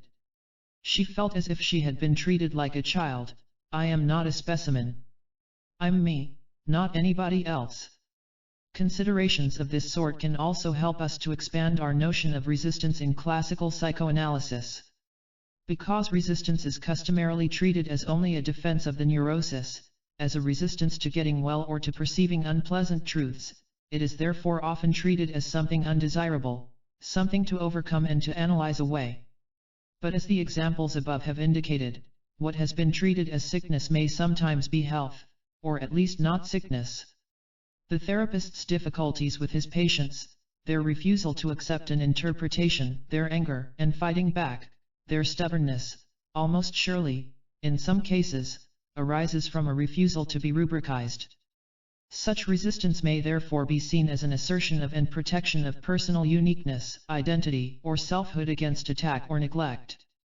Such reactions not only maintain the dignity of the individual, they also serve to protect him against bad psychotherapy, textbook interpretation, wild analysis, over-intellectual or premature interpretations or explanations, meaningless abstractions or conceptualizations, all of which imply to the patient a lack of respect. For a similar treatment, see O'Connell. Novices at therapy in their eagerness to cure quickly, textbook boys who memorize a conceptual system and then conceive of therapy as no more than passing out concepts, theorists without clinical experience, the undergraduate or graduate student in psychology who has just memorized Fenichel and is willing to tell everyone in the dormitory what category he belongs in, these are the rubricizers against whom patients have to protect themselves. These are the ones who pass out easily and quickly, perhaps even on first contact, such statements as, "You are an anal character," or, "You're just trying to dominate everyone," or, "You want me to sleep with you," or "You really want your father to give you a baby," etc. One to call the legitimate self-protective reaction against such rubricizing resistance in the classical sense is then just another example of the misuse of a concept. This tendency to rubricize, instead of using concrete, ideographic, patient-centered experience language, almost certainly tends to get stronger, even in the very best therapists, when they are ill, tired, preoccupied, anxious, not interested, disrespectful of the patient, in a hurry, etc. It may therefore also serve as an aid in the psychoanalyst's ongoing self-analysis of the countertransference. Fortunately, there are indications of a reaction against rubricizing among those responsible for the treatment of people. One sees this in the general turning away from taxonomical, Krepelinian, or state hospital psychiatry by enlightened therapists. The main effort, sometimes the only effort, used to be diagnosis, i.e., placing the individual within a class. But experience has taught that diagnosis is more a legal and administrative necessity than a therapeutic one. Now, even in psychiatric hospitals, it has become increasingly recognized that nobody is a textbook patient. Diagnostic statements in staff meetings are getting longer, richer, more complex, less a simple labeling. The patient, it is now realized, must be approached as a single, unique person rather than as a member of a class, that is, if the main purpose is psychotherapy. Understanding a person is not the same as classifying or rubricizing him. And understanding a person is the sine qua non for therapy. Summary. Human beings often resent being rubricized, which can be seen by them as a denial of their individuality, self-identity. They may be expected to react by reaffirming their identity in the various ways open to them. In psychotherapy, such reactions must be sympathetically understood as affirmations of personal dignity, which in any case is under severe assault in some forms of therapy. Either such self-protective reactions ought not to be called resistance, in the sense of a sickness-protecting maneuver, or else the concept resistance must be expanded to include many kinds of difficulty in achieving awareness. It is furthermore pointed out that such resistances are extremely valuable protectors against bad psychotherapy. What you mean by anxiety? Referring to such and such experiences in the stomach, the throat, the legs, the heart of which he has been perfectly aware but has never named. Such considerations should be helpful also in the training of therapists. Part 4. Creativeness. Creativity in self-actualizing people. Productive in the ordinary sense, nor did they have great talent or genius, nor were they poets, composers, inventors, artists, or creative intellectuals. It was also obvious that some of the greatest talents of mankind were certainly not psychologically healthy people, Wagner, for example, or Van Gogh or Byron. Some were and some weren't, it was clear. I very soon had to come to the conclusion that great talent was not only more or less independent of goodness or health of character but also that we know little about it. For instance, there is some evidence that great musical talent and mathematical talent are more inherited than acquired. It seemed clear then that health and special talent were separate variables, maybe only slightly correlated, maybe not. We may as well admit at the beginning that psychology knows very little about special talent of the genius type. I shall say nothing more about it, confining myself instead to that more widespread kind of creativeness which is the universal heritage of every human being that is born, and which seems to so vary with psychological health. Composer was leading a creative life. Theorists, artists, scientists, inventors, writers could be creative. Nobody else could be. Unconsciously I had assumed that creativeness was the prerogative solely of certain professionals. To call her creative. I learned from her and others like her that a first-rate soup is more creative than a second-rate painting, and that, generally, cooking or parenthood or making a home could be creative while poetry need not be, it could be uncreative. Another of my subjects devoted herself to what had best be called social service in the broadest sense, bandaging up wounds, helping the downtrodden, not only in a personal way, but in an organizational way as well. One of her creations is an organization which helps many more people than she could individually. Another was a psychiatrist, a pure clinician who never wrote anything or created any theories or researches but who delighted in his everyday job of helping people to create themselves. This man approached each patient as if he were the only one in the world, without jargon, expectations, or presuppositions, with innocence and naivete and yet with great wisdom, in a Taoistic fashion. Each patient was a unique human being and therefore a completely new problem to be understood and solved in a completely novel way. His great success even with very difficult cases validated his creative, rather than stereotyped or orthodox, way of doing things. From another man I learned that constructing a business organization could be a creative activity. From a young athlete, I learned that a perfect tackle could be as aesthetic a product as a sonnet and could be approached in the same creative spirit. In other words, I learned to apply the word creative, and also the word aesthetic, not only to products but also to people in a characterological way, and to activities, processes, and attitudes. And furthermore, I had come to apply the word creative to many products other than the standard and conventionally accepted poems, theories, novels, experiments, or paintings. Creatively, e.g., housekeeping, teaching, etc. Frequently, it appeared that an essential aspect of creativeness was a special kind of perceptiveness that is exemplified by the child in the fable who saw that the king had no clothes on. This too contradicts the notion of creativity as products. Such people can see the fresh, the raw, the concrete, the ideographic, as well as the generic, the abstract, the rubricized, the categorized and the classified. Consequently, they live far more in the real world of nature than in the verbalized world of concepts, abstractions, expectations, beliefs, and stereotypes that most people confuse with the real world. This is well expressed in Roger's phrase openness to experience.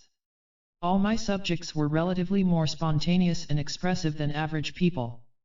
They were more natural and less controlled and inhibited in their behavior, which seemed to flow out more easily and freely and with less blocking and self-criticism.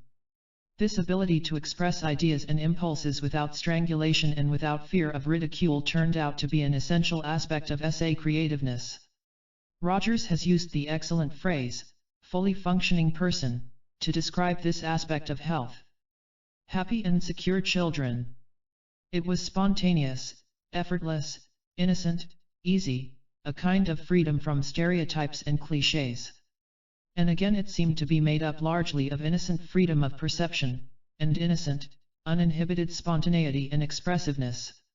Almost any child can perceive more freely, without a priori expectations about what ought to be there, what must be there, or what has always been there. And almost any child can compose a song or a poem or a dance or a painting or a play or a game on the spur of the moment, without planning or previous intent. It was in this childlike sense that my subjects were creative. Or to avoid misunderstanding, since my subjects were after all not children, they were all people in their 50s or 60s, let us say that they had either retained or regained at least these two main aspects of childlikeness, namely, they were non-rubricizing or open to experience, and they were easily spontaneous and expressive. If children are naive, then my subjects had attained a second naivete, as Santayana called it. Their innocence of perception and expressiveness was combined with sophisticated minds. In any case, this all sounds as if we are dealing with a fundamental characteristic, inherent in human nature, a potentiality given to all our most human beings at birth, which most often is lost or buried or inhibited as the person gets enculturated.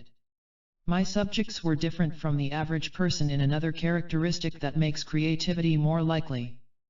SA people are relatively unfrightened by the unknown, the mysterious, the puzzling, and often are positively attracted by it, i.e., selectively pick it out to puzzle over, to meditate on and to be absorbed with. I quote from my description, p. 206. They do not neglect the unknown, or deny it, or run away from it, or try to make believe it is really known, nor do they organize, dichotomize, or rubricize it prematurely. They do not cling to the familiar, nor is their quest for the truth a catastrophic need for certainty, safety, definiteness, and order, such as we see in an exaggerated form in Goldstein's brain injured or in the compulsive obsessive neurotic.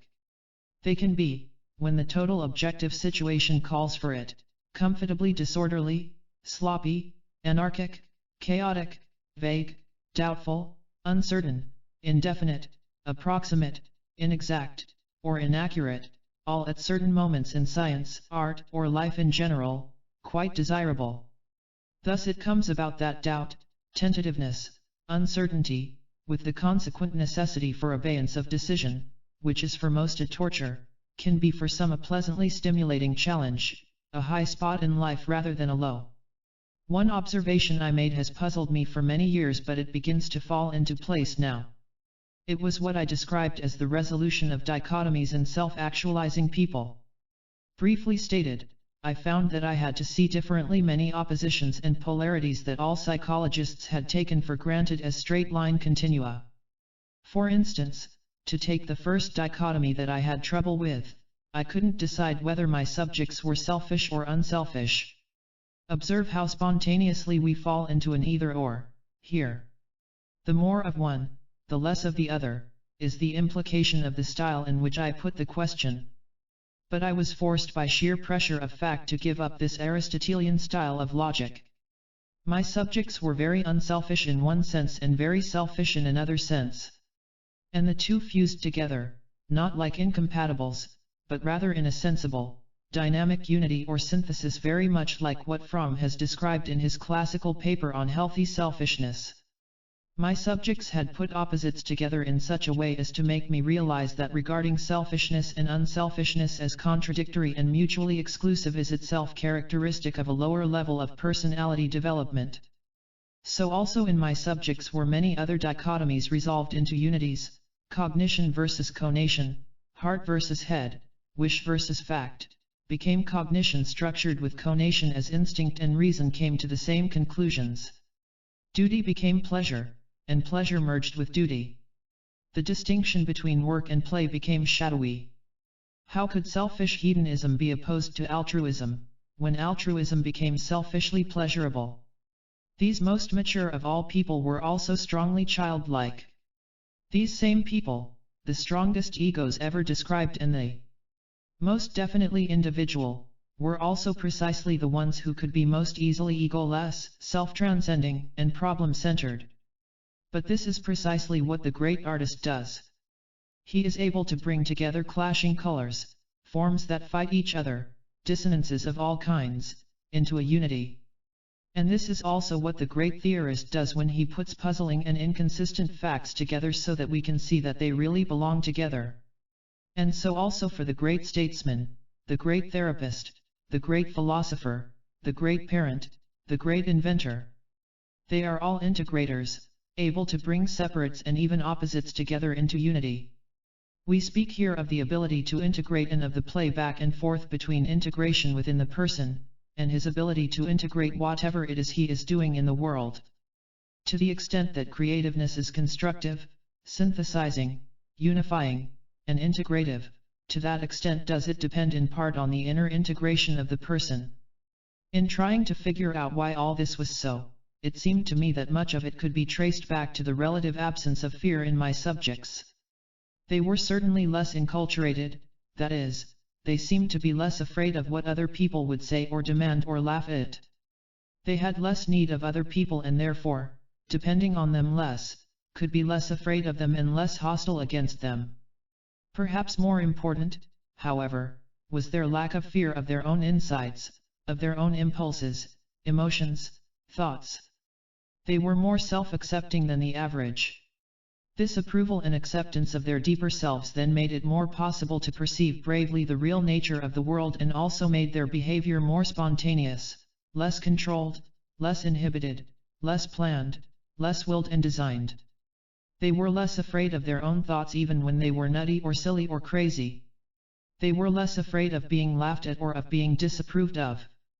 They could let themselves be flooded by emotion. In contrast, average and neurotic people wall off through fear, much that lies within themselves. They control, they inhibit, they repress, and they suppress. They disapprove of their deeper selves and expect that others do, too. What I am saying in effect is that the creativity of my subjects seemed to be an epiphenomenon of their greater wholeness and integration, which is what self-acceptance implies. The civil war within the average person between the forces of the inner depths and the forces of defense and control seems to have been resolved in my subjects and they are less split. As a consequence, more of themselves is available for use, for enjoyment, and for creative purposes. They waste less of their time and energy protecting themselves against themselves. As we have seen in previous what we know of peak experiences supports and enriches these conclusions. These two are integrated and integrating experiences which are to some extent isomorphic with integration in the perceived world. In these experiences also, we find increased openness to experience, and increased spontaneity and expressiveness. Also, since one aspect of this integration within the person is the acceptance and greater availability of our deeper selves, these deep roots of creativeness become more available for use. Primary, secondary, and integrated creativeness. Classical Freudian theory is of little use for our purposes and is even partially contradicted by our data. It is, or was, essentially an ID psychology, an investigation of the instinctive impulses and their vicissitudes, and the basic Freudian dialectic is seen to be ultimately between impulses and defenses against them. But far more crucial than repressed impulses for understanding the sources of creativity, as well as play, love, enthusiasm, humor, imagination, and fantasy, are the so-called primary processes which are essentially cognitive rather than conative. As soon as we turn our attention to this aspect of human depth psychology, we find much agreement between the psychoanalytic ego psychology, Chris, Milner, Aaron Zweig, the Jungian psychology, and the American self and growth psychology. The normal adjustment of the average, common sense, well-adjusted man implies a continued successful rejection of much of the depths of human nature, both conative and cognitive. To adjust well to the world of reality means a splitting of the person. It means that the person turns his back on much in himself because it is dangerous. But it is now clear that by so doing, he loses a great deal too, for these depths are also the source of all his joys, his ability to play, to love, to laugh, and, most important for us, to be creative. By protecting himself against the hell within himself, he also cuts himself off from the heaven within. In the extreme instance, we have the obsessional person, flat, tight, rigid, frozen, controlled, cautious, who can't laugh or play or love, or be silly or trusting or childish. His imagination, his intuitions, his softness, his emotionality tend to be strangulated or distorted. Perfectly makes my point. The kind of creativeness I have been trying to sketch out is best exemplified by the improvisation, as in jazz or in childlike paintings, rather than by the work of art designated as great. It do in the world. Can I prove it? Now come the comparisons, the judgments, the evaluations, the cold, calculating morning afterthoughts, the selections and the rejections. The great product. Strictly speaking, I have investigated this first phase only, that which comes easily and without effort as a spontaneous expression of an integrated person, or of a transient unifying within the person. It can come only if a person's depths are available to him, only if he is not afraid of his primary thought processes. Types of process easily and well, in good fusion or in good succession, I shall call integrated creativity. It is from this kind that comes the great work of art, or philosophy, or science. Conclusion. The depths. But it seems that such lack of discrimination is not in principle necessary. Achievements, considering these achievements to be epiphenomena emitted by the personality and therefore secondary to it. It stresses characterological qualities like boldness, courage, freedom, spontaneity, perspicuity, integration, self-acceptance, all of which make possible the kind of generalized essay creativeness, which expresses itself in the creative life, or the creative attitude, or the creative person.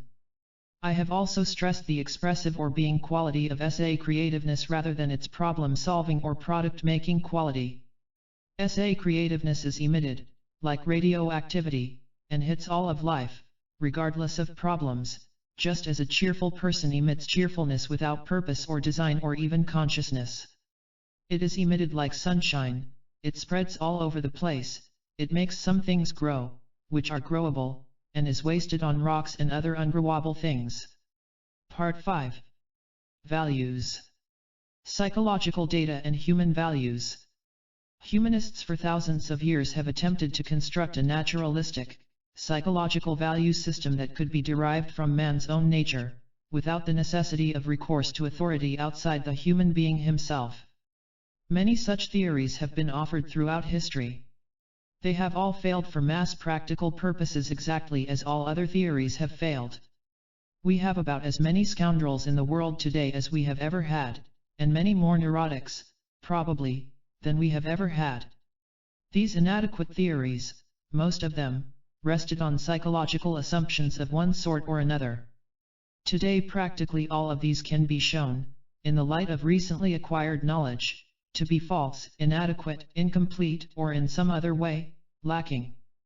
But it is my belief that certain developments in the science and art of psychology, in the last few decades, make it possible for us for the first time to feel confident that this age-old hope may be fulfilled if only we work hard enough. We know how to criticize the old theories, we know, even though dimly, the shape of the theories to come, and most of all, we know where to look and what to do in order to fill in the gaps in knowledge, that will permit us to answer the age-old questions. What is the good life? What is the good man? How can people be taught to desire and prefer the good life? How ought children to be brought up to be sound adults? Etc. That is, we think that a scientific ethic may be possible, and we think we know how to go about constructing it. The following section will discuss briefly a few of the promising lines of evidence and of research, their relevance to past and future value theories, along with a discussion of the theoretical and factual advances we must make in the near future. It is safer to judge them all as more or less probable rather than as certain. Free choice experiments, homeostasis. Hundreds of experiments have been made that demonstrate a universal inborn ability in all sorts of animals to select a beneficial diet if enough alternatives are presented from among which they are permitted free choice. This wisdom of the body is often retained under less usual conditions, e.g., adrenalectomized animals can keep themselves alive by readjusting their self-chosen diet. Pregnant animals will nicely adjust their diets to the needs of the growing embryo. We now know this is by no means a perfect wisdom. These appetites are less efficient, for instance, in reflecting body need for vitamins. Lower animals protect themselves against poisons more efficiently than higher animals and humans. Previously formed habits of preference may quite overshadow present metabolic needs. And most of all, in the human being, and especially in the neurotic human being, all sorts of forces can contaminate this wisdom of the body, although it never seems to be lost altogether. The general principle is true not only for selection of food but also for all sorts of other body needs, as the famous homeostasis experiments have shown. It seems quite clear that all organisms are more self-governing, self-regulating and autonomous than we thought 25 years ago. The organism deserves a good deal of trust, and we are learning steadily to rely on this internal wisdom of our babies with reference to choice of diet, time of weaning, amount of sleep, time of toilet training, need for activity, and a lot else. But more recently we have been learning, especially from physically and mentally sick people, that there are good choosers and bad choosers. We have learned, especially from the psychoanalysts, much about the hidden causes of such behavior and have learned to respect these causes. In this connection we have available a startling experiment, which is pregnant with implications for value theory. Chickens allowed to choose their own diet vary widely in their ability to choose what is good for them. The good choosers become stronger, larger, more dominant than the poor choosers, which means that they get the best of everything. If then the diet chosen by the good choosers is forced upon the poor choosers, it is found that they now get stronger, bigger, healthier, and more dominant, although never reaching the level of the good choosers. That is, good choosers can choose better than bad choosers what is better for the bad choosers themselves. If similar experimental findings are made in human beings, as I think they will be, supporting clinical data are available aplenty, we are in for a good deal of reconstruction of all sorts of theories. So far as human value theory is concerned, no theory will be adequate that rests simply on the statistical description of the choices of unselected human beings.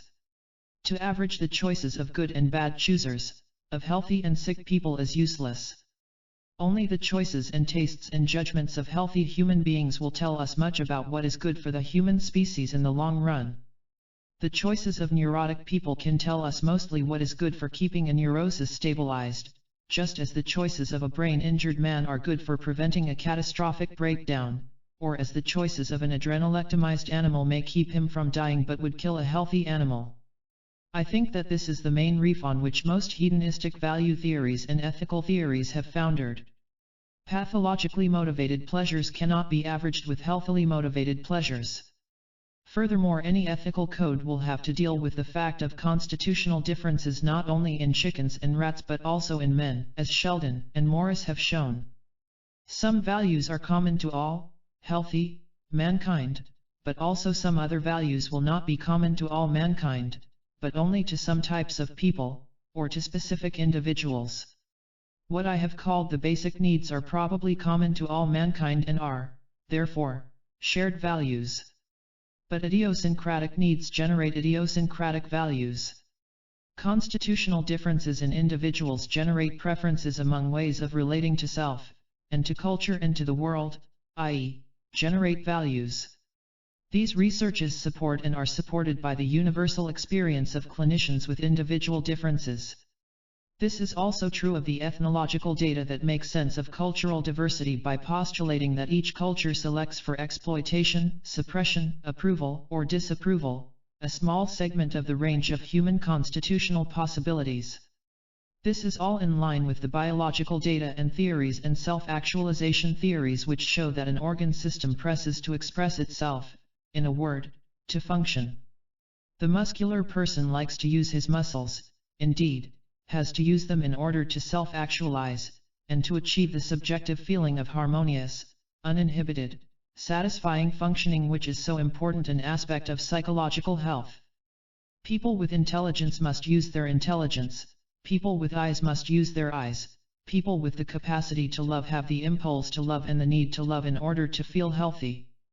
Capacities clamor to be used, and cease their clamor only when they are used sufficiently. That is to say, capacities are needs, and therefore are intrinsic values as well. To the extent that capacities differ, so will values also differ. Basic needs and their hierarchical arrangement. It has by now been sufficiently demonstrated that the human being has, as part of his intrinsic construction, not only physiological needs, but also truly psychological ones. They may be considered as deficiencies which must be optimally fulfilled by the environment in order to avoid sickness and subjective ill-being. They can be called basic or biological and likened to the need for salt, or calcium or vitamin D because a. The deprived person yearns for their gratification persistently. b. Their deprivation makes the person sicken and wither. c. Gratifying them is therapeutic, curing the deficiency illness. d. Steady supplies forestall these illnesses. e. Healthy, gratified people do not demonstrate these deficiencies. But these needs or values are related to each other in a hierarchical and developmental way, in an order of strength and of priority. Safety is a more prepotent, or stronger, more pressing, more vital need than love, for instance, and the need for food is usually stronger than either. Furthermore, all these basic needs may be considered to be simply steps along the path to general self-actualization, under which all basic needs can be subsumed. By taking these data into account, we can solve many value problems that philosophers have struggled with ineffectually for centuries. For one thing, it looks as if there were a single ultimate value for mankind, a far goal toward which all men strive. This is called variously by different authors self-actualization, self-realization, integration, psychological health, individuation, autonomy, creativity, productivity, but they all agree that this amounts to realizing the potentialities of the person, that is to say, becoming fully human, everything that the person can become. But it is also true that the person himself does not know this. We, the psychologists observing and studying, have constructed this concept in order to integrate and explain lots of diverse data. So far as the person himself is concerned, all he knows is that he is desperate for love, and thinks he will be forever happy and content if he gets it. He does not know in advance that he will strive on after this gratification has come, and that gratification of one basic need opens consciousness to domination by another, higher need. So far as he is concerned, the absolute, ultimate value, synonymous with life itself, is whichever need in the hierarchy he is dominated by during a particular period. These basic needs or basic values therefore may be treated both as ends and as steps toward a single end goal. It is true that there is a single, ultimate value or end of life, and also it is just as true that we have a hierarchical and developmental system of values, complexly interrelated. This also helps to solve the apparent paradox of contrast between being and becoming. It is true that human beings strive perpetually toward ultimate humanness, which itself may be anyway a different kind of becoming and growing. It's as if we were doomed forever to try to arrive at a state to which we could never attain. Fortunately, we now know this not to be true, or at least it is not the only truth. There is another truth which integrates with it. We are again and again rewarded for good becoming by transient states of absolute being, by peak experiences. Achieving basic need gratifications gives us many peak experiences, each of which are absolute delights, perfect in themselves, and needing no more than themselves to validate life. This is like rejecting the notion that a heaven lies someplace beyond the end of the path of life. Heaven, so to speak, lies waiting for us through life, ready to step into for a time and to enjoy before we have to come back to our ordinary life of striving. And once we have been in it, we can remember it forever, and feed ourselves on this memory and be sustained in time of stress. Not only this, but the process of moment-to-moment growth is itself intrinsically rewarding and delightful in an absolute sense. If they are not mountain peak experiences, at least they are foothill experiences, little glimpses of absolute, self-validative delight, little moments of being. Being and becoming are not contradictory or mutually exclusive. Approaching and arriving are both in themselves rewarding. I should make it clear here that I want to differentiate the heaven ahead, of growth and transcendence, from the heaven behind, of regression. The high nirvana is quite different from the low nirvana, even though most clinicians confuse them. Self-actualization, growth. I have published in another place a survey of all the evidence that forces us in the direction of a concept of healthy growth or of self-actualizing tendencies. This is partly deductive evidence in the sense of pointing out that unless we postulate such a concept, much of human behavior makes no sense. This is on the same scientific principle that led to the discovery of a hitherto unseen planet that had to be there in order to make sense of a lot of other observed data. There is also some direct evidence, or rather the beginnings of direct evidence, which needs much more research to get to the point of certainty. The only direct study of self-actualizing people I know is the one I made, and it is a very shaky business to rest on just one study made by just one person when we take into account the known pitfalls of sampling error, of projection, etc. However, the conclusions of this study have been so strongly paralleled in the clinical and philosophical conclusions of Rogers, Fromm, Goldstein, Angeal, Murray, Maustakis, C. Buehler, Horney, Jung, Nutten, and many others that I shall proceed under the assumption that more careful research will not contradict my findings radically. We can certainly now assert that at least a reasonable, theoretical, and empirical case has been made for the presence within the human being of a tendency toward, or need for growing in a direction that can be summarized in general as self-actualization, or psychological health, and specifically as growth toward each and all of the sub-aspects of self-actualization, i.e., he has within him a pressure toward unity of personality, toward spontaneous expressiveness, toward full individuality and identity, toward seeing the truth rather than being blind, toward being creative, toward being good, and a lot else. That is, the human being is so constructed that he presses toward fuller and fuller being, and this means pressing toward what most people would call good values, toward serenity, kindness, courage, honesty, love, unselfishness, and goodness. Few in number though they be, we can learn a great deal about values from the direct study of these highly evolved, most mature, psychologically healthiest individuals, and from the study of the peak moments of average individuals, moments in which they become transiently self-actualized. This is because they are in very real empirical and theoretical ways, most fully human. For instance, they are people who have retained and developed their human capacities, especially those capacities which define the human being and differentiate him from, let us say, the monkey. This accords with Hartman's axiological approach to the same problem of defining the good human being as the one who has more of the characteristics which define the concept human being. From a developmental point of view, they are more fully evolved because not fixated at immature or incomplete levels of growth. This is no more mysterious, or a priori, or question-begging than the selection of a type specimen of butterfly by a taxonomist or the most physically healthy young man by the physician. They both look for the perfect or mature or magnificent specimen for the exemplar, and so have I. One procedure is as repeatable in principle as the other. Full humanness can be defined not only in terms of the degree to which the definition of the concept human is fulfilled, i.e., the species norm. It also has a descriptive, cataloging, measurable, psychological definition. We now have from a few research beginnings and from countless clinical experiences some notion of the characteristics both of the fully evolved human being and of the well-growing human being.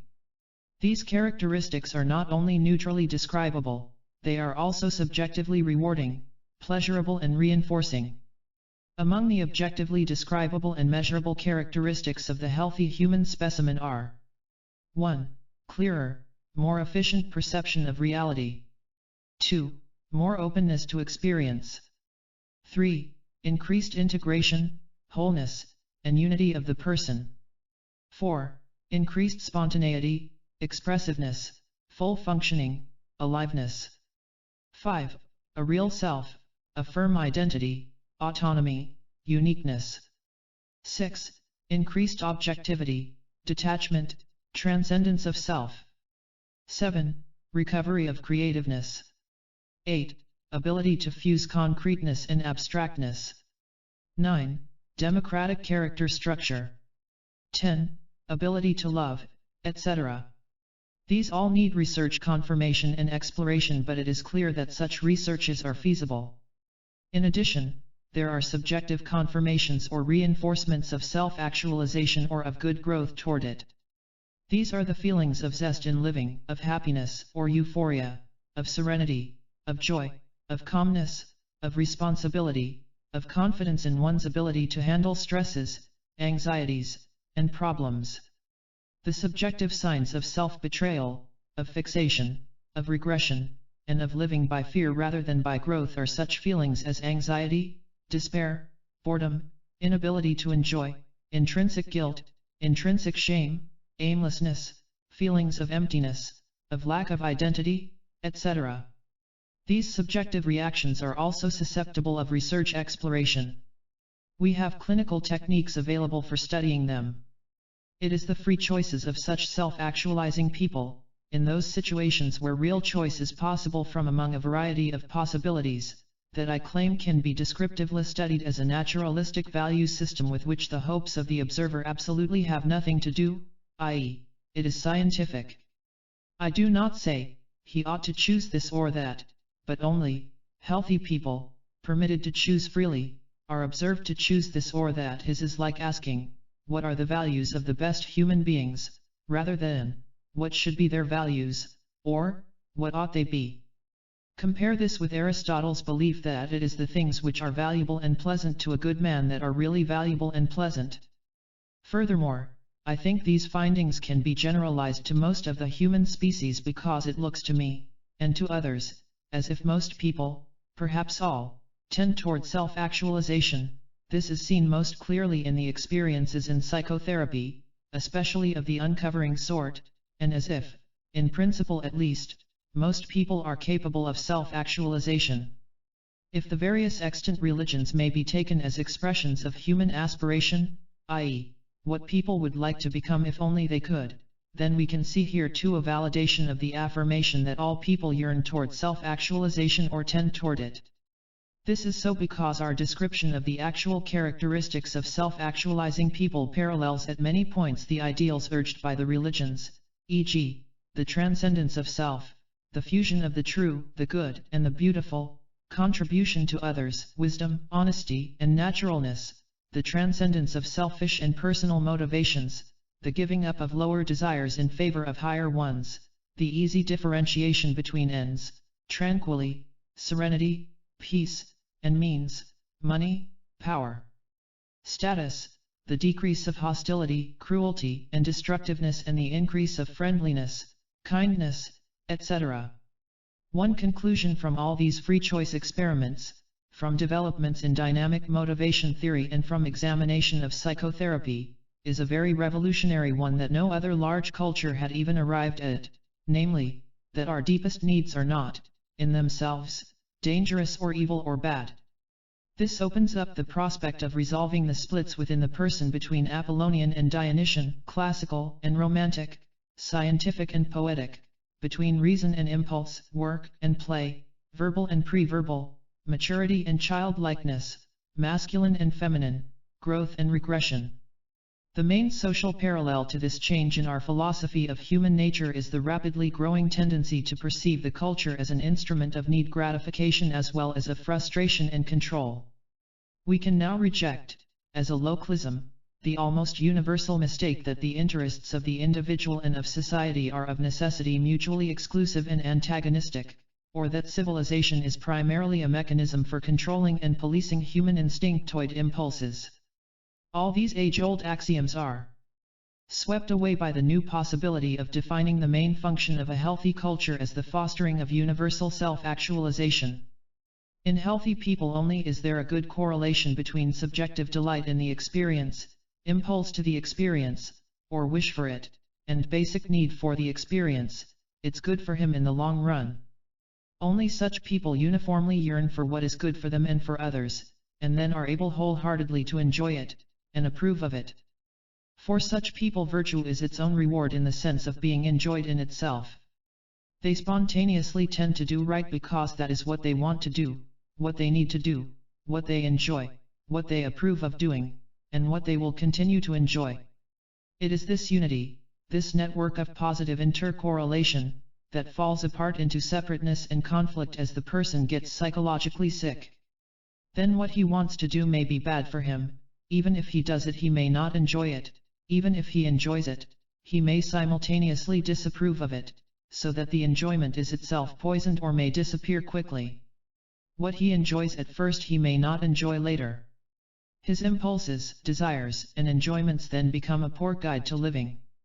He must accordingly mistrust and fear the impulses and the enjoyments which lead him astray, and so he is caught in conflict, dissociation, indecision, in a word, he is caught in civil war. So far as philosophical theory is concerned, many historical dilemmas and contradictions are resolved by this finding. Hedonistic theory does work for healthy people, it does not work for sick people.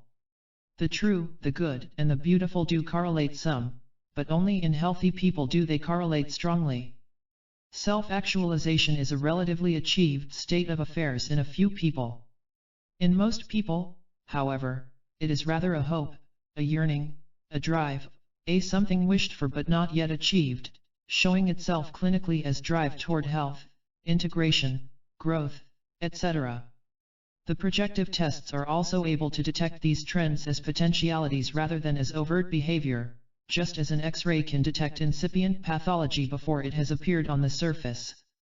This means for us that that which the person is and that which the person could he exist simultaneously for the psychologist, thereby resolving the dichotomy between being and becoming. Potentialities not only will be or could be, they also are. Self-actualization values as goals exist and are real even though not yet actualized. The human being is simultaneously that which he is and that which he yearns to be. Growth and environment.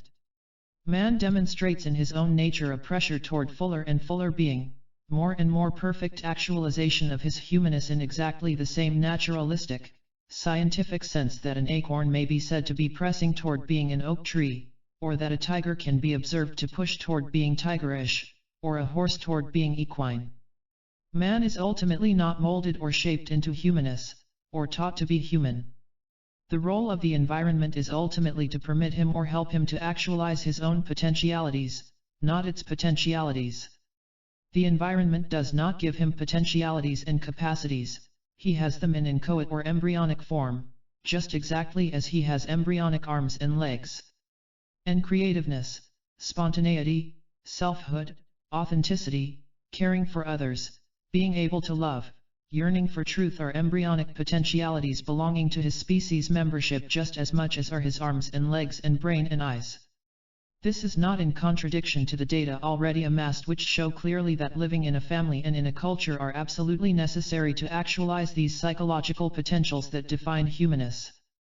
Let us avoid this confusion. A teacher or a culture doesn't create a human being. It doesn't implant within him the ability to love, or to be curious, or to philosophize, or to symbolize, or to be creative. Rather it permits, or fosters, or encourages or helps what exists in embryo to become real and actual. The same mother or the same culture, treating a kitten or a puppy in exactly the same way, cannot make it into a human being. The culture is sun and food and water, it is not the seed. Instinct theory. The group of thinkers who have been working with self-actualization, with self, with authentic humanness, etc., have pretty firmly established their case that man has a tendency to realize himself. By implication he is exhorted to be true to his own nature, to trust himself, to be authentic, spontaneous, honestly expressive, to look for the sources of his action in his own deep inner nature. But, of course, this is an ideal counsel. They do not sufficiently warn that most adults don't know how to be authentic and that, if they express themselves, they may bring catastrophe not only upon themselves but upon others as well. What answer must be given to the rapist or the sadist who asks why should I too not trust and express myself? These thinkers as a group have been remiss in several respects. They have implied without making explicit that if you can behave authentically, you will behave well, that if you emit action from within, it will be good and right behavior. What is very clearly implied is that this innate core, this real self, is good, trustworthy, ethical. This is an affirmation that is clearly separable from the affirmation that man actualizes himself, and needs to be separately proven, as I think it will be. Furthermore, these writers have as a group very definitely ducked the crucial statement about this inner core, i.e., that it must in some degree be inherited or else everything else they say is so much hash.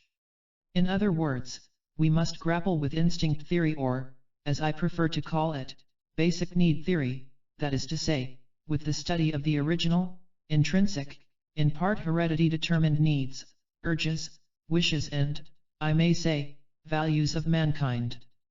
We can't play both the biology game and the sociology game simultaneously.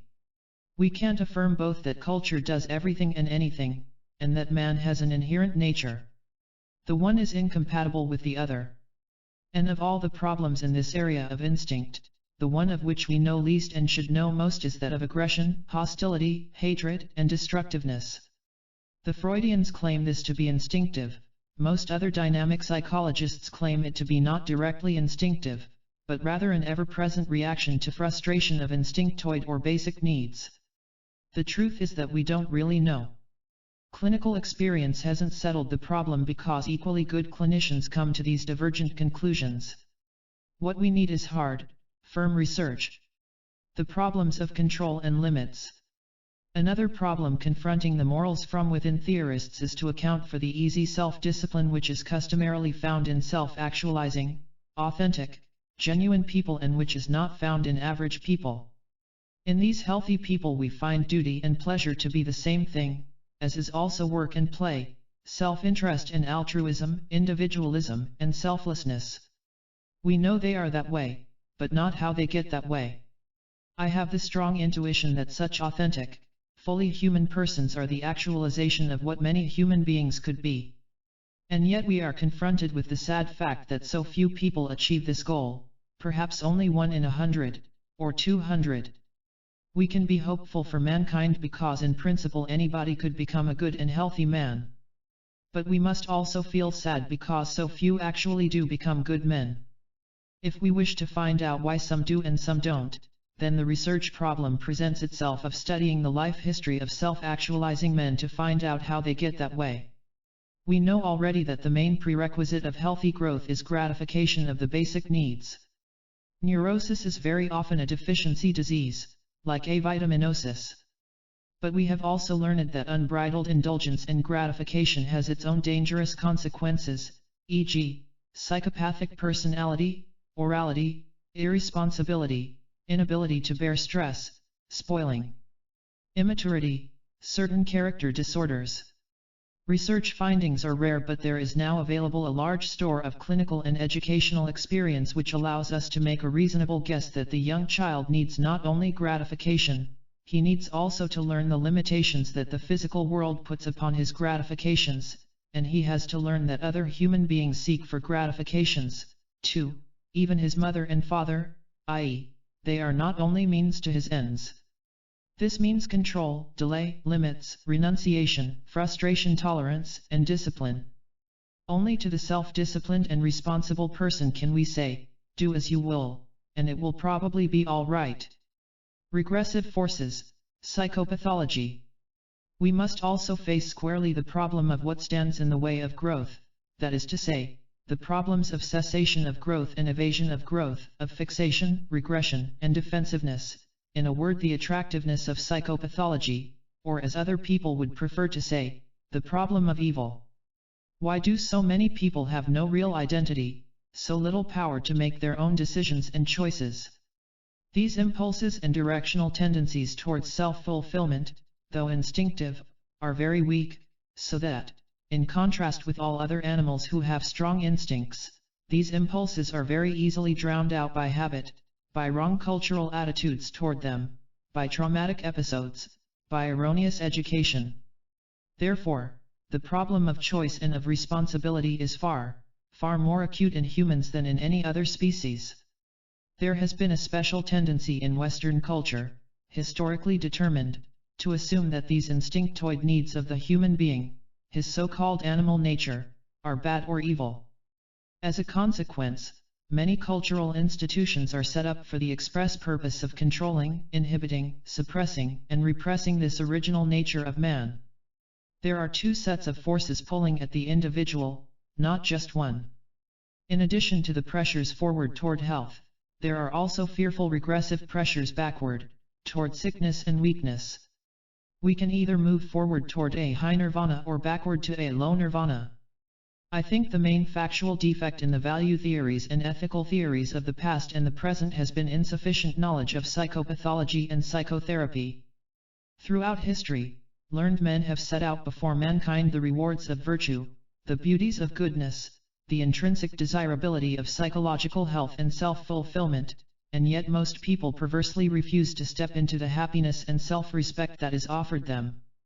Nothing is left to the teachers but irritation, impatience, disillusionment, alternations between scolding, exhortation and hopelessness. A good many have thrown up their hands altogether and talked about original sin or intrinsic evil and concluded that man could be saved only by extra-human forces. Meanwhile there lies available the huge, rich, and illuminating literature of dynamic psychology and psychopathology, a great store of information on man's weaknesses and fears.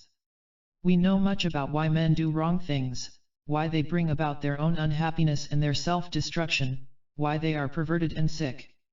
And out of this has come the insight that human evil is largely, though not altogether, human weakness or ignorance, forgivable, understandable and also curable. I find it sometimes amusing, sometimes saddening that so many scholars and scientists, so many philosophers and theologians, who talk about human values, of good and evil, proceed in complete disregard of the plain fact that professional psychotherapists every day, as a matter of course, change and improve human nature, help people to become more strong, virtuous, creative, kind, loving, altruistic, serene. These are only some of the consequences of improved self-knowledge and self-acceptance. There are many others as well that can come in greater or lesser degree. The subject is far too complex even to touch here. All I can do is draw a few conclusions for value theory. 1. Self-knowledge seems to be the major path of self-improvement, though not the only one. 2. Self-knowledge and self-improvement is very difficult for most people.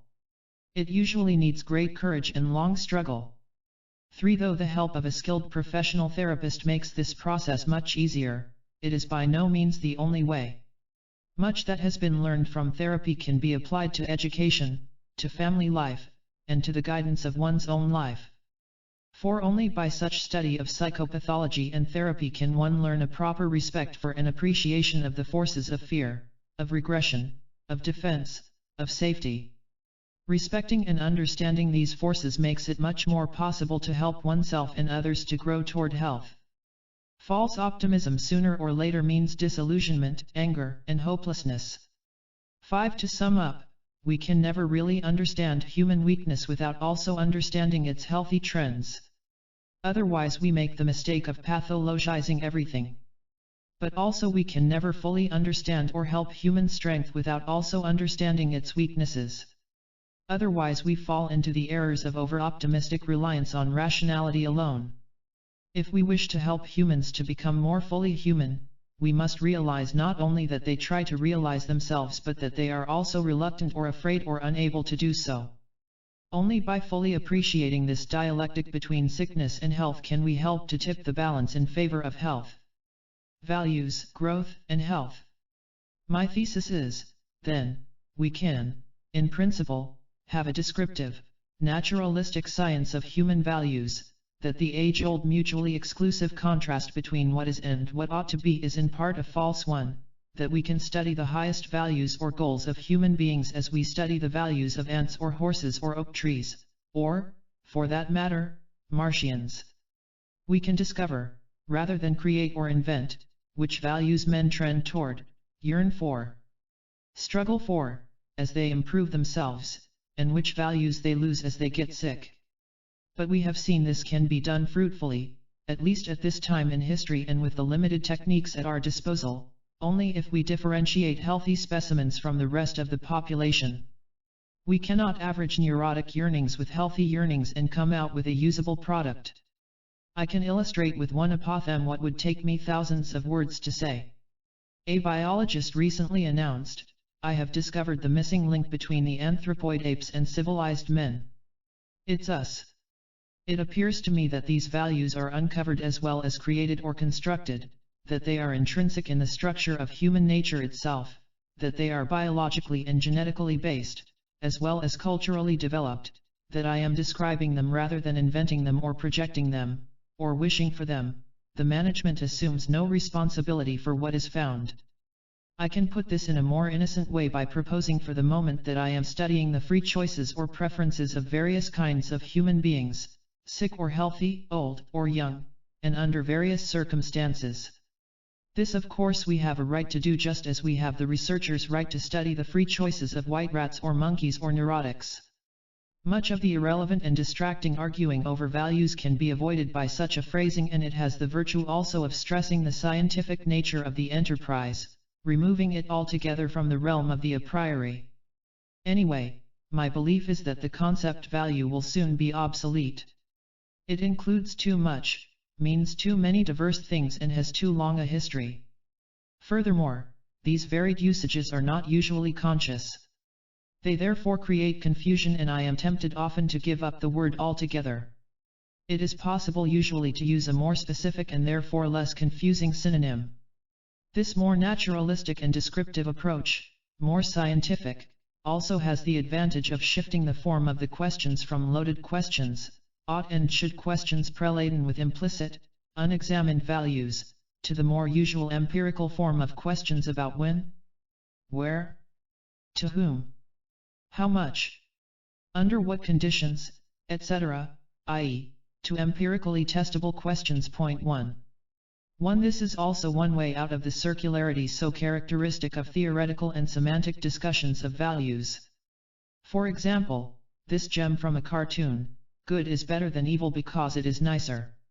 It is a testable phrasing of Nietzsche's injunction to be what thou art, or Kierkegaard's to be that self which one truly is, or Rogers' what human beings appear to be striving for, when they are free to choose. My next main set of hypotheses is that the so-called higher values, the eternal virtues, etc., etc., etc., are approximately what we find as the free choices, in the good situation, of those people whom we call relatively healthy, mature, evolved, self-fulfilled, individuated, etc., when they are feeling at their best and strongest. Or, to phrase this in a more descriptive way, such people, when they feel strong, if really free choice is possible, tend spontaneously to choose the true rather than the false, good rather than evil, beauty rather than ugliness, integration rather than dissociation, joy rather than sorrow, aliveness rather than deadness, uniqueness rather than stereotype, and so on, for what I have already described as the B values. A subsidiary hypothesis is that tendencies to choose these same B values can be seen weakly and dimly in all or most human beings, i.e., that these may be species-wide values which are seen most clearly and unmistakably, most strongly in healthy people, and that in these healthy people these higher values are least alloyed either by defensive, anxiety-instigated, values, or by what I shall refer to below as healthy regressive, or coasting. Another very likely hypothesis is this: what healthy people choose is on the whole what is good for them in biological terms certainly, but perhaps also in other senses. Good for them here means conducing to their and others' self-actualization. Furthermore, I suspect that what is good for the healthy persons, chosen by them, may very probably be good for the less healthy people, too, in the long run, and is what the sick ones would also choose if they could become better choosers. Another way of saying this is that healthy people are better choosers than unhealthy people. Or to turn this affirmation about in order to yield another set of implications, I propose that we explore the consequences of observing whatever our best specimens choose, and then assuming that these are the highest values for all mankind. That is, let us see what happens when we playfully treat them as biological assays, more sensitive versions of ourselves, more quickly conscious of what is good for us than we are ourselves. This is an assumption that, given enough time, we would eventually choose what they choose quickly. Or that we would sooner or later see the wisdom of their choices, and then make the same choices. Or that they perceive sharply and clearly where we perceive dimly. I hypothesize also that the values perceived in the peak experiences are roughly the same as the choice values spoken of above. I do this to show that choice values are only one kind of values. Finally, I hypothesize that these same B-values which exist as preferences or motivations in our best specimens are to some degree the same as the values which describe the good work of art, or nature in general, or the good external world. That is, I think that the B-values within the person are to some extent isomorphic with the same values perceived in the world, and that there is a mutually enhancing and strengthening dynamic relationship between these inner and outer values. To spell out only one implication here, these propositions affirm the existence of the highest values within human nature itself, to be discovered there. This is in sharp contradiction to the older and more customary beliefs that the highest values can come only from a supernatural God, or from some other source outside human nature itself. Defining humanness. We must honestly accept and grapple with the real theoretical and logical difficulties that inhere in such theses. Each element in this definition itself needs definition, and, as we work with them, we find ourselves skirting on the edge of circularity. Some circularity we shall have to accept for the moment. The good human being can be defined only against some criterion of humanness. Also, this criterion will almost certainly be a matter of degree, i.e., some people are more human than others, and good human beings, the good specimens, are very human. This must be so because there are so many defining characteristics of humanness, each sine qua non, and yet not sufficient in itself, to determine humanness. Furthermore, many of these defining characters are themselves matters of degree and do not totally or sharply differentiate animals from men. Here also we find the formulations of Robert Hartman to be very useful. A good human being, or tiger or apple tree, is good to the extent that it fulfills or satisfies the concept human being, or tiger or apple tree. From one point of view this is really a very simple solution and one that we use unconsciously all the time. The new mother asks the doctor, "Is my baby normal?" and he knows what she means without quibbling. The zookeeper buying tigers seeks for good specimens, real tigery tigers, with all the tigerish traits well defined and fully developed. When I buy CE bus monkeys for my lab I shall want good specimens also, good monkeyish monkeys, not peculiar or unusual ones, good CE bus monkeys. If I ran across one without a prehensile tail, that would not be a good CE bus monkey, even though that's fine in a tiger. And so also for the good apple tree, the good butterfly. The taxonomist chooses for his type specimen of a new species, the one to be deposited in a museum, to be the exemplar for the whole species, the best specimen he can get, the most mature, the most uncrippled, the most typical of all the qualities that define the species. The same principle holds in choosing a good Renoir, or the best Rubens, etc. In exactly this same sense, we can pick the best specimens of the human species, people with all the parts proper to the species, with all the human capacities well developed and fully functioning, and without obvious illnesses of any kind, especially any that might harm the central, defining, sine qua non characteristics. These can be called most fully human. So far this is not too difficult a problem. But consider the additional difficulties presented by being a judge in a beauty contest, or buying a flock of sheep, or buying a dog for a pet. Here we confront, firstly, the questions of arbitrary cultural standards which can overwhelm and obliterate biopsychological determinants. Secondly, we confront the problem of domestication, that is to say, of an artificial and protected life. Here we must also remember that human beings may also be considered domesticated in some ways, especially our most protected ones, e.g., brain-injured people, young children, etc. Thirdly, we confront the need to differentiate the values of a dairy farmer from the values of cows. Since man's instinctoid tendencies, such as they are far weaker than cultural forces, it will always be a difficult task to tease out man's psychobiological values.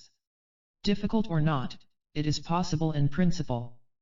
And also it is quite necessary, even crucial. Our big research problem is then to choose the healthy chooser. For practical purposes, this can be done well enough right now, as physicians can now choose physically healthy organisms. The great difficulties here are theoretical ones, problems of the definition and conceptualizations of health. growth values, defensive values, unhealthy regression, and healthy regression values, coasting values. Under really free choice we find mature or healthier people valuing not only truth, goodness, and beauty but also the regressive, survival and / or homeostatic values of peace and quiet, of sleep and rest, of surrender, of dependency and safety, or protection from reality and relief from it, of slipping back from Shakespeare to detective stories, of retiring into fantasy, even of wishing for death, peace, etc.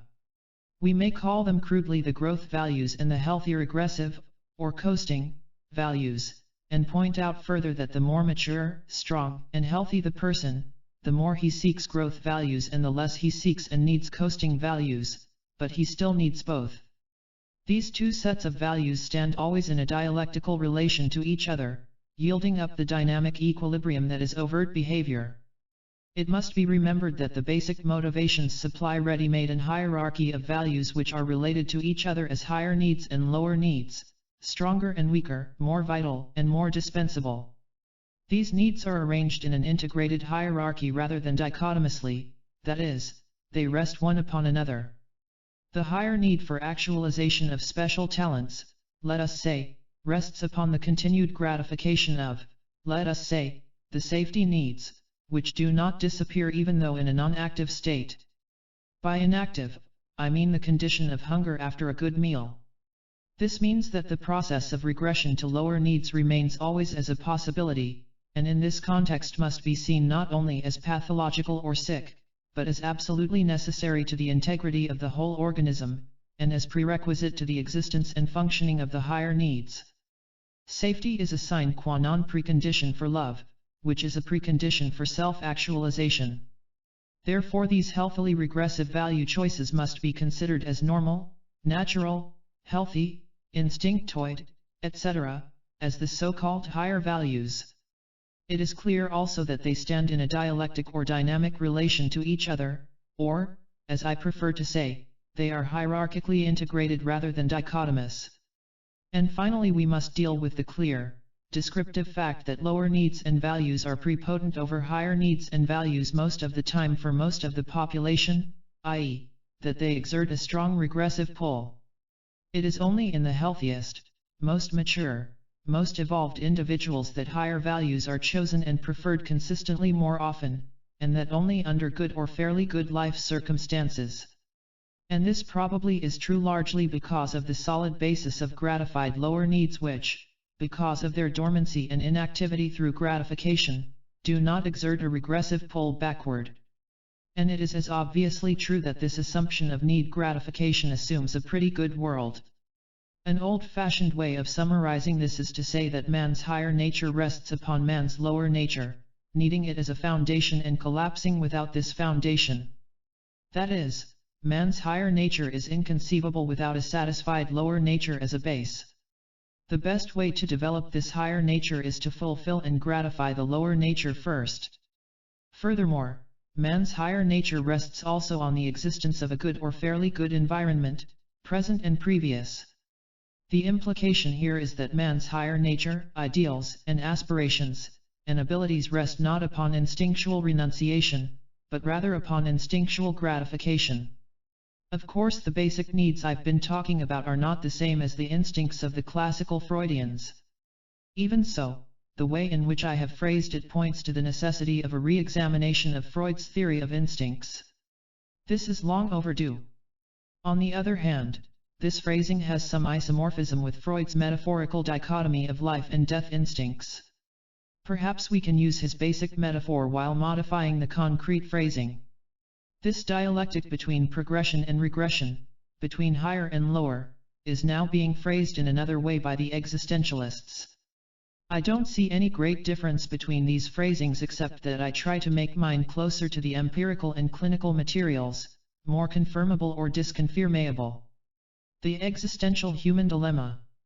Even our best people are not exempted from the basic human predicament, of being simultaneously merely creaturely and godlike, strong and weak, limited and unlimited, merely animal and animal transcending, adult and child, fearful and courageous, progressing and regressing, yearning for perfection and yet afraid of it, being a worm and also a hero. This is what the existentialists keep trying to tell us. I feel we must agree with them on the basis of the evidence we have available that this dilemma and its dialectic are basic to any ultimate system of psychodynamics and psychotherapy. Furthermore, I consider it basic to any naturalistic theory of values. It is extremely important, however, even crucial, to give up our 3,000-year-old habit of dichotomizing, splitting and separating in the style of Aristotelian logic. A and not A are wholly different from each other, and are mutually exclusive. Take your choice, one or the other. But you can't have both. Difficult though it may be, we must learn to think holistically rather than atomistically. All these opposites are in fact hierarchically integrated, especially in healthier people, and one of the proper goals of therapy is to move from dichotomizing and splitting toward integration of seemingly irreconcilable opposites. Our godlike qualities rest upon and need our animal qualities. Our adulthood should not be only a renunciation of childhood, but an inclusion of its good values and a building upon it. Higher values are hierarchically integrated with lower values. Ultimately, dichotomizing pathologizes, and pathology dichotomizes. Compare with Goldstein's powerful concept of isolation. Intrinsic values as possibilities. Values are partly discovered by us within ourselves, as I have said. But they are also partly created or chosen by the person himself. Discovery is not the only way of deriving the values by which we shall live. It is rare that self-search discovers something strictly univocal, a finger pointing in one direction only, a need satisfiable in only one way. Almost all needs, capacities, and talents can be satisfied in a variety of ways. Though this variety is limited, still it is a variety. The born athlete has many sports to choose from. The love need can be satisfied by any one of many people and in a variety of ways. The talented musician can be almost as happy with a flute as with a clarinet. A great intellectual could be equally happy as a biologist or as a chemist or psychologist. For any man of good will, there are a great variety of causes, or duties, to dedicate himself to with equal satisfaction. One might say that this inner structure of human nature is cartilaginous rather than bony, or that it can be trained and guided like a hedge or even espaliered like a fruit tree. The problems of choice and renunciation still remain, even though a good tester or therapist should be able soon to see in a general way what the talents and capacities and needs of the person are and be able, e.g., to give him pretty decent vocational guidance. Furthermore, as the growing person dimly sees the range of fates from among which he can choose, in accordance with opportunity, with cultural praise or blame, etc., and as he gradually commits himself, chooses, is chosen, let us say, to becoming a physician, the problems of self-making and self-creating soon emerge. Discipline, hard work, postponement of pleasure, forcing himself, molding and training himself, all become necessary even for the born physician. No matter how much he loves his work, there are still chores that must be swallowed for the sake of the whole. Or to put it another way, self-actualization via being a physician means being a good physician, not a poor one. This ideal certainly is partly created by him, partly given to him by the culture and partly discovered within himself. What he thinks a good physician ought to be is as determinative as his own talents, capacities, and needs. Can uncovering therapies help in search for values?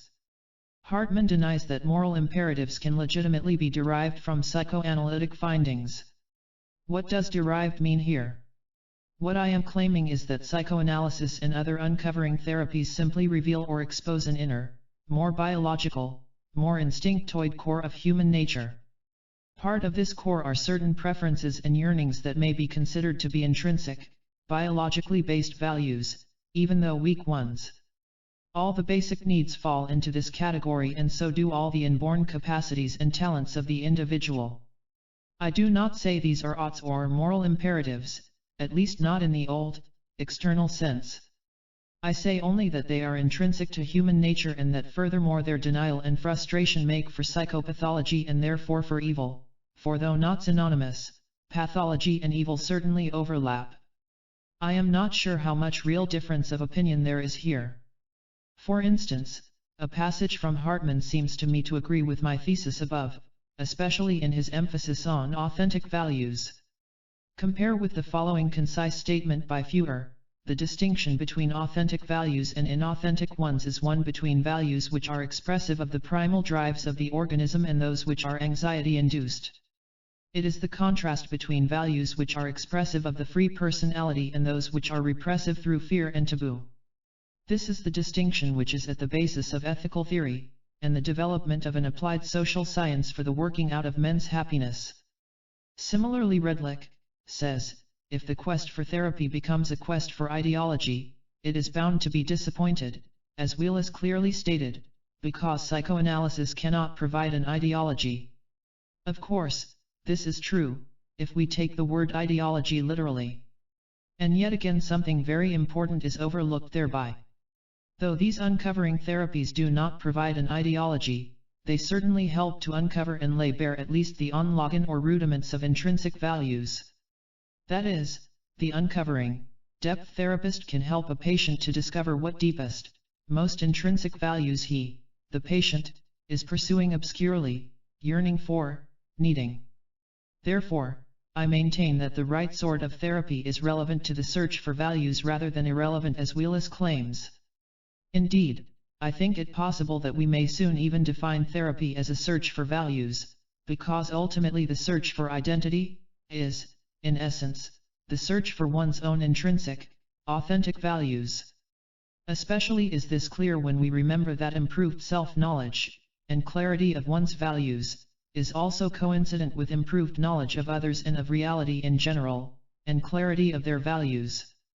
Finally, I consider it to be possible that the current overstress on the, supposedly, great gap between self-knowledge and ethical action, and value commitment, may itself be a symptom of the specifically obsessional hiatus between thought and action which is not so general for other types of character.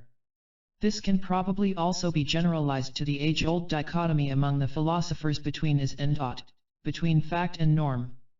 My observation of healthier people, of people in peak experiences, and of people who manage to integrate their good obsessional qualities with the good hysterical qualities, is that in general there is no such unbridgeable chasm or hiatus, that in them, clear knowledge generally flows right over into spontaneous action or ethical commitment.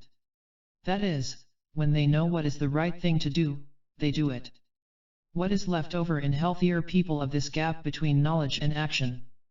Only what is inherent in reality and in existence, only real problems rather than pseudo-problems. To the extent that this suspicion is correct, to that extent are the depth, uncovering therapies validated not only as sickness removers but also as legitimate value uncovering techniques. Health as transcendence of environment. My purpose is to save one point that may get lost in the current wave of discussion of mental health. The danger that I see is the resurgence, in new and more sophisticated forms, of the old identification of psychological health with adjustment, adjustment to reality, adjustment to society, adjustment to other people. That is, the authentic or healthy person may be defined not in his own right, not in his autonomy, not by his own intrapsychic and non-environmental laws, not as different from the environment, independent of it or opposed to it, but rather in environment-centered terms, e.g., of ability to master the environment, to be capable, adequate, effective, competent in relation to it, to do a good job, to perceive it well, to be in good relations to it, to be successful in its terms. To say it in another way, the job analysis, the requirements of the task, should not be the major criterion of worth or health of the individual. There is not only an orientation to the outer but also to the inner. An extrapsychic centering point cannot be used for the theoretical task of defining the healthy psyche. We must not fall into the trap of defining the good organism in terms of what he is good for as if he were an instrument rather than something in himself, as if he were only a means to some extrinsic purpose. As I understand Marxist psychology, it also is a very blunt and unmistakable expression of the view that the psyche is a mirror to reality. I am thinking especially of Robert White's recent paper in the Psychological Review, Motivation Reconsidered, and Robert Woodworth's book, Dynamics of Behavior. I have chosen these because they are excellent jobs, highly sophisticated, and because they have carried motivation theory forward in a huge leap. As far as they go, I agree with them. But I feel they don't go far enough. They contain in a hidden form the danger that I have referred to, that, although mastery, effect and incompetence may be active rather than passive styles of adjustment to reality, they are still variations of adjustment theory. I feel we must leap beyond these statements, admirable though they may be, to the clear recognition of transcendence one of the environment, independence of it, ability to stand against it, to fight it, to neglect it, or to turn one's back on it, to refuse it or adapt to it. I pass by the temptation to discuss the masculine, Western, and American character of these terms. Would a woman, a Hindu, or even a Frenchman think primarily in terms of mastery or competence? For a theory of mental health, extrapsychic success is not enough, we must also include intrapsychic health. The word transcendence is used for lack of better. Independence of implies too simple a dichotomizing of self and of environment, and therefore is incorrect. Transcendence unfortunately implies for some a higher which spurns and repudiates the lower, i.e., again a false dichotomizing. In other contexts I have used as a contrast with dichotomous way of thinking, the hierarchical integrative way of thinking, which implies simply that the higher is built upon, rests upon but includes the lower. For instance, the central nervous system or the hierarchy of basic needs or an army is hierarchically integrated. I use the word transcendence here in the hierarchical integrative sense rather than in the dichotomous sense. Another example which I wouldn't take seriously were it not that so many others do take it seriously, is the Harry Stack Sullivan type of effort to define a self simply in terms of what other people think of him, an extreme cultural relativity in which a healthy individuality gets lost altogether. Not that this isn't true for the immature personality.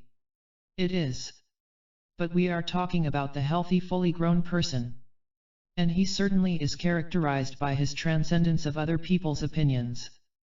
To substantiate my conviction that we must save the differentiation between self and not self in order to understand the fully matured person, authentic, self-actualizing, individuated, productive, healthy, I call attention to the following considerations, very briefly presented, of course.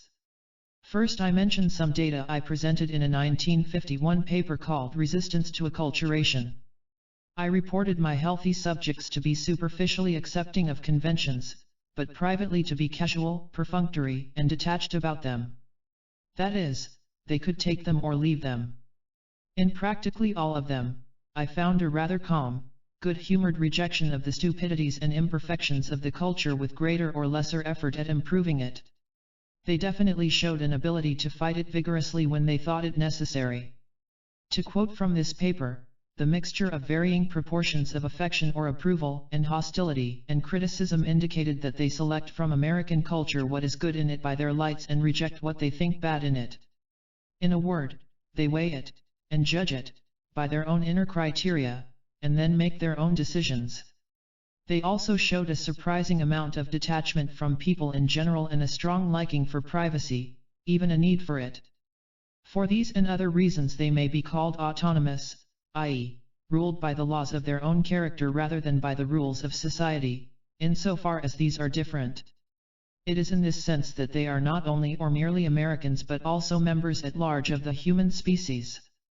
I then hypothesized that these people should have less national character, and that they should be more like each other across cultural lines than they are like the less developed members of their own culture.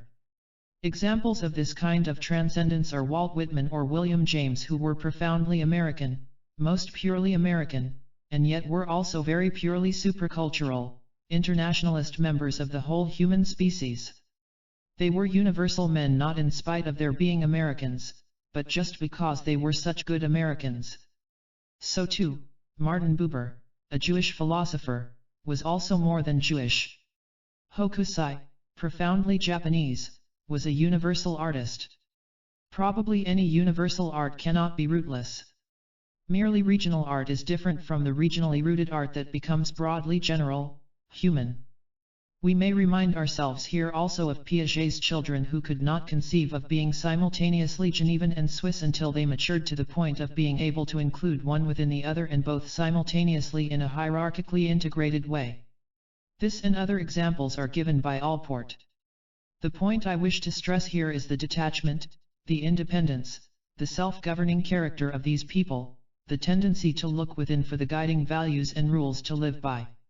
Furthermore, only by such a differentiation can we leave a theoretical place for meditation, contemplation, and for all other forms of going into the self, of turning away from the outer world in order to listen to the inner voices. This includes all the processes of all the insight therapies, in which turning away from the world is a sine qua non, in which the path to health is via turning into the fantasies, the primary processes, that is, via the recovery of the intrapsychic in general. The psychoanalytic couch is outside the culture to the extent that this is possible. In any fuller discussion, I would certainly argue the case for an enjoyment of consciousness itself and for experience values. The recent interest in health, creativeness, art, play and love has taught us much, I think, about general psychology. From among the various consequences of these explorations, I would pick out one to emphasize for our present purposes, and that is the change in attitude toward the depths of human nature, the unconscious, the primary processes, the archaic, the mythological and the poetic. Because the roots of ill health were found first in the unconscious, it has been our tendency to think of the unconscious as bad, evil, crazy, dirty, or dangerous, and to think of the primary processes as distorting the truth. But now that we have found these depths to be also the source of creativeness, of art, of love, of humor and play, and even of certain kinds of truth and knowledge, we can begin to speak of a healthy unconscious, of healthy regressions. And especially can we begin to value primary process cognition and archaic or mythological thinking instead of considering them to be pathological. We can now go into primary process cognitions for certain kinds of knowledge, not only about the self but also about the world, to which secondary processes are blind. These primary processes are part of normal or healthy human nature and must be included in any comprehensive theory of healthy human nature. If you agree with this, then you must wrestle with the fact that they are intrapsychic and have their own autochthonous laws and rules, that they are not primarily adapted to external reality or shaped by it or equipped to cope with it. More superficial layers of the personality differentiate out to take care of this job. To identify the whole psyche with these tools for coping with the environment is to lose something which we no longer dare to lose. Adequacy, adjustment, adaptation, competence, mastery, coping, these are all environment-oriented words and are therefore inadequate to describe the whole psyche, part of which has nothing to do with the environment. The distinction between the coping aspect of behavior and the expressive aspect is also important here. On various grounds I have challenged the axiom that all behavior is motivated. Here I would stress the fact that expressive behavior is either unmotivated or, anyway, less motivated than coping behavior, depending on what you mean by motivated. In their purer form, expressive behaviors have little to do with environment, and do not have the purpose of changing it or adapting to it. The words adaptation, adequacy, competence, or mastery do not apply to expressive behaviors but only to coping behaviors. A reality-centered theory of full human nature cannot manage or incorporate expression, unless with great difficulty. The natural and easy centering point from which to understand expressive behavior is intrapsychic. Being focused on a task produces organization for efficiency both within the organism and in the environment. What is irrelevant is pushed aside and not noticed. The various relevant capacities and information arrange themselves under the hegemony of a goal, a purpose, which means that importance becomes defined in terms of that which helped to solve the problem, i.e., in terms of usefulness. What doesn't help to solve the problem becomes unimportant. Selection becomes necessary. So does abstraction, which means also blindness to some things, inattention, exclusion.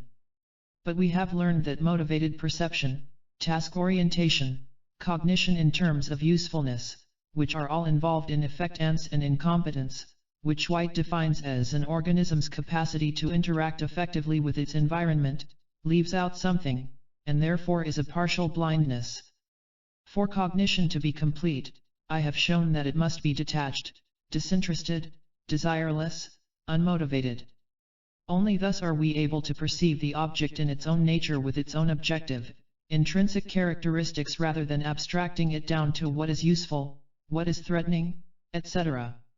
To the extent that we try to master the environment or be effective with it, to that extent do we cut the possibility of full, objective, detached, non-interfering cognition. Only if we let it be, can we perceive fully. Again, to cite psychotherapeutic experience, the more eager we are to make a diagnosis and a plan of action, the less helpful do we become. The more eager we are to cure, the longer it takes. Every psychiatric researcher has to learn not to try to cure, not to be impatient. In this and in many other situations, to give in is to overcome, to be humble is to succeed. The Taoists and Zen Buddhists taking this path were able 1,000 years ago to see what we psychologists are only beginning to be aware of. But most important is my preliminary finding that this kind of cognition of the being, cognition, of the world is found more often in healthy people and may even turn out to be one of the defining characteristics of health. I have also found it in the peak experiences, transient self-actualizing. This implies that even with regard to healthy relations with the environment, the words mastery, competence, effectiveness suggest far more active purposefulness than is wise for a concept of health. As a single example of the consequence of this change in attitude toward unconscious processes, it can be hypothesized that sensory deprivation instead of only frightening should for healthy people also be pleasing. That is, since cutting off the outer world seems to permit the inner world to come to consciousness, and since the inner world is more accepted and enjoyed by healthier people, then they should be more likely to enjoy sensory deprivation. Summary. What these considerations can teach us about the theory of health is: 1. We cannot obliterate the autonomous self or pure psyche. It must not be treated as only an adaptational instrument. 2. Even when we deal with our relations with environment, we must make a theoretical place for a receptive relation to the environment as well as a masterful one. 3. Psychology is in part a branch of biology, in part a branch of sociology. But it is not only that. It has its own unique jurisdiction as well, that portion of the psyche which is not a reflection of the outer world or a molding to it. There could be such a thing as a psychological psychology. Part 6, Future Tasks. Some basic propositions of a growth and self-actualization psychology. When the philosophy of man, his nature, his goals, his potentialities, his fulfillment, changes, then everything changes, not only the philosophy of politics, of economics, of ethics and values, of interpersonal relations and of history itself, but also the philosophy of education, the theory of how to help men become what they can and deeply need to become.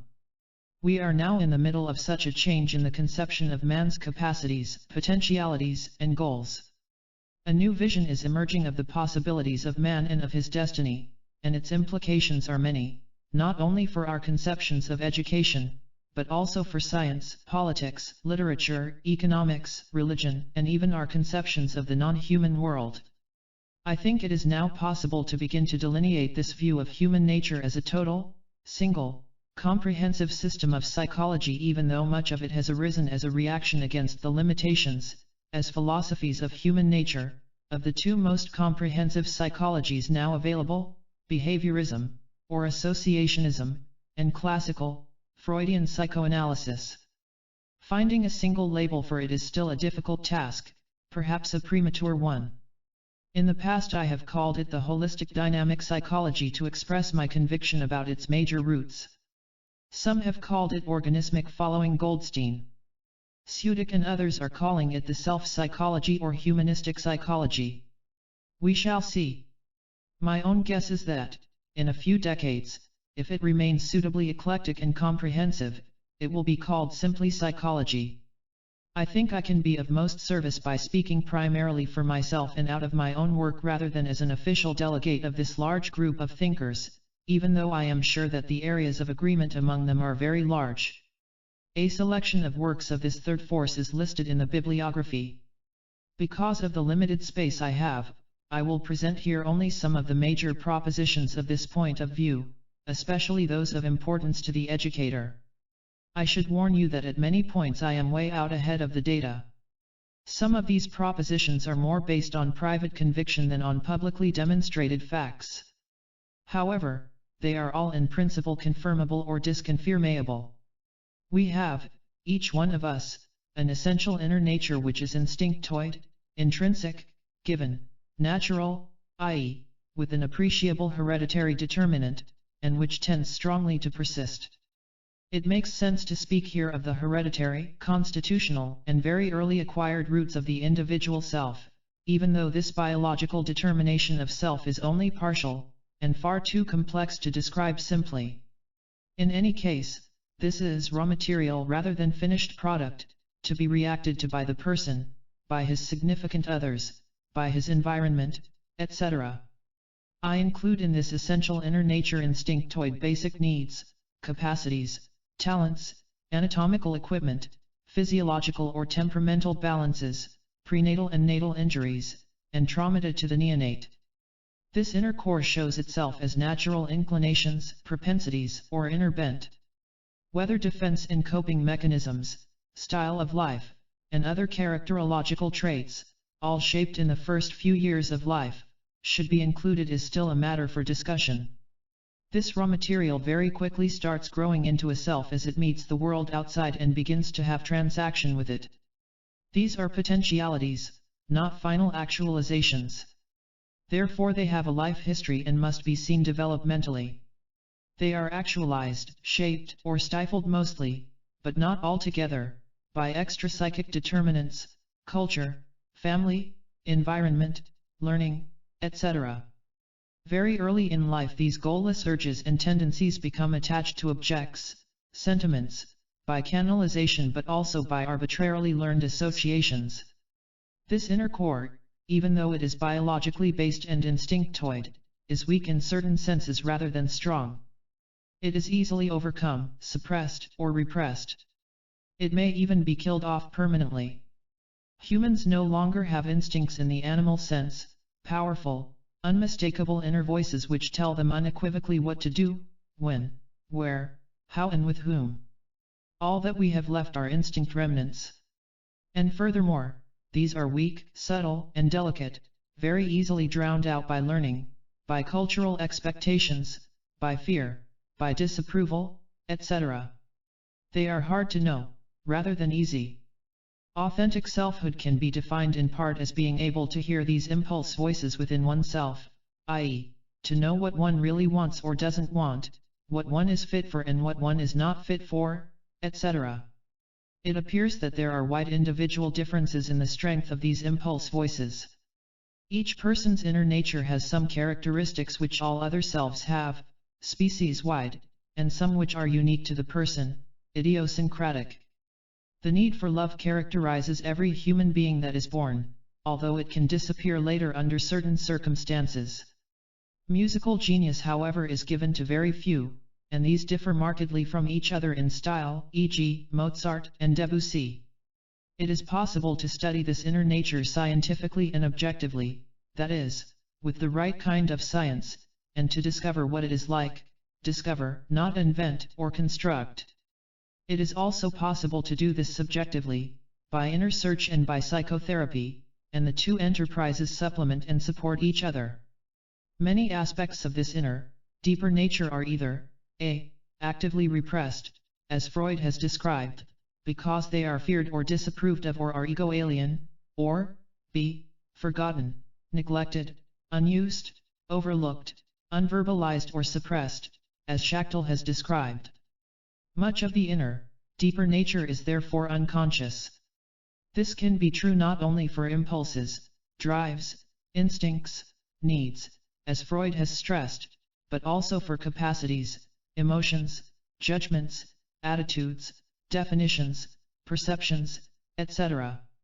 Active repression takes effort and uses up energy. There are many specific techniques of maintaining active unconsciousness, such as denial, projection, reaction formation, etc. However, repression does not kill what is repressed. The repressed remains as one active determinant of thought and behavior. Both active and passive repressions seem to begin early in life, mostly as a response to parental and cultural disapprovals. However, there is some clinical evidence that repression may arise also from intrapsychic, extracultural sources in the young child, or at puberty, i.e., out of fear of being overwhelmed by its own impulses, of becoming disintegrated, of falling apart, exploding, etc. It is theoretically possible that the child may spontaneously form attitudes of fear and disapproval toward its own impulses and may then defend himself against them in various ways. Society need not be the only repressing force, if this is true. There may also be intrapsychic repressing and controlling forces. These we may call intrinsic countercathexes. It is best to distinguish unconscious drives and needs from unconscious ways of cognizing because the latter are often easier to bring to consciousness and therefore to modify.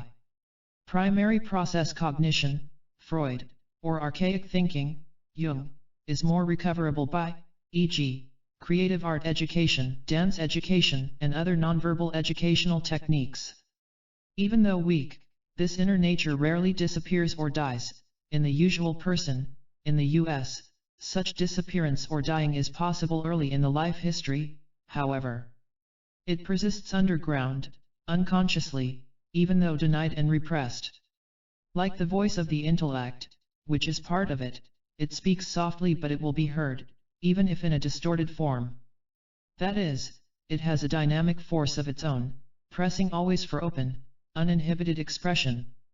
Effort must be used in its suppression or repression from which fatigue can result.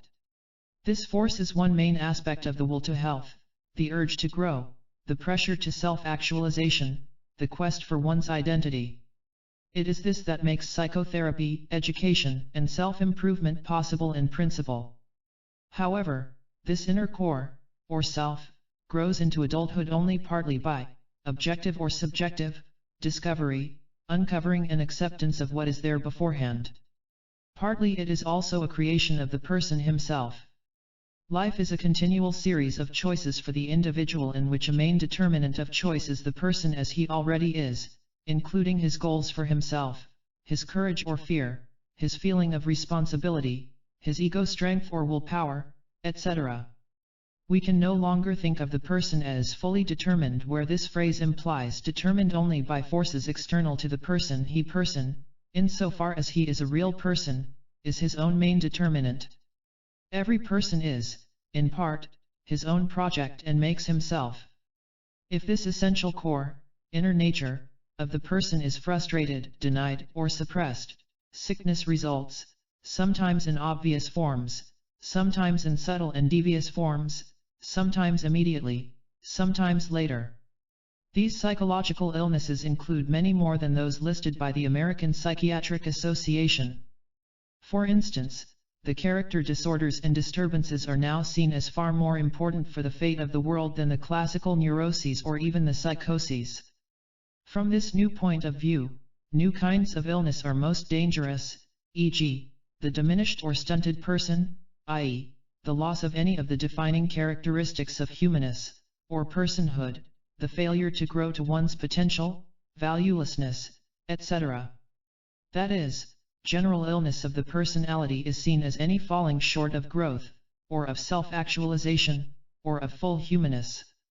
And the main source of illness, although not the only one, is seen as frustrations, of the basic needs, of the B-values, of idiosyncratic potentials, of expression of the self, and of the tendency of the person to grow in his own style and at his own pace, especially in the early years of life. That is, frustration of the basic needs is not the only source of illness or of human diminution.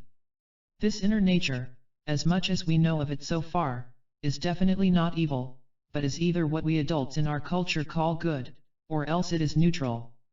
The most accurate way to express this is to say that it is prior to good and evil. There is little question about this if we speak of the inner nature of the infant and child. The statement is much more complex if we speak of the infant as he still exists in the adult. And it gets still more complex if the individual is seen from the point of view of B psychology rather than D psychology. This conclusion is supported by all the truth-revealing and uncovering techniques that have anything to do with human nature, psychotherapy, objective science, subjective science, education, and art. For instance, in the long run, uncovering therapy lessens hostility, fear, greed, etc., and increases love, courage, creativeness, kindness, altruism, etc., leading us to the conclusion that the latter are deeper, more natural, and more basic than the former, i.e., that what we call bad behavior is lessened or removed by uncovering, while what we call good behavior is strengthened and fostered by uncovering. We must differentiate the Freudian type of superego from intrinsic conscience and intrinsic guilt. The former is in principle a taking into the self of the disapprovals and approvals of persons other than the person himself, fathers, mothers, teachers, etc. Guilt then is recognition of disapproval by others. Intrinsic guilt is the consequence of betrayal of one's own inner nature or self, a turning off the path to self-actualization, and is essentially justified self-disapproval. It is therefore not as culturally relative as is Freudian guilt. It is true or deserved or right and just or correct because it is a discrepancy from something profoundly real within the person rather than from accidental, arbitrary, or purely relative localisms. Seen in this way, it is good, even necessary, for a person's development to have intrinsic guilt when he deserves to. It is not just a symptom to be avoided at any cost but is rather an inner guide for growth toward actualization of the real self, and of its potentialities. Evil behavior has mostly referred to unwarranted hostility, cruelty, destructiveness, mean aggressiveness. This we do not know enough about. To the degree that this quality of hostility is instinctoid, mankind has one kind of future. To the degree that it is reactive, a response to bad treatment, mankind has a very different kind of future. My opinion is that the weight of the evidence so far indicates that indiscriminately destructive hostility is reactive, because uncovering therapy reduces it, and changes its quality into healthy self-affirmation, forcefulness, selective hostility, self-defense, righteous indignation, etc.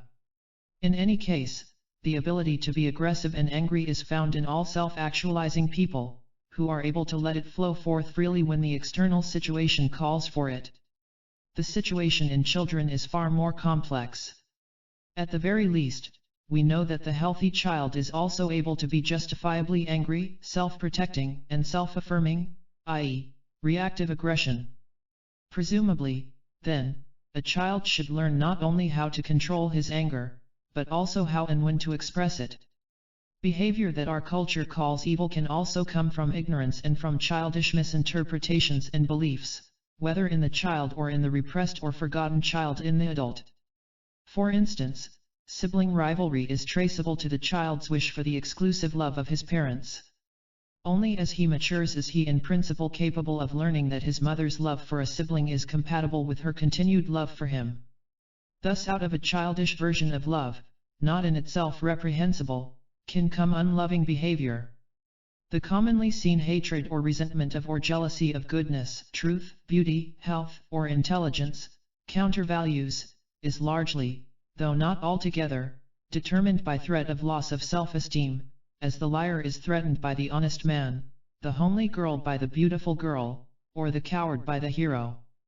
Every superior person confronts us with our own shortcomings. Still deeper than this, however, is the ultimate existential question of the fairness and justice of fate. The person with a disease may be jealous of the healthy man who is no more deserving than he. Evil behaviors seem to most psychologists to be reactive as in these examples, rather than instinctive. This implies that though bad behavior is very deeply rooted in human nature and can never be abolished altogether, it may yet be expected to lessen as the personality matures and as the society improves. Many people still think of the unconscious, of regression, and of primary process cognition as necessarily unhealthy, or dangerous, or bad. Psychotherapeutic experience is slowly teaching us otherwise. Our depths can also be good, or beautiful, or desirable. This is also becoming clear from the general findings from investigations of the sources of love, creativeness, play, humor, art, etc. Their roots are deep in the inner, deeper self, i.e., in the unconscious. To recover them and to be able to enjoy and use them, we must be able to regress. No psychological health is possible unless this essential core of the person is fundamentally accepted, loved, and respected by others and by himself. The converse is not necessarily true, i.e., that if the core is respected, etc., then psychological health must result, since other prerequisite conditions must also be satisfied. The psychological health of the chronologically immature is called healthy growth. The psychological health of the adult is called variously self-fulfillment, emotional maturity, individuation, productiveness, self-actualization, authenticity, full humanness, etc. Healthy growth is conceptually subordinate, for it is usually defined now as growth toward self-actualization, etc. Some psychologists speak simply in terms of one overarching goal or end, or tendency of human development, considering all immature growth phenomena to be only steps along the path to self-actualization. Goldstein, Rogers. Self-actualization is defined in various ways, but a solid core of agreement is perceptible. All definitions accept or imply a. Acceptance and expression of the inner core or self, i.e., actualization of these latent capacities and potentialities, full functioning, availability of the human and personal essence. B. They all imply minimal presence of ill health, neurosis, psychosis, of loss or diminution of the basic human and personal capacities. For all these reasons, it is at this time best to bring out and encourage, or at the very least, to recognize this inner nature, rather than to suppress or repress it. Pure spontaneity consists of free, uninhibited, uncontrolled, trusting, unpremeditated expression of the self, i.e., of the psychic forces, with minimal interference by consciousness. Control, will, caution, self-criticism, measure, deliberateness are the brakes upon this expression, made intrinsically necessary by the laws of the social and natural worlds outside the psychic world, and secondarily, made necessary by fear of the psyche itself, intrinsic countercathexis. Speaking in a very broad way, controls upon the psyche which come from fear of the psyche ain't largely neurotic or psychotic, or not intrinsically or theoretically necessary. The healthy psyche is not terrible or horrible and therefore doesn't have to be feared, as it has been for thousands of years. Of course, the unhealthy psyche is another story. This kind of control is usually lessened by psychological health, by deep psychotherapy, or by any deeper self-knowledge and self-acceptance. There are also, however, controls upon the psyche which do not come out of fear, but out of the necessities for keeping it integrated, organized, and unified, intrinsic countercathexes. And there are also controls, probably in another sense, which are necessary as capacities are actualized, and as higher forms of expression are sought for, e.g., acquisition of skills through hard work by the artist, the intellectual, the athlete. But these controls are eventually transcended and become aspects of spontaneity, as they become self. The balance between spontaneity and control varies, then, as the health of the psyche and the health of the world vary. Pure spontaneity is not long possible because we live in a world which runs by its own, non-psychic laws. It is possible in dreams, fantasies, love, imagination, sex, the first stages of creativity, artistic work, intellectual play, free association, etc. Pure control is not permanently possible, for then the psyche dies. Education must be directed then both toward cultivation of controls and cultivation of spontaneity and expression.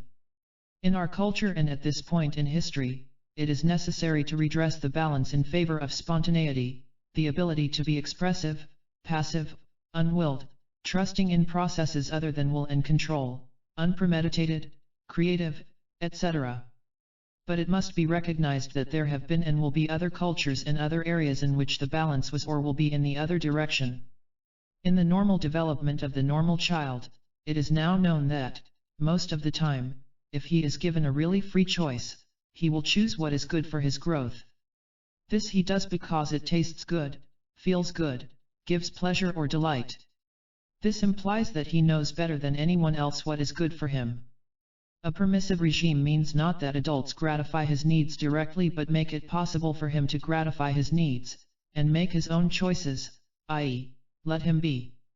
It is necessary in order for children to grow well that adults have enough trust in them and in the natural processes of growth, i.e., not interfere too much, not make them grow, or force them into predetermined designs, but rather let them grow and help them grow in a Taoistic rather than an authoritarian way.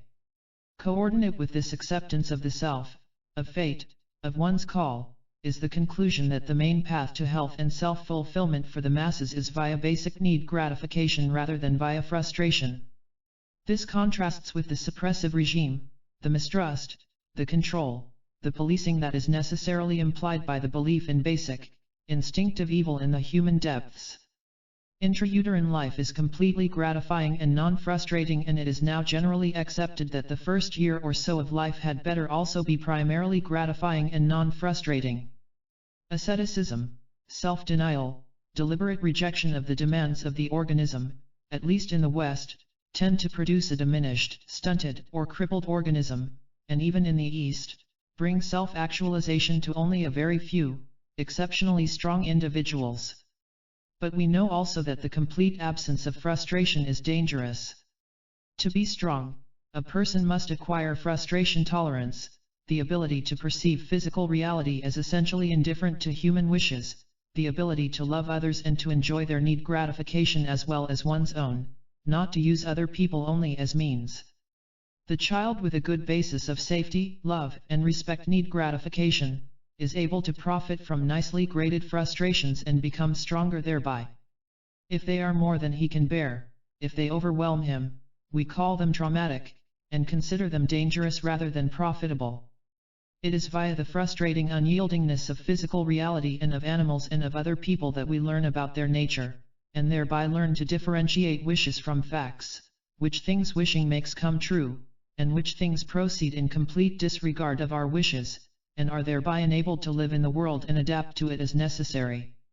We learn also about our own strengths and limits and extend them by overcoming difficulties, by straining ourselves to the utmost, by meeting challenge and hardship, even by failing.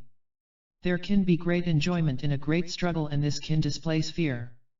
Overprotection implies that the child's needs are gratified for him by his parents, without effort of his own. This tends to infantilize him, to prevent development of his own strength, will and self-assertion. In one of its forms it may teach him to use other people rather than to respect them. In another form it implies a lack of trust and respect for the child's own powers and choices, i.e., it is essentially condescending and insulting, and can help to make a child feel worthless. To make growth and self-actualization possible, it is necessary to understand that capacities, organs, and organ systems press to function and express themselves and to be used and exercised, and that such use is satisfying, and disuse irritating. The muscular person likes to use his muscles, indeed, has to use them in order to feel good and to achieve the subjective feeling of harmonious, successful, uninhibited functioning, spontaneity, which is so important an aspect of good growth and psychological health. So also for intelligence, for the uterus, the eyes, the capacity to love. Capacities clamor to be used, and cease their clamor only when they are well used. That is, capacities are also needs. Not only is it fun to use our capacities, but it is also necessary for growth. The unused skill or capacity or organ can become a disease center or else atrophy or disappear, thus diminishing the person. The psychologist proceeds on the assumption that for his purposes there are two kinds of worlds, two kinds of reality, the natural world and the psychic world, the world of unyielding facts and the world of wishes, hopes, fears, emotions, the world which runs by non-psychic rules and the world which runs by psychic laws. This differentiation is not very clear except at its extremes, where there is no doubt that delusions, dreams, and free associations are lawful and yet utterly different from the lawfulness of logic and from the lawfulness of the world which would remain if the human species died out. This assumption does not deny that these worlds are related and may even fuse. I may say that this assumption is acted upon by many or most psychologists, even though they are perfectly willing to admit that it is an insoluble philosophical problem. Any therapist must assume it or give up his functioning. This is typical of the way in which psychologists bypass philosophical difficulties and act as if certain assumptions were true even though unprovable, e.g., the universal assumption of responsibility, willpower, etc. One aspect of health is the ability to live in both of these worlds. Immaturity can be contrasted with maturity from the motivational point of view, as the process of gratifying the deficiency needs in their proper order. Maturity, or self-actualization, from this point of view, means to transcend the deficiency needs. This state can be described then as metamotivated, or unmotivated, if deficiencies are seen as the only motivations. It can also be described as self-actualizing, being, expressing, rather than coping. This state of being, rather than of striving, is suspected to be synonymous with selfhood, with being authentic, with being a person, with being fully human. The process of growth is the process of becoming a person. Being a person is different. Immaturity can also be differentiated from maturity in terms of the cognitive capacities, and also in terms of the emotional capacities. Immature and mature cognition have been best described by Werner and Piaget. We can now add another differentiation, that between decognition and becognition, D equals deficiency, B equals being. Decognition can be defined as the cognitions which are organized from the point of view of basic needs or deficiency needs and their gratification and frustration. That is, decognition could be called selfish cognition, in which the world is organized into gratifiers and frustrators of our own needs, with other characteristics being ignored or slurred. The cognition of the object, in its own right and its own being, without reference to its need gratifying or need frustrating qualities, that is, without primary reference to its value for the observer or its effects upon him, can be called becognition, or self-transcending, or unselfish, or objective cognition. The parallel with maturity is by no means perfect. Children can also cognize in a selfless way, but in general, it is mostly true that with increasing selfhood or firmness of personal identity, or acceptance of one's own inner nature, becognition becomes easier and more frequent. This is true even though decognition remains for all human beings, including the mature ones, the main tool for living in the world. To the extent that perception is desireless and fearless, to that extent is it more veridical, in the sense of perceiving the true, or essential, or intrinsic whole nature of the object, without splitting it up by abstraction. Thus the goal of objective and true description of any reality is fostered by psychological health. Neurosis, psychosis, stunting of growth, all are, from this point of view, cognitive diseases as well, contaminating perception, learning, remembering, attending and thinking. A byproduct of this aspect of cognition is a better understanding of the higher and lower levels of love. D-love can be differentiated from B-love on approximately the same basis as decognition and becognition, or demotivation and bemotivation. No ideally good relation to another human being, especially a child, is possible without B-love. Especially is it necessary for teaching, along with the Taoistic, trusting attitude that it implies.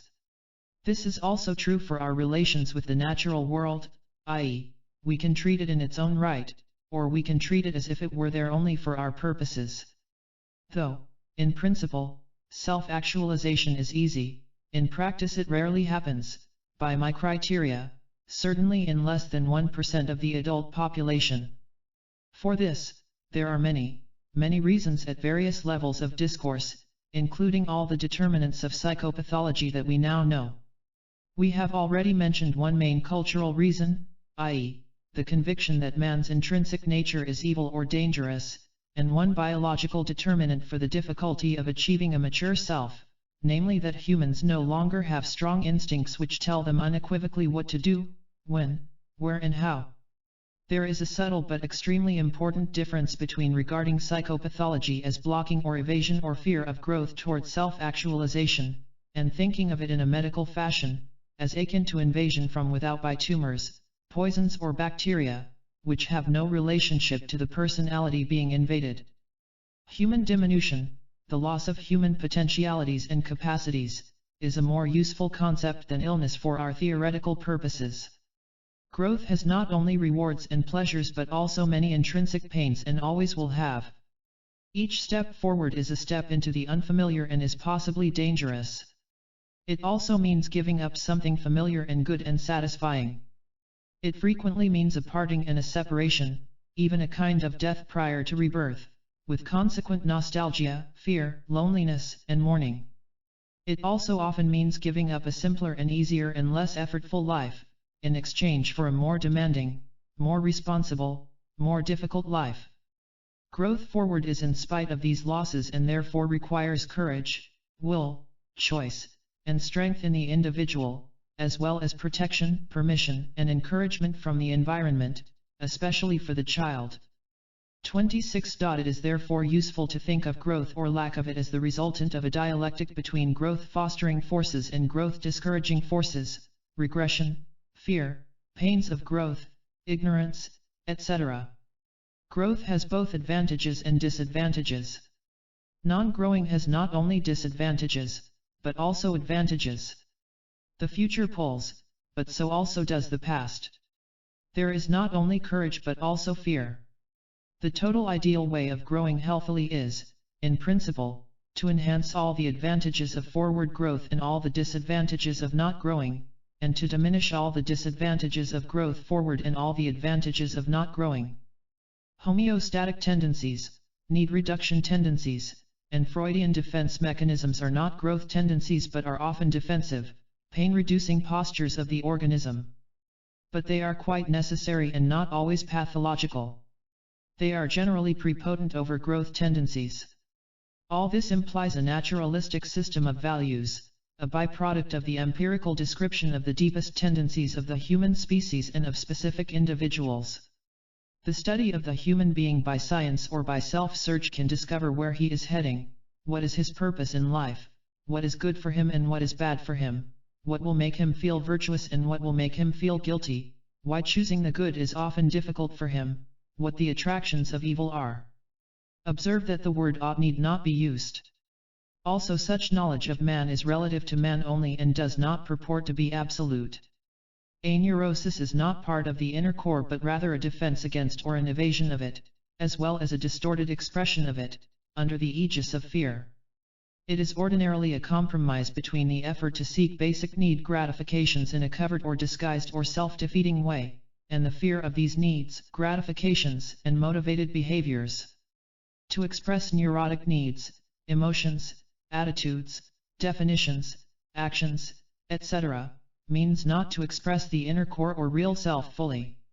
If the sadist or exploiter or pervert says, "Why shouldn't I express myself?" e.g., by killing, or, "Why shouldn't I actualize myself?" the answer to them is that such expression is a denial of, and not an expression of, instinctoid tendencies, or inner core. Each neuroticized need, or emotion or action is a loss of capacity to the person, something that he cannot do or dare not do except in a sneaky and unsatisfying way. In addition, he has usually lost his subjective well-being, his will, and his feeling of self-control, his capacity for pleasure, his self-esteem, etc. He is diminished as a human being. The state of being without a system of values is psychopathogenic, we are learning. The human being needs a framework of values, a philosophy of life, a religion or religion surrogate to live by and understand by, in about the same sense that he needs sunlight, calcium, or love. This I have called the cognitive need to understand. The value illnesses which result from valuelessness are called variously anhedonia, anomie, apathy, amorality, hopelessness, cynicism, etc., and can become somatic illness as well.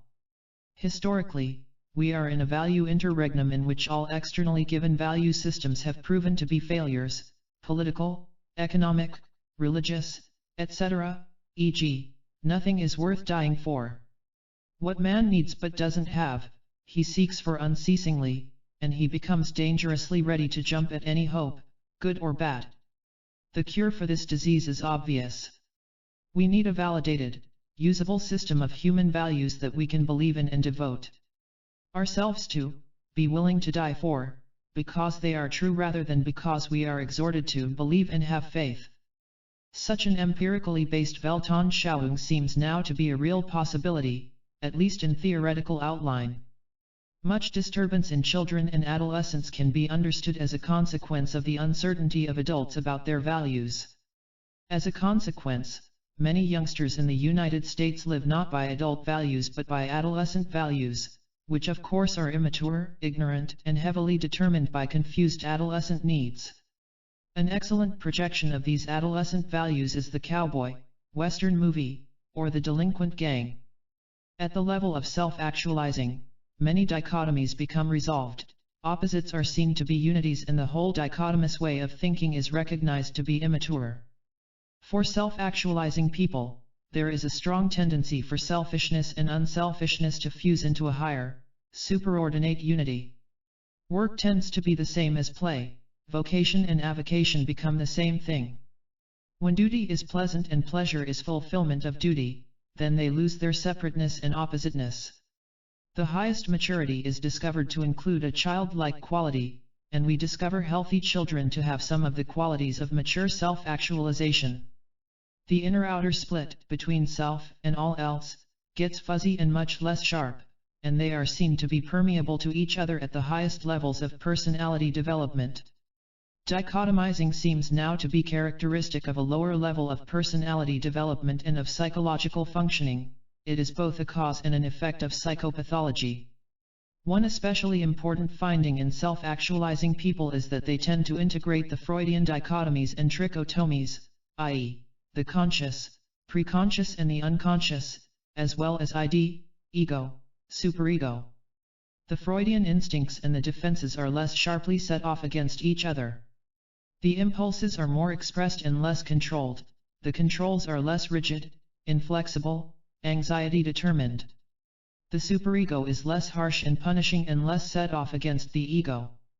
The primary and secondary cognitive processes are more equally available and more equally valued, instead of the primary processes being stigmatized as pathological. Indeed, in the peak experience the walls between them tend to fall together. This is in sharp contrast with the early Freudian position in which these various forces were sharply dichotomized as a. Mutually exclusive, b. With antagonistic interests, i.e., as antagonistic forces rather than as complementary or collaborating ones, and c. One better than the other. Again we imply here, sometimes, a healthy unconscious, and desirable regression. Furthermore, we imply also an integration of rationality and irrationality with the consequence that irrationality may, in its place, also be considered healthy, desirable, or even necessary. Healthy people are more integrated in another way. In them the conative, the cognitive, the affective, and the motor are less separated from each other, and are more synergic, i.e., working collaboratively without conflict to the same ends. The conclusions of rational, careful thinking are apt to come to the same conclusions as those of the blind appetites. What such a person wants and enjoys is apt to be just what is good for him. His spontaneous reactions are as capable, efficient, and right as if they had been thought out in advance. His sensory and motor reactions are more closely correlated. His sensory modalities are more connected with each other, physiognomical perception. Furthermore, we have learned the difficulties and dangers of those age-old rationalistic systems in which the capacities were thought to be arranged dichotomously hierarchically, with rationality at the top, rather than in an integration. This development toward the concept of a healthy unconscious, and of a healthy irrationality, sharpens our awareness of the limitations of purely abstract thinking, of verbal thinking and of analytic thinking. If our hope is to describe the world fully, a place is necessary for pre-verbal, ineffable, metaphorical, primary process, concrete experience, intuitive and aesthetic types of cognition, for there are certain aspects of reality which can be cognized in no other way. Even in science this is true, now that we know that creativity has its roots in the non-rational, that language is and must always be inadequate to describe total reality, that any abstract concept leaves out much of reality, and that what we call knowledge, which is usually highly abstract and verbal and sharply defined, often serves to blind us to those portions of reality not covered by the abstraction. That is, it makes us more able to see some things, but less able to see other things. Abstract knowledge has its dangers as well as its uses. Science and education, being too exclusively abstract, verbal, and bookish, don't have enough place for raw, concrete, aesthetic experience, especially of the subjective happenings inside oneself. For instance, organismic psychologists would certainly agree on the desirability of more creative education in perceiving and creating art, in dancing, in Greek style, athletics, and in phenomenological observation. The ultimate of abstract, analytical thinking, is the greatest simplification possible, i.e., the formula, the diagram, the map, the blueprint, the schema, the cartoon, and certain types of abstract paintings. Our mastery of the world is enhanced thereby, but its richness may be lost as a forfeit, unless we learn to value cognitions, perception with love and care, free-floating attention, all of which enrich the experience instead of impoverishing it. There is no reason why science should not be expanded to include both kinds of knowing. This ability of healthier people to dip into the unconscious and preconscious, to use and value their primary processes instead of fearing them, to accept their impulses instead of always controlling them, to be able to regress voluntarily without fear, turns out to be one of the main conditions of creativity. We can then understand why psychological health is so closely tied up with certain universal forms of creativeness, aside from special talent, as to lead some writers to make them almost synonymous. This same tie between health and integration of rational and irrational forces, conscious and unconscious, primary and secondary processes, also permits us to understand why psychologically healthy people are more able to enjoy, to love, to laugh, to have fun, to be humorous, to be silly, to be whimsical and fantastic, to be pleasantly crazy, and in general to permit and value and enjoy emotional experiences in general and peak experiences in particular, and to have them more often. And it leads us to the strong suspicion that learning ad hoc to be able to do all these things may help the child move toward health. Aesthetic perceiving and creating and aesthetic peak experiences are seen to be a central aspect of human life and of psychology and education rather than a peripheral one. This is true for several reasons. All the peak experiences are, among other characteristics, integrative of the splits within the person, between persons, within the world, and between the person and the world. Since one aspect of health is integration, the peak experiences are moves toward health and are themselves momentary healths. These experiences are life-validating, i.e., they make life worthwhile. These are certainly an important part of the answer to the question, why don't we all commit suicide? They are worthwhile in themselves, etc. Self-actualization does not mean a transcendence of all human problems. Conflict, anxiety, frustration, sadness, hurt, and guilt can all be found in healthy human beings. In general, the movement, with increasing maturity, is from neurotic pseudo-problems to the real, unavoidable, existential problems, inherent in the nature of man, even at his best, living in a particular kind of world. Even though he is not neurotic, he may be troubled by real, desirable, and necessary guilt rather than neurotic guilt, which isn't desirable or necessary, by an intrinsic conscience, rather than the Freudian superego. Even though he has transcended the problems of becoming, there remain the problems of being.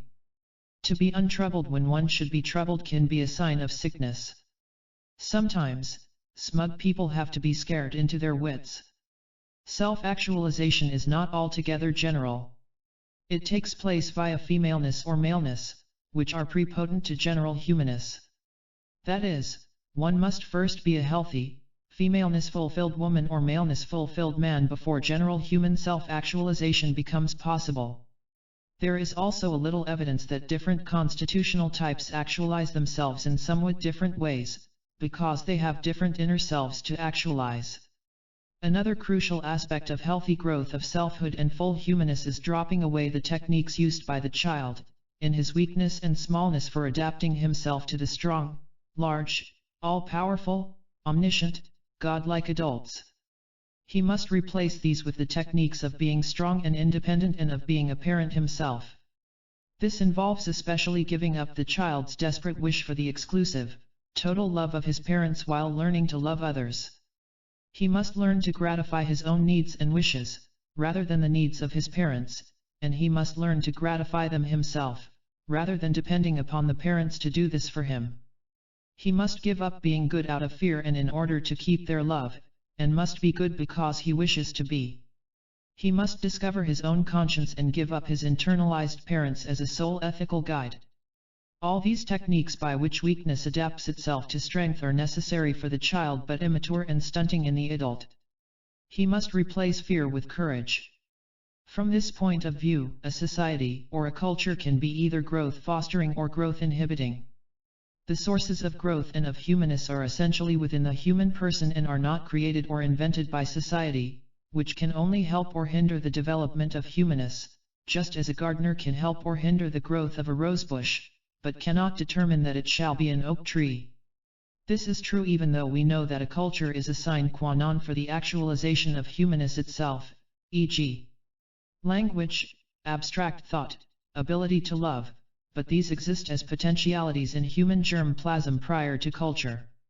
This makes theoretically possible a comparative sociology, transcending and including cultural relativity. The better culture gratifies all basic human needs and permits self-actualization. The poorer cultures do not. The same is true for education. To the extent that it fosters growth toward self-actualization, it is good education.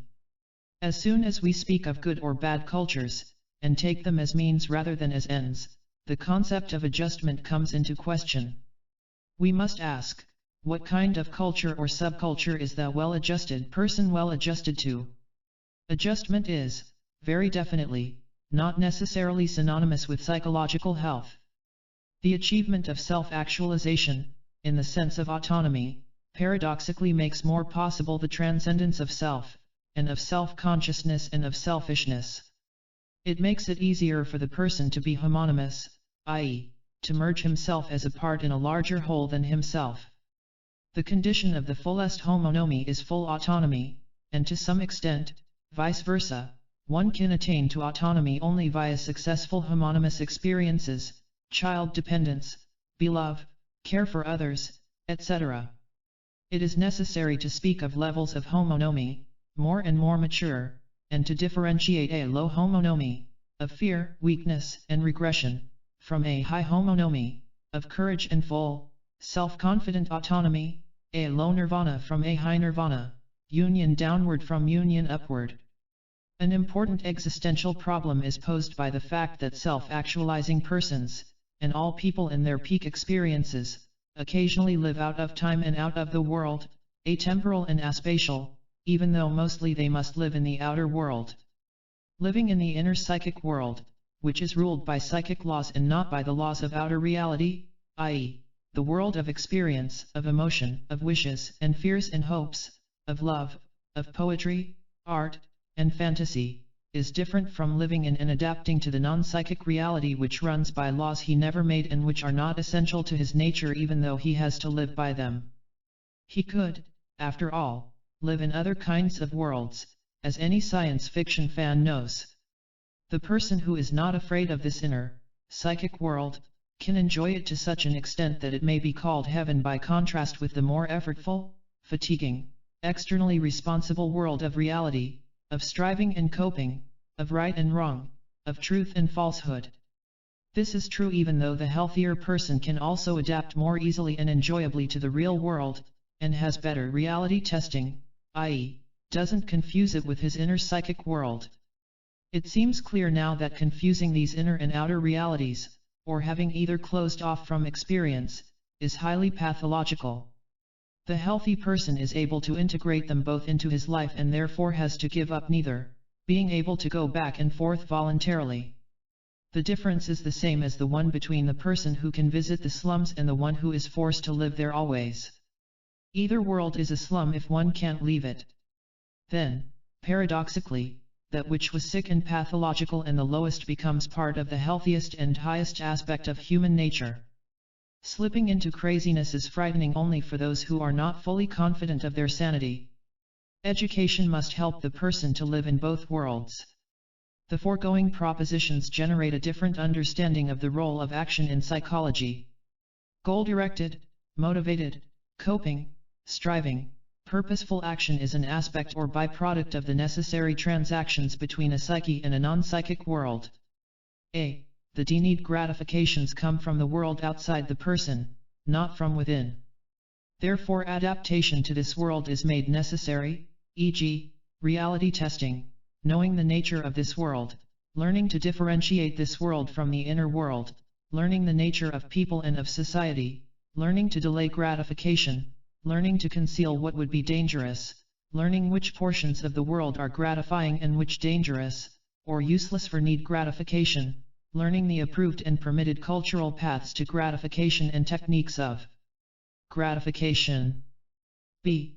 The world is in itself interesting, beautiful, and fascinating. Exploring it, manipulating it, playing with it, contemplating it, enjoying it are all motivated kinds of action, cognitive, motor, and aesthetic needs. But there is also action which has little or nothing to do with the world, at any rate at first. Sheer expression of the nature or state or powers, functions lust, of the organism is an expression of being rather than of striving. And the contemplation and enjoyment of the inner life not only is a kind of action in itself but is also antithetical to action in the world, i.e., it produces stillness and cessation of muscular activity. The ability to wait is a special case of being able to suspend action. From Freud we learned that the past exists now in the person. Now we must learn, from growth theory and self-actualization theory, that the future also now exists in the person in the form of ideals, hopes, duties, tasks, plans, goals, unrealized potentials, mission, fate, destiny, etc. One for whom no future exists is reduced to the concrete, to hopelessness, to emptiness. For him, time must be endlessly filled. Striving, the usual organizer of most activity, when lost, leaves the person unorganized and unintegrated. Of course, being in a state of being needs no future, because it is already there. Then becoming ceases for the moment and its promissory notes are cashed in the form of the ultimate rewards, i.e., the peak experiences, in which time disappears and hopes are fulfilled.